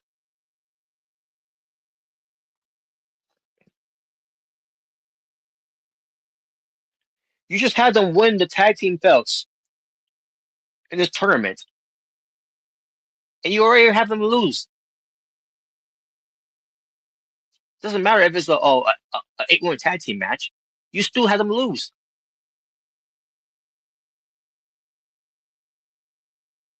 And for what? Just to set up a tag team title match? For the women's, for maybe probably at World's End, for Michelle Monet and Athena to be a team again to face the base of Wrath. Are you serious? I mean, if you could do it right, you could do it right when to make it look incredible. But they just won the tag belts. You can't just be doing that to them. You want them. You want us to care about the women's tag team division so much, by introducing these women's tag team championships. The first thing I would not do is have them lose their first match. Doesn't matter if it was a multi women's tag team match. You're supposed to showcase how an incredible tag team they are because they're the new tag team champions. You morons. No. No, of course not. And then on top of all that, so Will Nightingale, she took the O face, which is Athena's move. Athena's move that she always hits, and you get hit with it, you're knocked out, and you basically the move that made her the forever women's world champion in Ring of Honor. So she hits this move to Will Nightingale, and she takes it, by the way. Will Nightingale, she sold it pretty well. Athena gets that move onto her, the old face. Michelle Monet pins her, gets a win, and then Will Nightingale, she pops up like nothing happened. What? Oh, she pulling Austin Aries. Oh boy. What the fuck was that? She acted like she got rolled up. Like yo, that was not What a was roll up. That was Athena's finishing move, the old face. Tony, what are you doing, man? What? I can, who decided to book that? Come on, this is ridiculous. Come on.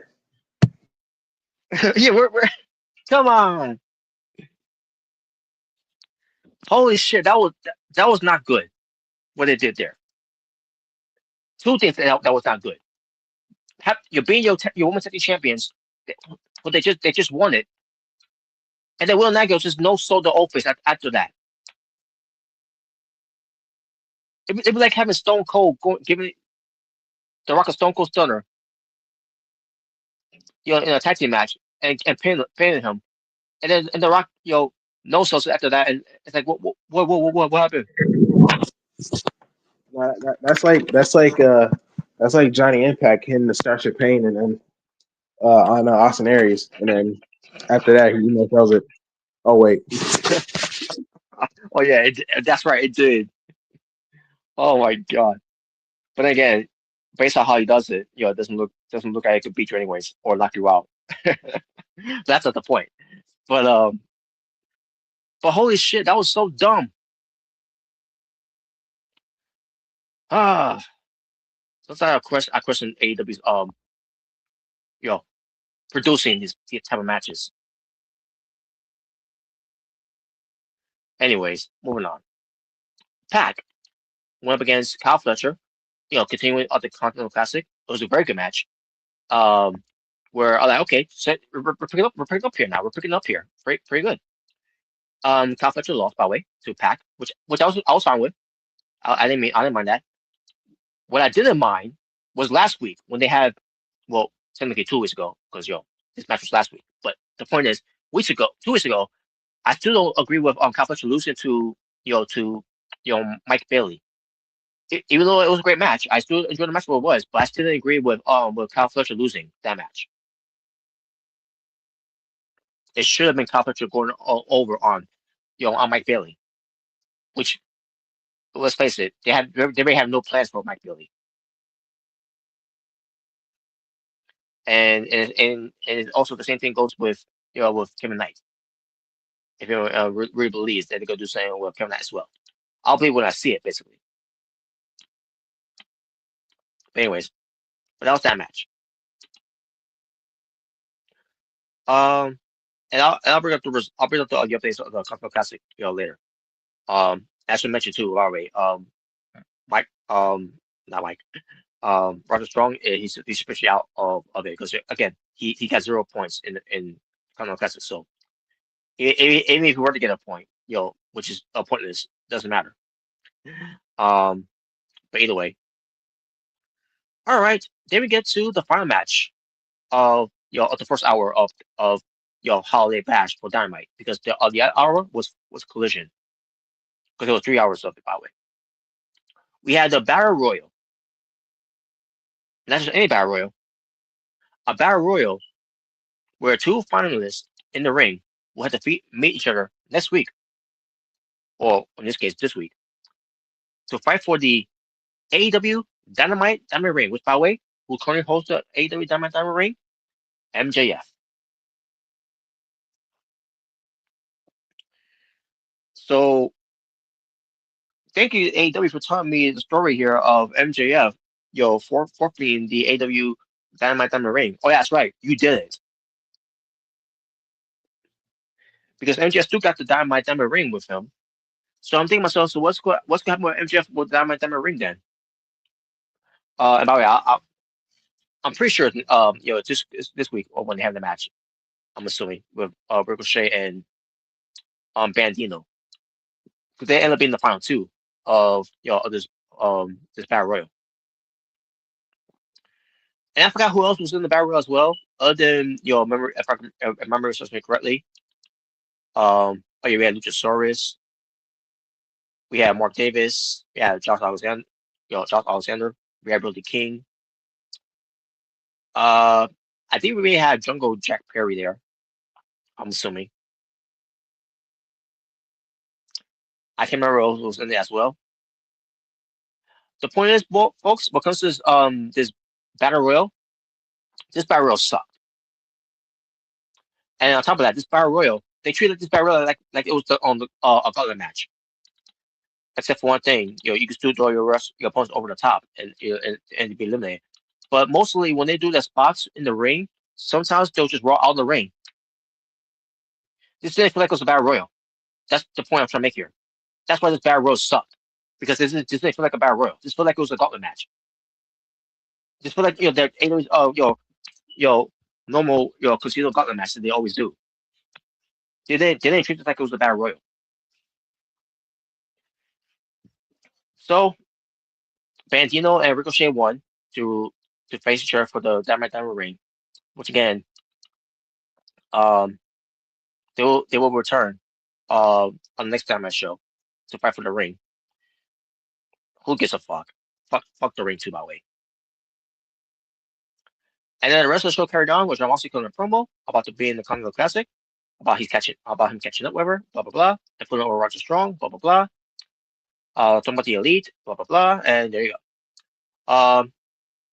We had Orange Cassidy. I think he defeated Mascara Dorada. Yes, he did. He beat him. Didn't watch, didn't care.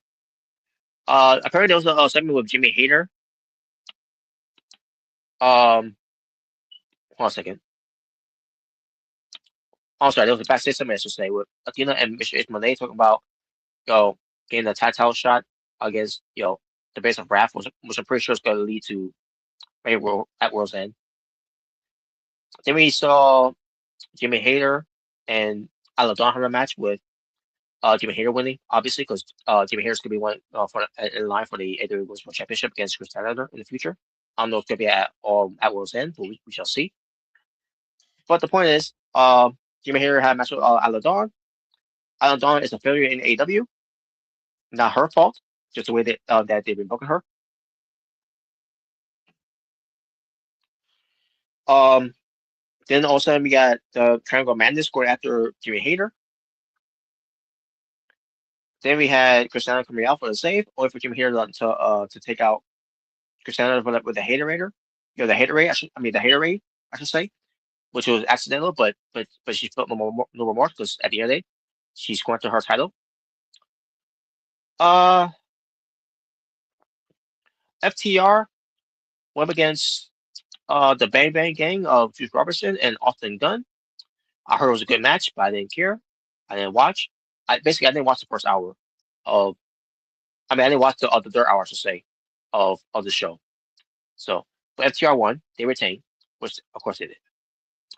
And there you go. I'm about to say about this show. Yeah. Didn't care about the show at all that much. The show sucked. The only thing that was my interest of the show was the segment with the contract signing and with the return of MJF and with the match with Kyle Fletcher and Pac. Other than that, the rest of the show fucking sucked. It was fucking garbage. And that Battle Royal was insulting my intelligence. So now I got that out of the way, folks. I'm gonna wrap it up now. We'll talk about the Sports Illustrated year end awards for next time for BTA, which I'm gonna say it for Thursday because for Tuesday and Wednesday, because I think the script is Eve right now, right? No. I'm sorry. Christmas Day is on Thursday. Yeah, Christmas Day is on Thursday. So what I'm gonna do, I'm gonna save it for Friday for BTA. The night after Christmas. That we're gonna do a BTA episode. That's gonna be Christmas theme.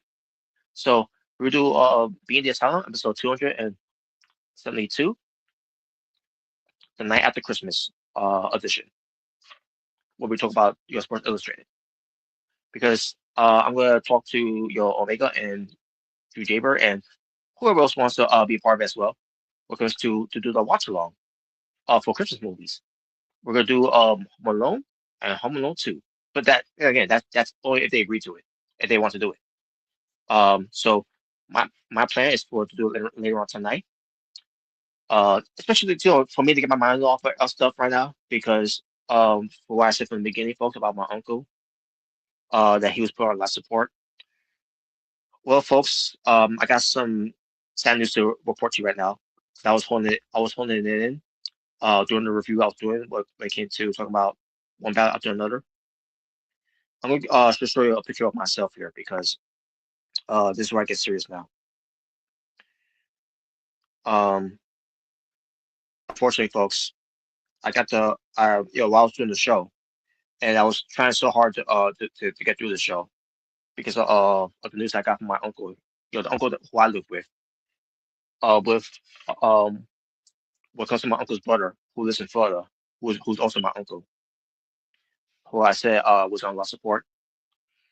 Unfortunately, he's no longer on life support. He unfortunately passed away. He's gone.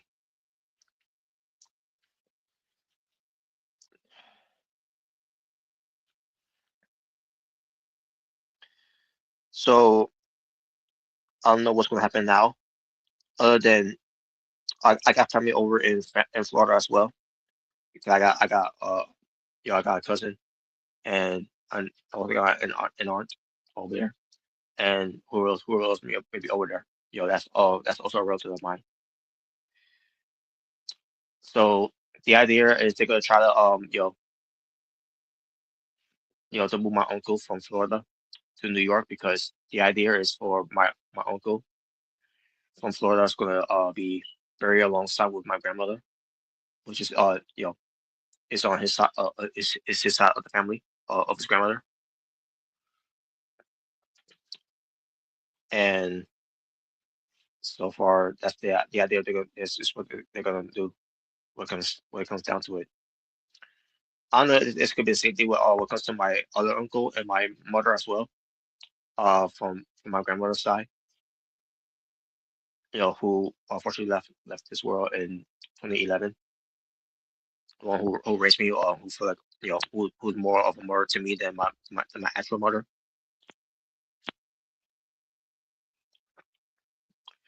So I don't know what's gonna happen. If that's gonna be idea to transfer his body over here to New York. So we got had the funeral and then you know and do the burial and all. Because the idea at first, with him being on life support, which he unfortunately is not, my cousin, who um who lives here in New York with me with her three kids. She was going to go over there, to see him for the last time, but unfortunately, she didn't have the luck to the or the wish to get that. And I feel sorry. I feel more sorry for my cousin for that. And the reason I say it is because when my grandmother was not doing well from my father's side, because I already shared the show with you guys this past summer, um, or just at that case this past spring, where I took time off from work, even though I was only working weekends at the time, but I was taking time off from work and you know want to see her for the last time before because it wasn't looking good for her to make it. It was not a case where she was on life support or anything. It's because she was breathing on her own. She's still hear things. She's couldn't talk. She's just put there to lay in bed, and she got to be taken care of when it comes to being nurturing and all.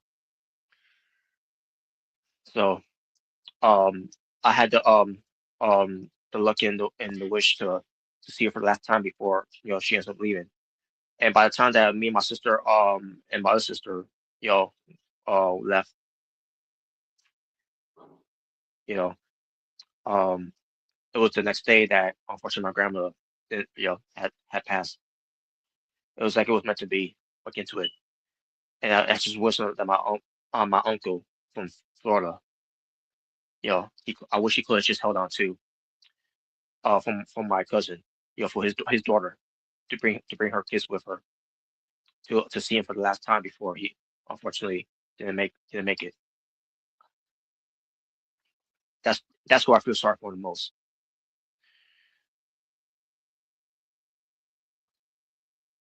So my prayers will go you know to her, my cousin, and I'll say it. I'm gonna need all players too, because he was my family too. He was my uncle. That I always loved, and and and unfortunately I never get to really spend time much with him, you know, when he went away to Florida and all. So that I wish I could have done and to but the only time I last last seen him besides visiting him that one time in 2013 was I believe I can't remember, it was like maybe what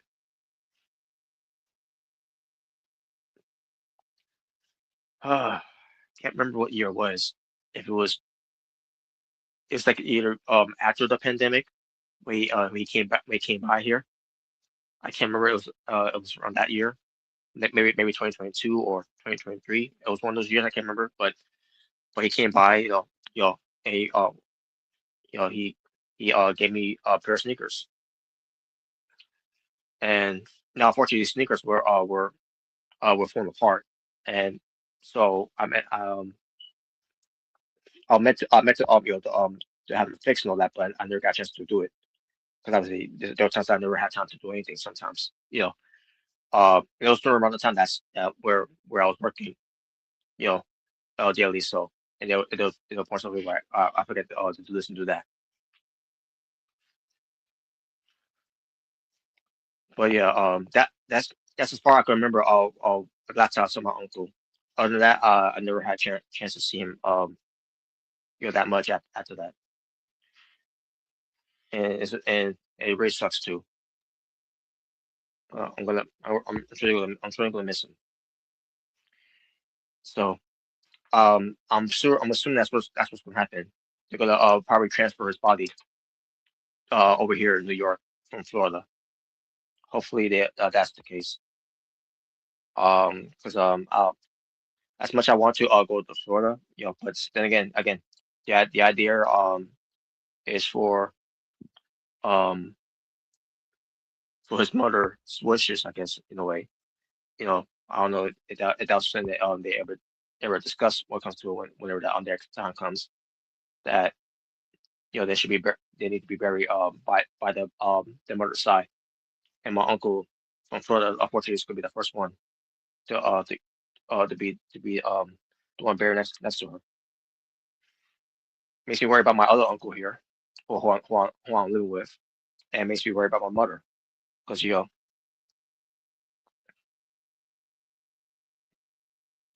sometimes is never is never the next day is never promised, and this is unfortunately the case here. But anyways, folks, I apologize for all this, for this diatribe, for talking about this. I really wish it would have been this case, this situation, but fortunately it is, and I do apologize for about this, and I know it's something that y'all don't want to hear and all that, but it's just something that we eventually we all have to go through, in life. Sometimes life throws you a curveball with this, these type of situations. I don't know, man. I got really emotional, when my grandmother passed this year. When it came to the time to bury her and all that, and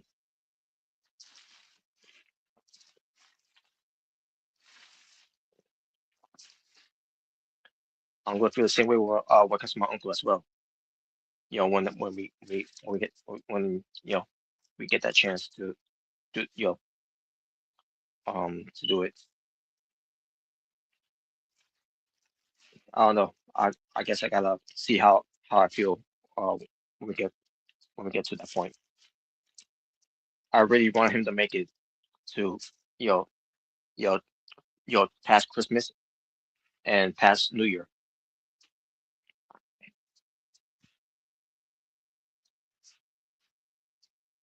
I could we couldn't get that, for all the thoughts and the prayers we were getting from people on Facebook, from from from family and friends. I appreciate them, and I love them for that. and that we thanked them for that, but unfortunately it wasn't enough. And I just hope no else have to go through this pain. But then again, that's something that we do have to deal with eventually. You know,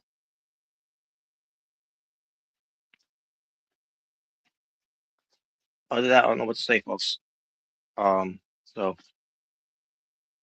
I'll keep you guys posted. But at the same time, I got do what I gotta do to try to move on. You know, because at the end of the day, life goes on. So, folks, um, always love your loved ones close to you, because you never know that tomorrow is never promised. You never know when that time does come when you know they're when they're no longer here.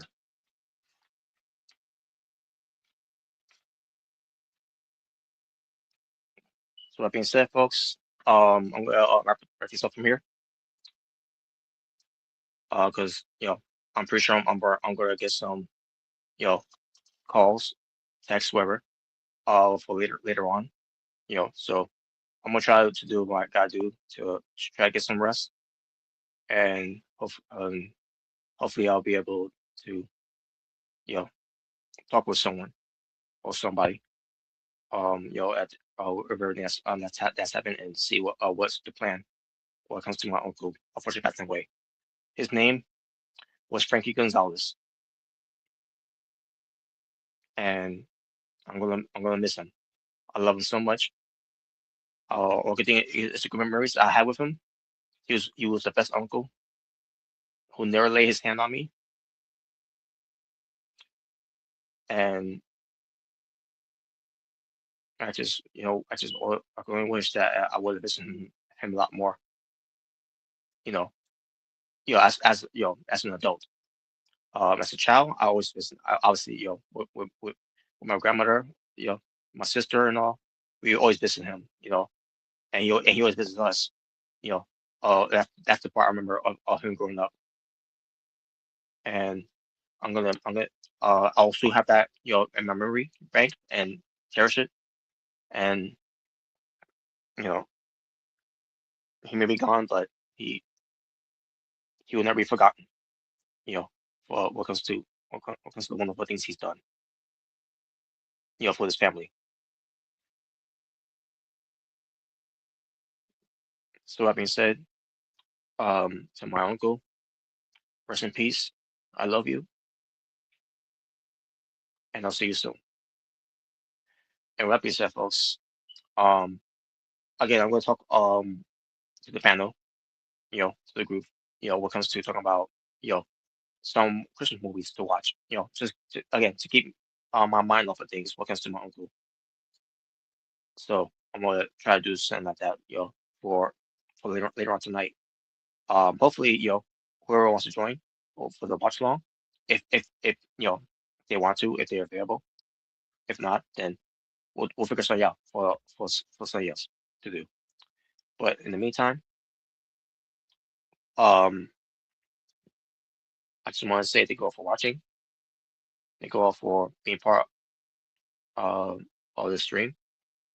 What comes to Jordan Williams, to Drew Jaybird, and you'll make a red with yours truly here.